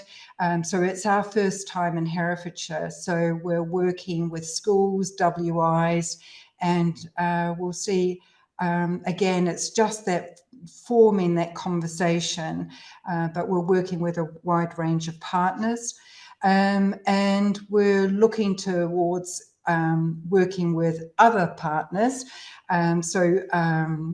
David from Buglife, I'll be in touch very, very shortly, because something that we desperately need is very simple information to give to local people, like a postcard, and even something like seasonal postcards on a particular species that's affected in spring or summer, autumn and winter. And it's those simple messages that would really be very helpful for those of us who are working at down on the ground. But yeah, so thank you so much. I've enjoyed the conference so much so far, and I look forward to meeting you all in person and sometime in the future. Emma, back to you. Thank you. It's great to hear about such an inspirational project. And I should have said at the outset that CPRE, the Countryside Charity, we do have groups in every English county, and obviously Herefordshire are one of them, and their excellent project. And Jack, Friends of the Lake District as well, represents CPRE in Cumbria. So as people have said earlier, we're all in agreement. government should monitor and regulate light pollution. So with our response to the House of Lords Science and Tech Committee on their inquiry about light pollution, many of us are calling for that. It really needs to be monitored, because if we don't know what the current state is, how can we really take action? So nationally, but also at the local level too. Another picture of Parliament, the third today. But it's important, and you can see the amount of light pollution too in that one. So we need to have a new baseline mapping. So where there was a recommendation from the House of Lords Committee that they agreed they should monitor and regulate light pollution, the government said, oh, but. So basically, we need to have that new baseline. So with the night light mapping, as I say, it's older now. We're in between the older satellite that did the night light mapping and the new technology that's coming in. So maybe in 5 years, there will be a new satellite that can create new light pollution maps. That isn't ridiculously expensive. That's the other challenge, of course. And one thing that I wanted to mention as well is that there is that need for coordinated national action. So a few of us at the national level are looking to put together a light pollution coalition. So we're all pressing government from the same angle. And I'll update people on that when there is news. We're seeking funding for us at the moment. And, you know, as you all know, a myriad of factors contribute to light pollution. So whether it is, you know, your neighbourhood or your neighbour's security light, the moment you go into the garden trying to count the stars, you have to stop halfway because it's going to come on and go off in 30 seconds. So, you know, we all have had that lived experience. But then local action, as people have said today, everybody can do something. So whether it is pressing for local council policies, for example, I know Richmond Council, you've been thinking of, you know, what you can do locally, which is really important because there are exemplars of other local policies that can be pulled through into new policies as well. And yeah, that's us. Our next speaker is Dan Oakley, who is in the room, so we don't have to connect to him, which is good. But it's not electronically. He's a professional dark sky expert and founding director of Darkscape Consulting. And before that, he had a lot of experience working in dark skies and dark skies policy and actual practical work as a ranger, I believe. He was a dark sky officer for the South Downs National Park Authority for over 10 years and produced their successful application to become a dark sky reserve. Dan is also on the CFDS committee, the Commission for Dark Skies, run by the British Astronomical Association, and is the chair of the International Dark Sky Association Places Committee, a founder member of the IDA UK chapter that you heard about earlier from Roy, and a registered IDA advocate. And he established and coordinates the UK Dark Skies Partnership, the organisation committed to reducing light pollution. I think I'm going to hand over to Dan. Brilliant. Now, there we go. Welcome, Dan. Thank you very much. Thank you. Thank you. This is going to be a whistle-stop blast through this so we can keep to time. But I've called this Protected Landscapes, case studies from the front line, because in my experience, this is where the action's kind of happening when we're getting positive changes. People are doing the right things, they're getting the right messages. And it's places like this on the left there. This is in the South Downs National Park. And if you want to see Eleanor with a T-shirt on over there, she's promoting the festival. Lovely dark skies that we've got there. But really, I'm going to talk about some case studies and how we get the policies going and how it works on the ground. That will kind of tie into what Jack's already said about the lighting. So this is what we're interested in. You can just about see it. For me, the policies are all about the battle of the photons, because we love the ones that come from the sky, but we don't necessarily want the ones that are coming from the streetlights. And this is a good example of a fantastic streetlight that's off. It is, in fact, a fake streetlight. I had to carry this to the top of a hill to take a picture in the South Downs. And I was met by people of the night, let's just say, right, who were a little bit pushy and wanted me to move on. So I had to pick it up and I went to a different place in the South Downs. They were there an hour later. So anybody who works in the protected landscape will put their hands up and say, we are also unofficial dogging liaison officers. And it's true. The lovely people, if you ever see them out and about, you just don't shake their hand, you know where it's been. So most of the places start as dark sky protected places. So this is the scheme that you all know about. There are currently 5 different frameworks that you can get some accreditation on. They are under review and they should be coming out with some new funky guidelines soon. And I'm really hopeful that we'll get them soon. We have been working on them. Really excited. I'm really pleased about them. We have now over 200 places on the books with another 250 coming. And people want more types of designations to do different things. We've roughly got the size of Syria protected so far in the world, so that's not too bad, from the big to the small, and we're getting more and more applications everywhere that are testing our guidelines. But the guidelines really rest on these 6 kind of elements to them, so everybody has to do the same thing. So we want to make sure they measure the sky quality, they have the ordinance, to use the American word, so policy basically. They have the management structures that they are committed to dark skies. They have the lighting management plan, which is like a site-specific version of that and tells us how they're going to manage the lights. We have the best practice examples where we have the retrofits, and the fun stuff that Duncan excels at more than anything else is the engagement and all that kind of stuff he'll talk about. But basically, the basic principles are all about these, the 5 golden principles of good lighting design. Is it needed? Is it targeted? Is it controlled? Is it the right color? And is it low light? And the trick is to turn those 5 key principles into something that's understandable to the point of the audience member that you're going for. And that's what we tried to do with the South Downs technical advice note that we did all those years ago, 2016. I think it was just before the CPRE maps came out, so we couldn't use them, unfortunately. But I'll go through what we did to do that, and because it just shows audience is key. So this is what it looked like. It was 2018. There we go. So I was a bit out. We got designated in 2016. And this is a document that we decided, looking at the ones that were already out there, they were very light designer led. Often they got contracted out, which meant they were very complicated and nobody could really understand them. They didn't understand what an E0250 lux zone meant. So we had to do something a little bit more smarter in the way we approached those, approached everybody. So what we did was we kind of looked at what was already out there and decided we would just kind of absorb all those documents that already existed into our document. And 90% of the technical advice notes you're going to see, including the one in Cumbria, including the ones I do for Cotswolds and Malverns and the one that Cranbourne Chase has got, I pretty much use the document at the top right, which is the ILP guidance on GN01, a very useful document that everybody uses. But we just add on some other bits to make the more landscape focus.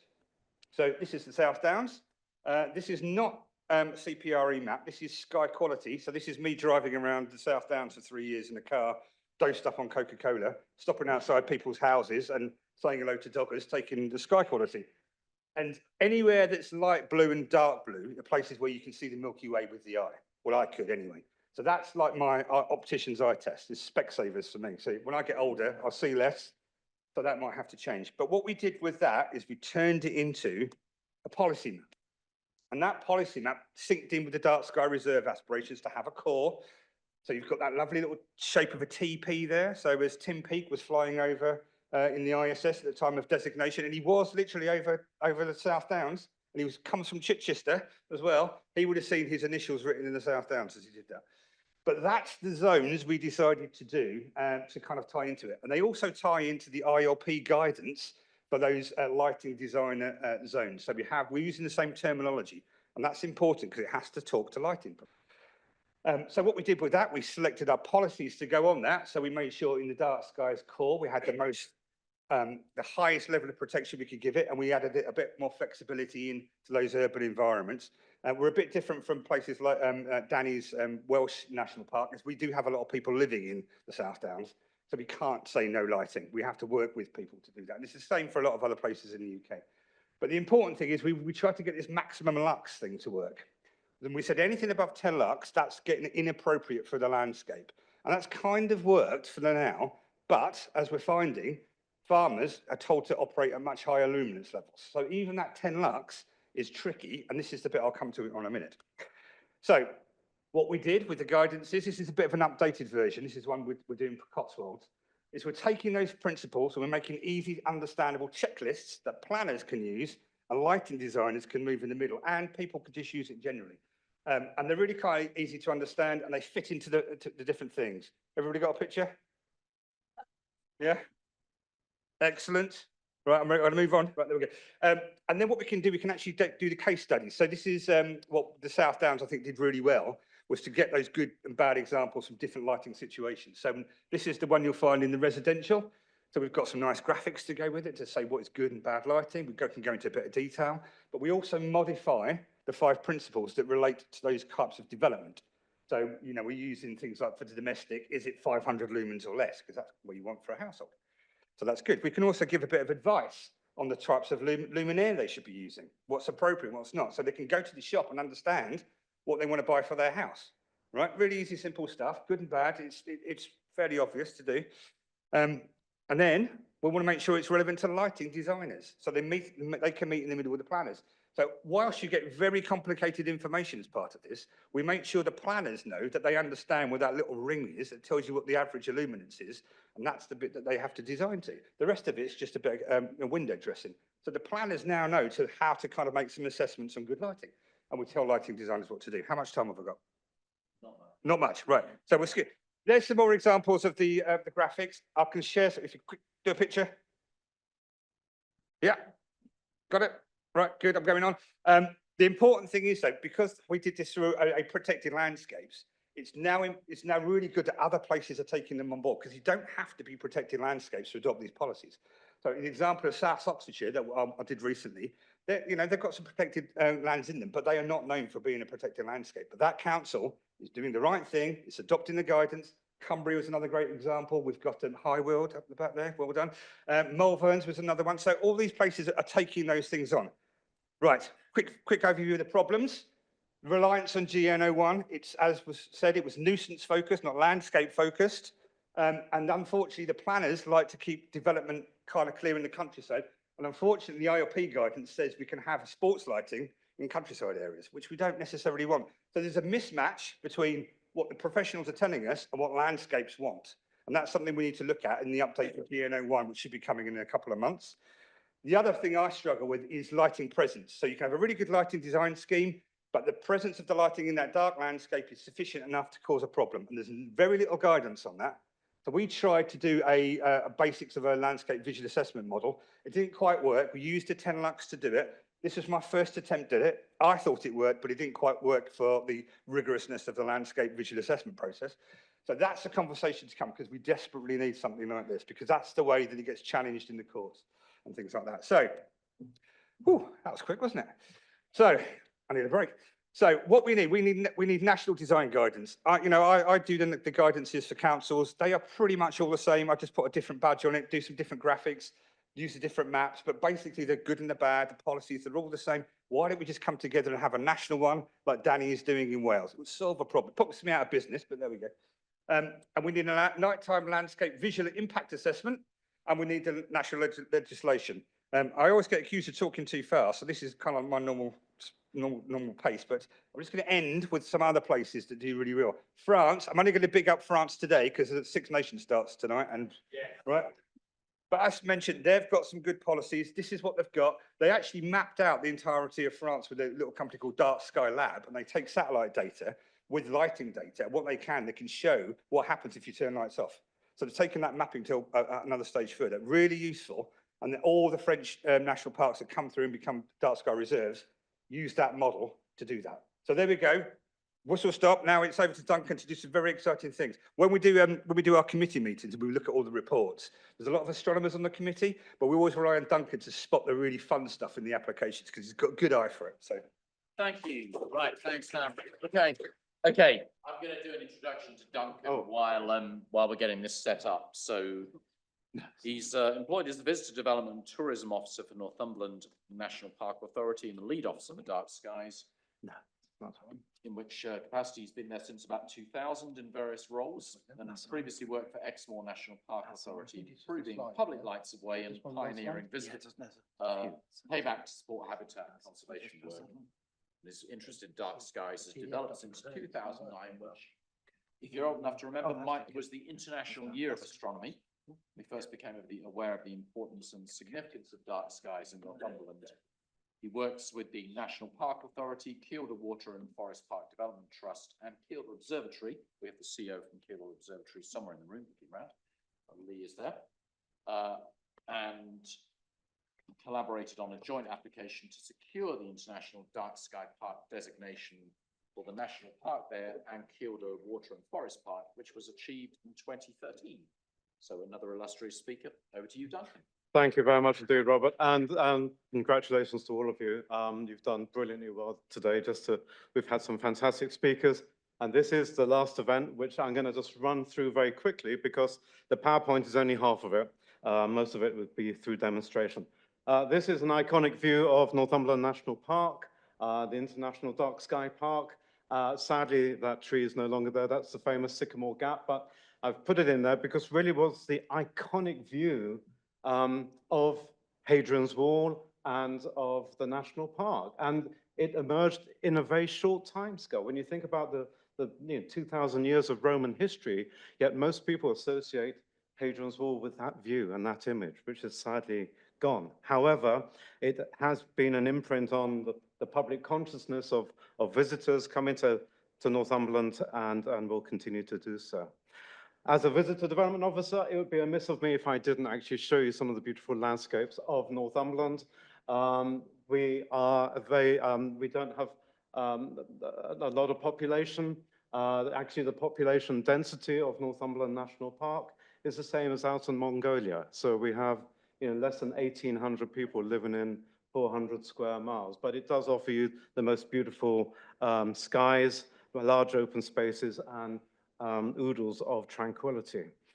So we lie within this, and thanks to the CPRE's wonderful night light map, we lie within what I call the black velvet band that extends across the Scottish borders and Northumberland and Cumbria. And we're very fortunate to just have dark skies. But as you can see, most of the light pollution that is encroaching into that area is really from Tyne and Wear and from Teesside and from the north from the Midlothian regions. But there we are. We secured dark sky status in 2013, becoming the first international dark sky park in England. And at the time, it was the largest. And since then, we have been actively trying to promote the conservation of our dark skies.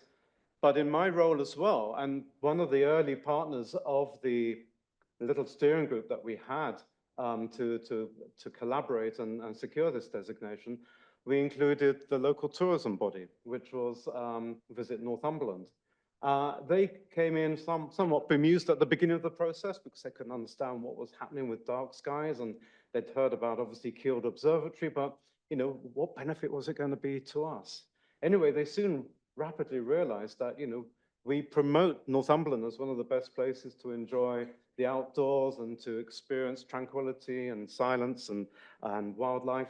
Therefore, having dark skies was just another asset to really celebrate and develop. So my focus diminished in any way. So we try to remind people, we use what capacity we have in terms of engaging people through our stargazing events, outreach, through country shows and urban events, and hosting exhibitions. Noctalgia was an interesting one. We celebrated our 10th anniversary last year in 2023, I should say. And we commissioned Bethan Maddox, a wonderful artist, to create the Noctalgia exhibition. Noctalgia being a word that emerged only a few years ago in America. John Barentine and Aparna Venkatesan created this word, which is basically sky grief, the loss of dark skies. And in fact, during that exhibition, we engaged a lot of school children, including the local deaf school that were basically using English Sign Language. And they created a new sign language for the loss of dark skies, which is sky grief. And that simple mechanism is a way that they can actually now communicate to people with hearing loss in terms of the loss of our dark skies. So I put that in there really to emphasize the importance of the arts and the humanities to really engage people about light pollution. We tend to focus on it from a very scientific point of view, but really artists are natural communicators, writers are natural communicators. We should really be engaging more of their skills to create that wow factor, to create that kind of sense of epiphany. And I'll come onto the light board in a minute. When we got our designation, we realized that we didn't have enough people who were passionate and were able to communicate the beauty of our night sky. So we created a program called Star Makers, where we recruited, and I'm grateful to Richard Darn at the back there for helping us with the development of this program, which was really to sort of train up people who are stargazers, who are amateur astronomers and maybe semi-professional astronomers, but they'd never really perhaps stood in front of an audience and engaged people about their love of the night sky. So we used it as an opportunity to train people with knowledge about how to interpret and create that wow factor. With hindsight, I think that was great. We succeeded in recruiting some new star makers. I would now actually say go back to and say train up interpreters to be more knowledgeable about dark skies, because I think they're the natural communicators, and I think with a bit of extra knowledge, they can do the job just as well. We also did a program of engaging local businesses, because we realized that especially rural businesses in Northumberland, it's a very short holiday season. It's really between sort of Easter and the end of September, and then it becomes very cold and wet and windy. However, we also realized that there was an opportunity. The best time to go stargazing is obviously during the autumn and winter months. If we were able to train businesses up to capture this zeitgeist of this love of dark skies, but also to understand the issues around light pollution. So as part of the training, they got to know a little bit about the impact of bad lighting, and also were encouraged to obviously take steps to reduce light pollution from their own properties and their own campsites. And that is still continuing. That's now embedded into the training schemes for Visit Northumberland until this day. We also developed a dark sky accreditation scheme for tourism businesses that have undertaken those steps to obviously improve the kind of lighting ordinance around their properties, but had also completed the Star Tips for Profit course, and were becoming ambassadors for the dark skies of Northumberland. And that take-up has been phenomenal, really. We're now seeing so many people really getting it and actually seeing themselves as ambassadors for dark skies across the county. Visit Northumberland obviously did a lot of work, obviously to sort of use a dark sky status to market Northumberland, especially in the autumn and winter months, with great success. We've got campaigns, the land that's just as good with the lights off, all that kind of stuff. And that's what marketeers do, and that's what has resulted in a significant, it's been a game changer, if I can say that. We're now seeing tourism businesses, especially in rural areas, as busy in sort of February and March as they are in July and August, because there has been this recognition that dark skies can offer something unique and special, and it's something they're tapping into. And for this, again, thanks to Richard for the photograph of his tent. Richard and his friends were the first people to discover Northumberland, specifically Kielder Forest. They came out as small groups of individuals in the 80s and 90s that rapidly developed into star camps that are still running today. The opening of the Kielder Observatory, which is a key milestone moment in 2008. And then when we got the designation in 2013, we've seen other observatories like the Battlesteads Observatory that Roy's been working with open. We've got one at Stonehalf, and more recently, we've got one at Twicebrewed Inn.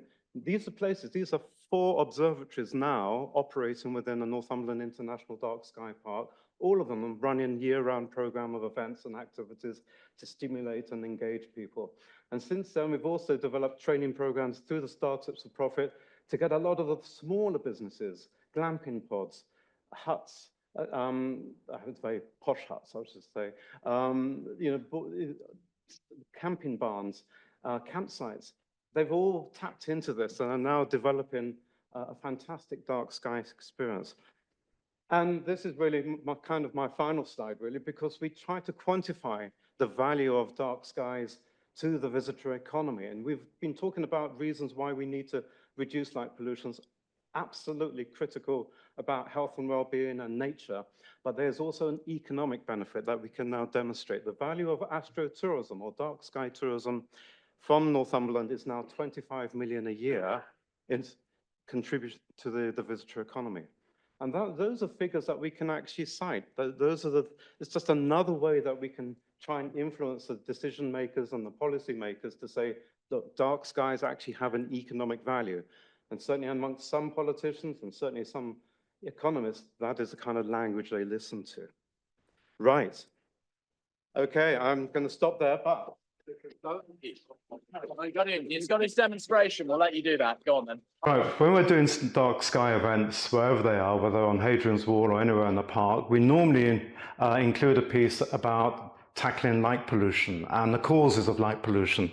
So I bring along this little demonstration to sort of explain the differences between outside lighting, because sometimes it's very difficult for people to really understand the sort of descriptions around lighting when we talk about fully shielded lighting, fully cut off lighting, warm white LEDs, blue rich emissions. All of this is bamboozles a lot of people because it's not something that you would normally think about every day. So this light board is really a demonstration to show the different kind of lights that many people fix on the outside of their houses or buildings, and really to show the difference between each of them and to show which ones are better when it comes to protecting our dark skies.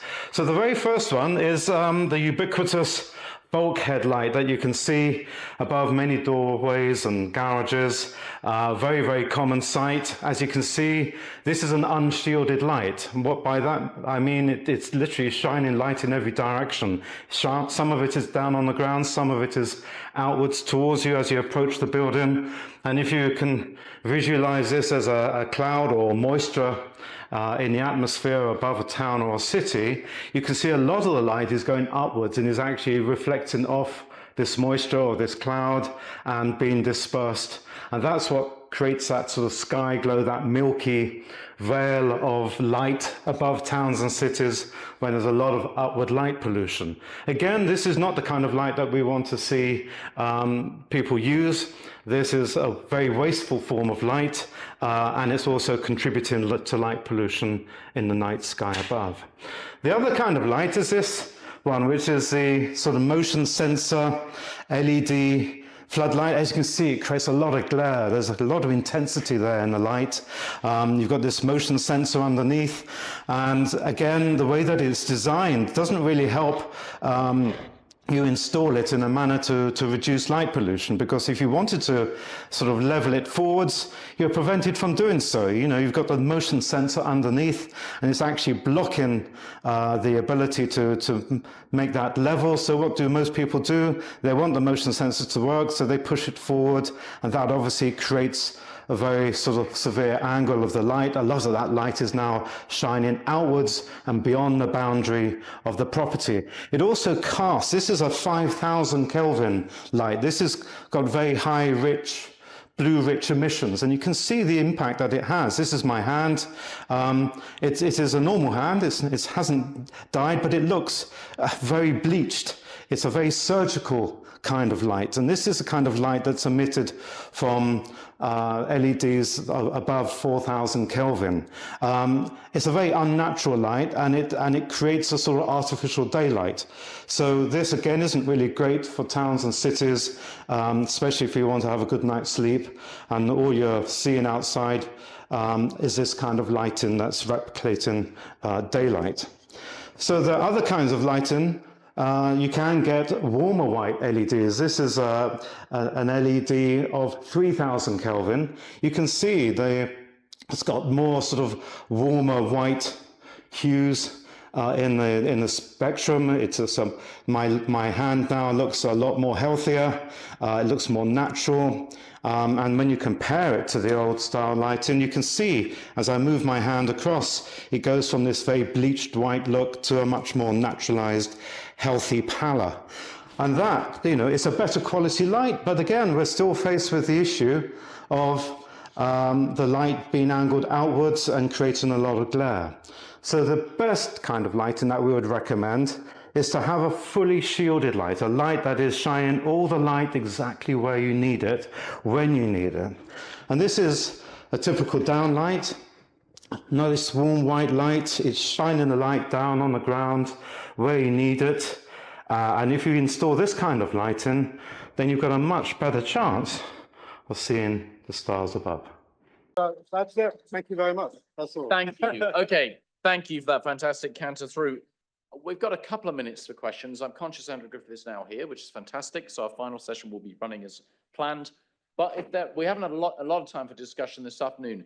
If there are questions in the room, if you just raise your hand, we'll come to you with a mic. Hello, I'm Karen Andervoyle. I have lots of different hats, so I won't go into that now. But my thoughts were, there's obviously a lot of amazing things going on nationally, locally, and lots of good research. But I think what is missing is a very high-profile advocate to take this story to the media. Someone I'm thinking a bit like Brian May, who obviously did a fantastic job for other advocacy, and really go on those high-profile media places, possibly even have a TV documentary to really make the general public, the wider general public, aware of these issues, because I think that's the way to really make a big difference. And people talking about game changer, I think that would be a game changer if it was possible. Thank you. I'm going to bring in the lady over there, actually, and then perhaps we can respond in the round quickly, or we can just move to the session where we can continue to make these observations, actually. So after Andrew's. Hi. Thank you, everyone. It was really an amazing day. I'm Noelia Noel, an astrophysicist, and I'm very interested from the astronomy point of view on light pollution, but also I became aware of how it's affecting the mental health, the biodiversity. And so we talked at the beginning, we were talking, you presented about the marine life, and you were proposing to move to red wavelengths because it's a bit, it's more beneficial, it doesn't affect deep inside. But what about fresh waters that we heard about earlier? So it's not like the opposite. And so how do you do with that, this conundrum that you need a kind of life for marine habitats and a different kind of life for fresh water? And there were tests for that, or did you test across different places? Tim, if you take that quickly, and then we'll move to, thank you, Thank you very much indeed for your question. Water is water at the base level. Until you start making it optically complex by putting different stuff in it. So phytoplankton absorb differently to colour dissolved organic matter, absorbs differently to components that backscatter within the water column. So it's quite complex in terms of optical complexity. But I think the basic message is still the same. What we want to prevent is the the blue light getting into the water. So if we can go to these warmer, I mean, this is the sort of the conundrum in all of this. We talk about warmer colours, and then we talk about colder temperatures. Weird, isn't it? But if we can go to those 2,500, 2,700 Kelvin lamps, that's better, rather than sort of this sort of blue, white type light that actually then does penetrate into the water much deeper. So yes, they are different, fresh waters to marine. The problem is still the same. It's still a physics problem. But actually, again, if we start taking up these checklists that Dan talked about at the end, that's really, I think, a good place to start. Sorry, that was a very long answer. Oh, don't worry, that's fine. But I think what I will do, actually, is bring in our final speaker, because he's come here from the House of Commons. So we need to respect that, actually, and the MPs are busy people. So it is my pleasure, I'll give a very quick introduction to introduce Andrew Griffith, who was first elected as the Member of Parliament for Arundel and South Downs in 2019. Feel free to correct any of this, Andrew, when you speak. We know him well through his work in setting up and co-chairing the much discussed All-Party Parliamentary Group for Dark Skies that you've heard mentioned a number of times today. And he does that along with Martin Rees as Astronomer Royal. And Martin, despite his age, has a huge number of jobs, including being a member of the House of Lords. And with the help of Emma, who you heard from earlier, the APB drew up the 10 policies for dark skies for government, which are basically yet to be enacted. Andrew served in the last government as PPS to Boris Johnson, moving on to head up the number 10 policy unit, and then in 3 ministerial posts before becoming the Minister of State for Science, Research and Innovation in the Department of Science, Innovation and Technology. And since the 2024 election, Andrew has returned to his role as co-chair, and so we're delighted to have him here today. if there's any brief for him at all today, really, it's just to steer us in how to make some of those policies a reality and to chair that final discussion. So with that, over to you, Andrew, if you'd like to come up. And well, thank you so much. How nice to be here. I could listen to Duncan all day. I love that this little thing here with the lights on. We need to get that into Parliament and showing my colleagues that. But that was fantastic. So look, thank you very much for all the work that you are doing, as well as inviting me here today. It's really good to know that there are so many experts and so many people working in this domain of light pollution. It matters a great deal to me. It matters a lot to Merlin. And it was what we were trying to do when we founded the All-Party Parliamentary Group for Dark Skies. As you know, Lord Reese's made invaluable contributions, and he, like me, was motivated by the beauty of the dark sky, one of the few experiences that we share with the whole of humankind. We've got very little in common with almost any of our ancestors over hundreds or thousands of years ago. But when we look up at the dark sky at night, that is an unchanged, broadly unchanged, experience that we have that makes us human.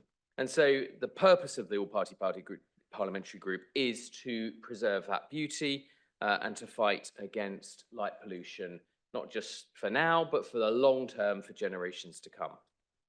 And my own constituency is in the South Downs National Park. Some of you may be familiar with it. It is the closest national park to London, to the busy conurbation of the southeast. I think it's right on the front line of this issue, actually, and so many other domains. It celebrates its 10th anniversary of being designated an international dark sky reserve next year.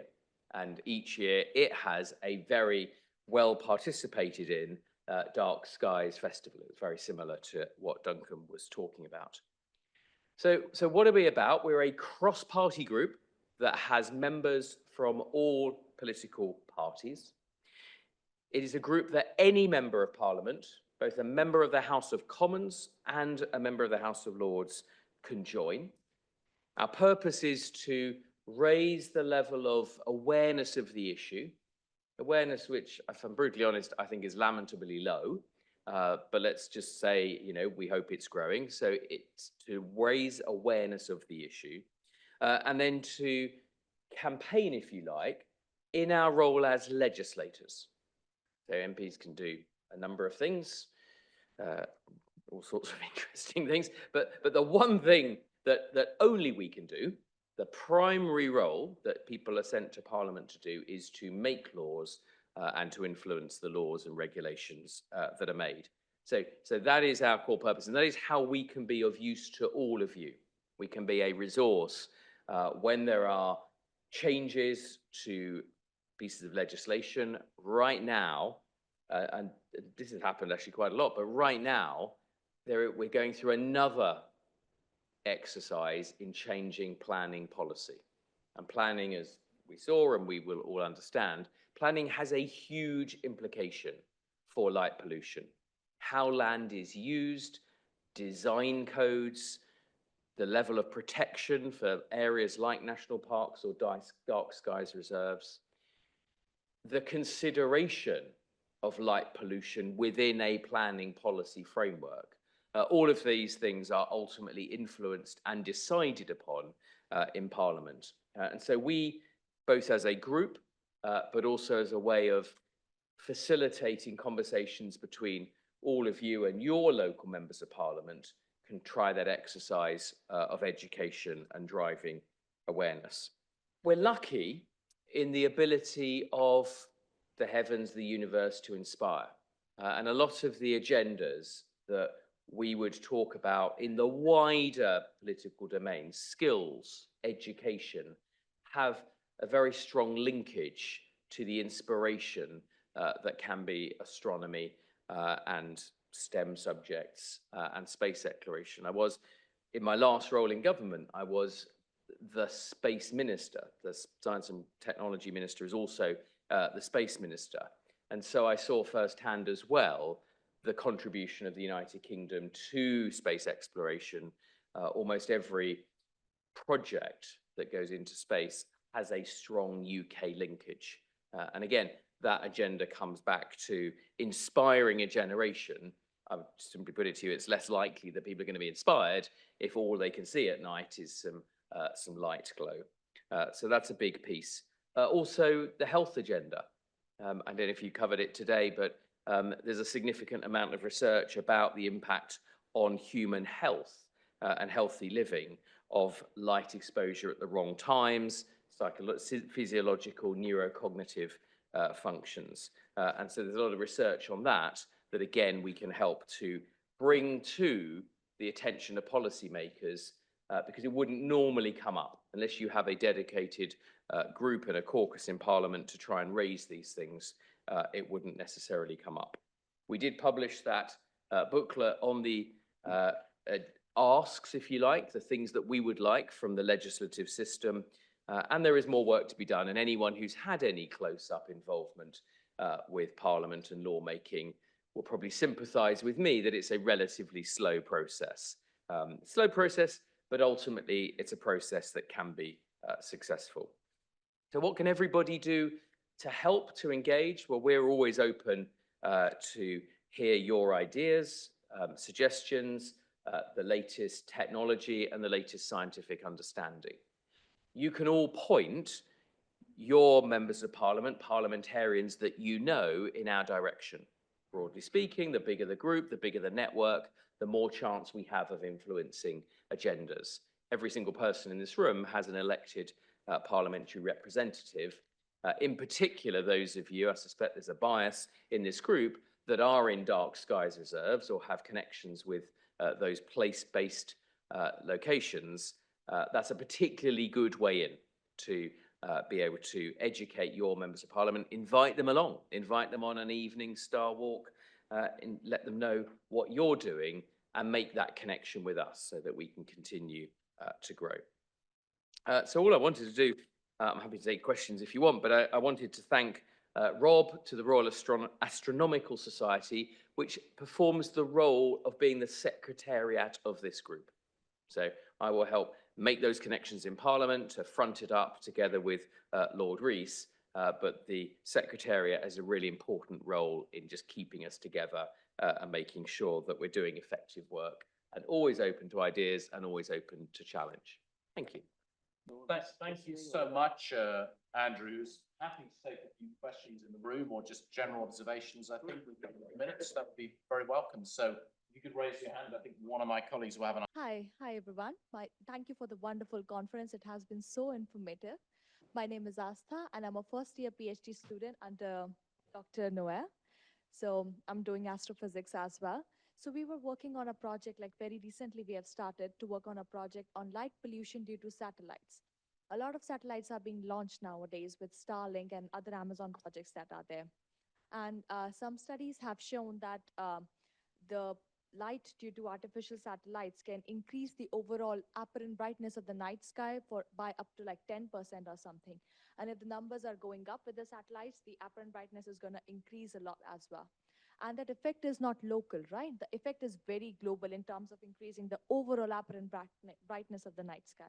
So I was wondering if any research has been or any effort has been done to like understand it already, or maybe understand its effect on like human health and our connection with the night sky specifically. Happy to answer some of that as well. But I think a little more for you. I mean, we're definitely aware of that as an issue.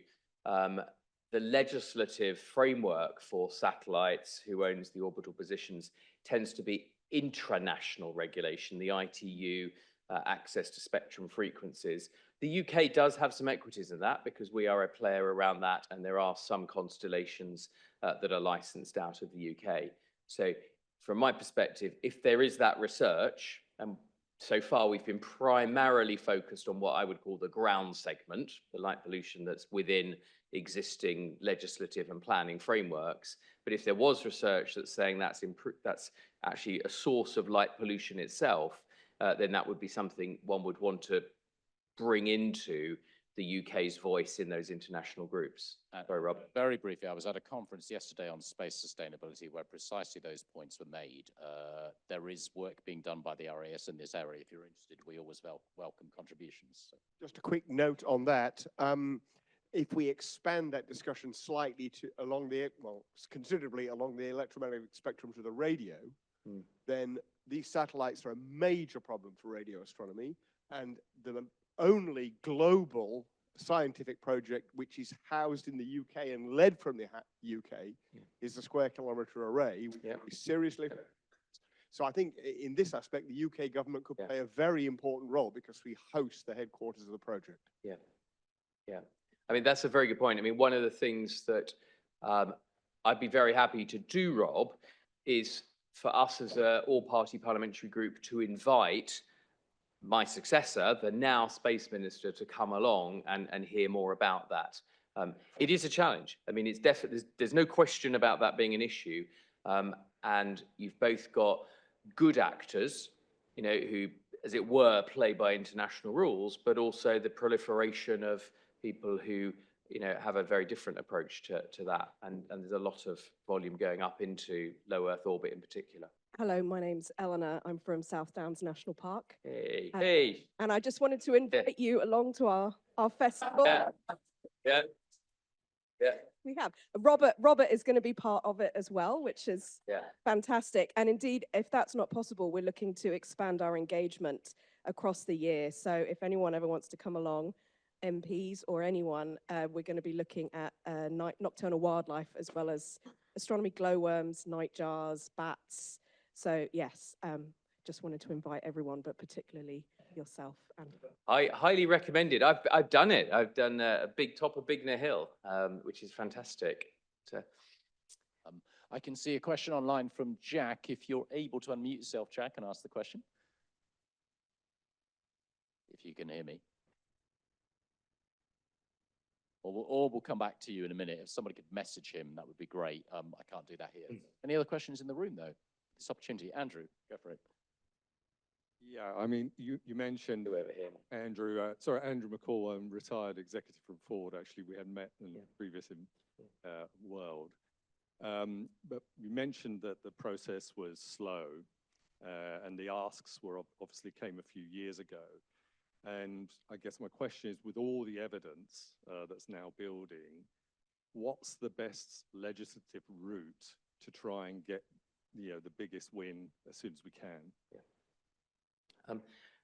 Look, I think obviously it depends on which particular issue, but in general, the best legislative route will be in planning guidelines. I mean, you can go a very long way as you look in other agendas like sustainability. You can go a very long way through educating people. What's the problem? What does the data say? And what are the ways that you can remediate things? So not everything in life, the answer has to be, you know, a big clunking piece of legislation, because that is quite slow compared with the voluntary adoption. But planning policy, because we're a busy, contended island, has tended to be updated fairly frequently, and it's had a number of things. There is reference to dark skies within current planning policy, but some of the work that has been done by advocates suggests building that out and applying greater protection. So numbers talk. I mean, we are a small and perfectly formed all-party parliamentary group. You know, if you go to the other extreme, and you'll find, you know, probably hundreds of members of parliament are members of the beer, you know, all-party parliamentary group. I'm not judging anyone, to be clear, but building our base. There's far more members of parliament, and obviously they turn over. So, you know, everyone please do what I was just invited to do, which is invite your local members of parliament and stakeholders along when you've got Dark Skies event, Dark Skies festivals. Invite them along on a star walk or a night walk, because that helps, because that just builds up the numbers.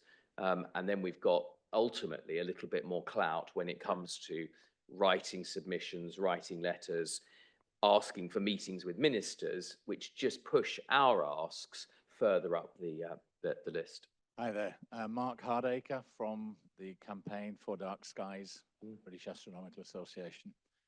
as the APPG, you are listening to a wide variety of different views from within this room. What would you like to hear from us? How would you like us to come together so that you're not hearing 50 different voices? Is a coalition of voices what you want to hear at the receiving end? What do you want to hear from us? How would you like to hear from us better? Yeah. More rather than less. So, we are here to be informed. Berlin's got deep domain expert, but most members of Parliament, including myself, don't have deep domain expert. I've had sessions on the different bandwidths of light and different propensities and different colours of light, and that is useful. And we, it's good to understand what good looks like. And then quite a lot of it ends up with what we're really looking for are technical standards or guidelines, both user guides that we can propagate. I've found in this domain, many people want to do the right thing. They're dealing with, again, if we think about the built environment, they're dealing with safety. They're dealing with sustainability and efficiency. They've got all sorts of different technical standards, building regulations. So a lot of people want to do the right thing, and discovering what different guidelines and sources of help are out there is really helpful. It would be perfect if everyone said, well, everybody who's working in this domain, has got this one particular common view. But I don't think we need to set ourselves that standard. I think, we're trying to educate, and any actions that we take are better than not taking an action at all. Does that help? So I think it's a little bit of a license to be fairly promiscuous in sharing ideas. Of course, to this extent, it's got the imprimatur of the RAS. That's really helpful, but many of you will have your own particular ideas as well. Thank you. I've got one online from Jack, who we weren't able to unmute, but he's asked, I tried to get light pollution included in the previous government's levelling up and regeneration bill, but was told pollution was an environmental protection matter for DEFRA. I understand his point, actually, about silos, where things fall within government departments. What can you do, Andrew, to break down these Westminster silos, please? Yes. Well, I mean, we don't have to accept that. There are many, what in Westminster language they call cross-cutting issues. All the biggies, if we think about it. Aging. Society aging is not owned by any one department. It cuts across lots of different ones, and sustainability of other forms. Environmental sustainability, again, runs across lots of different departments. So I don't think we should accept that, and we shouldn't accept that anyone should be passing the buck. There are multiple opportunities to go after this. DEFRA is the sponsoring department for the National Park Movement, for example. So to the extent there is I wouldn't say correlation, but there is some overlap between national parks and dark sky reserves, then there are things that one could do to strengthen the protections within the domain of national parks. Planning policy, local government is clearly within DULUC. And that's sort of the bit that we can help with, right? We can help. Westminster is a fairly small village. And if it does come to, there's two different ministers saying two different things, we do have the ability to sort of get them both in the same room at the same time and not let them out until they've reached some sort of agreement. So again, think of us not as the domain knowledge experts, but as those that do understand to a degree how Westminster and Whitehall works, and therefore how we can turn that into actions. Steve Duncan, DarkSky advisor, Cranbourne Chase, DarkSky Reserve, and the Federation of Astronomical Societies. Emma earlier mentioned the House of Lords Scientific Committee consultation, which was a very narrow one. It was just on the health effects of light pollution and noise. And I think most of us thought the report that came out of that was very good. But then DEFRA's response to it, and I quote, was conspiracy theories found on the internet. I mean, how can we have faith that DEFRA are going to take things seriously if that's their response to a very considered consultation and report? That's news to me. That sounds worrying. So I'll definitely read that. That's spicier language than I've seen in any government reports. And yeah, and let me pick that up with Lord Rees as well and work out what we can do. But once we've got these reports, notwithstanding the imperfection of any DEFRA response, that is then not quite a stick to beat people with, but it's something to keep coming back to and saying, look, there's been this report. Now, what are the actions that we're going to take flowing from that? I believe actually the chair of the committee wrote quite a scathing response. Yeah. Yeah. DEFRA response. Anyway, one final question, I think, if that's okay. It's very interesting. I'm Mark Edwards from the Coventry and Warwickshire Astronomical Society. And it's all very well for Parliament to make laws. And the problem is to have them enforced, because currently we've got a light pollution law. It's called the Law of Light Nuisance, which is a statutory nuisance, and that was made 20 years ago. But for example, our local council refused to enforce it because they say I'm an astronomer and I'm too sensitive to light. So, so the question is that if you do manage to get a new light pollution law, what can you put into process to actually get councils to enforce that for the original reason? To stop light pollution. And as I say, my council say the only way that they'll actually prosecute anyone is if it keeps me awake at night, not if it's stopping me from seeing the night sky. That's a great shame, isn't it? So I think, look, this is true of, a number of domains. I mean, obviously, if you're burgled, there's no question that the law is necessarily in a bad place. It's clear theft, the law of theft is defined. You then move downstream to, okay, that's the law is clear. Now, what are the compliance with the law? So I think we can work on both angles. First thing is improving the law. The law of light nuisance, if you like, is dealing with the problem after it's arisen. I think all of our goals would be to deal with this before it's arisen through things like the planning framework and education to prevent the problem arising. If you then get into compliance issues, one of the things that you can do, RAS can do, but also Parliament can do, is to seek data to hold up a mirror to what will always be a variable pattern of enforcement. There will be some authorities that are better than other authorities, and just as in other domains, having common data sets to say, for example, your local authority has made no prosecutions of light pollution, the neighbouring authority has made 4 or 5. Therefore, produce league tables, provide people with the data. It's not the only answer, but it's one of the things that we in Parliament use, is the ability to suck data out of the system at a level that's higher than any one individual local authority, and then to use that to ask questions and create a case for change. One of the things, it doesn't sound very, very perfect or very quick, and it's regrettable. Okay. Let's thank Andrew. That's very much appreciated. We're going to have a few final words from Marietta, just updating us on the work the RS is doing. I guess it's about a minute. I want personally to thank Marietta, who's done a fantastic job in putting this together.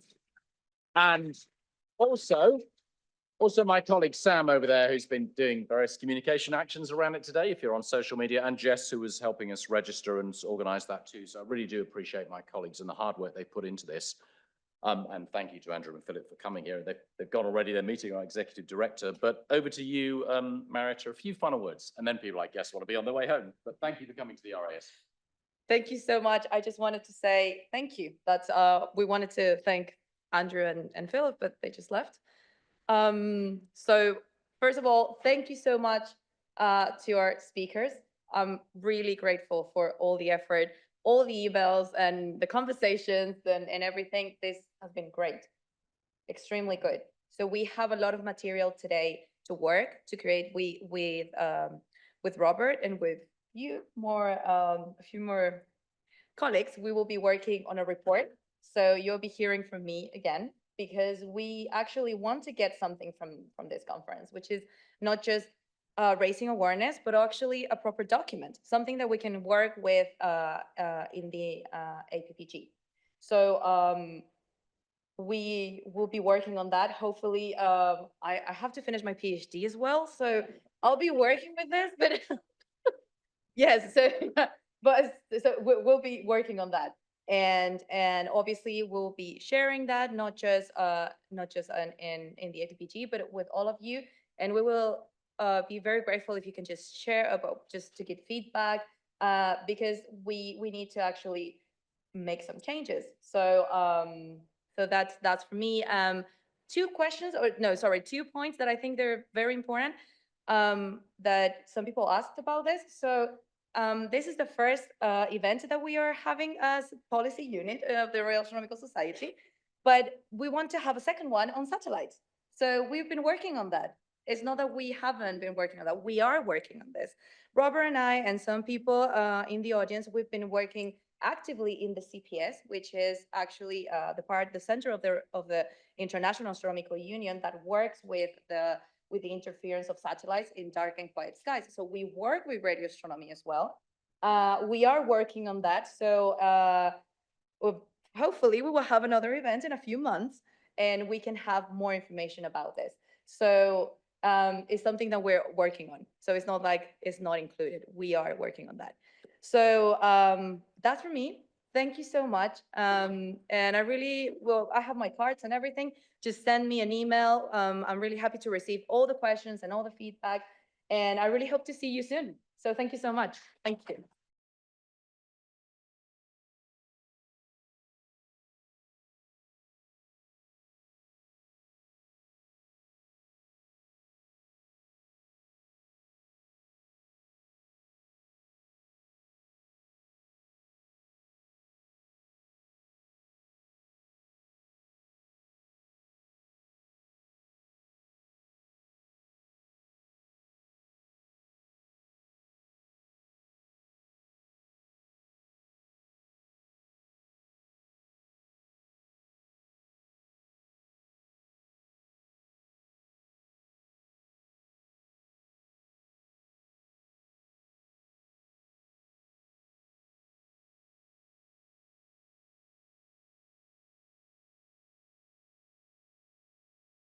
Thank you also to people online. Thank you so much for everyone who is online. Very grateful for our speakers online. Jack, Anna, Yolande, and everything. And thank you so much. Thank you.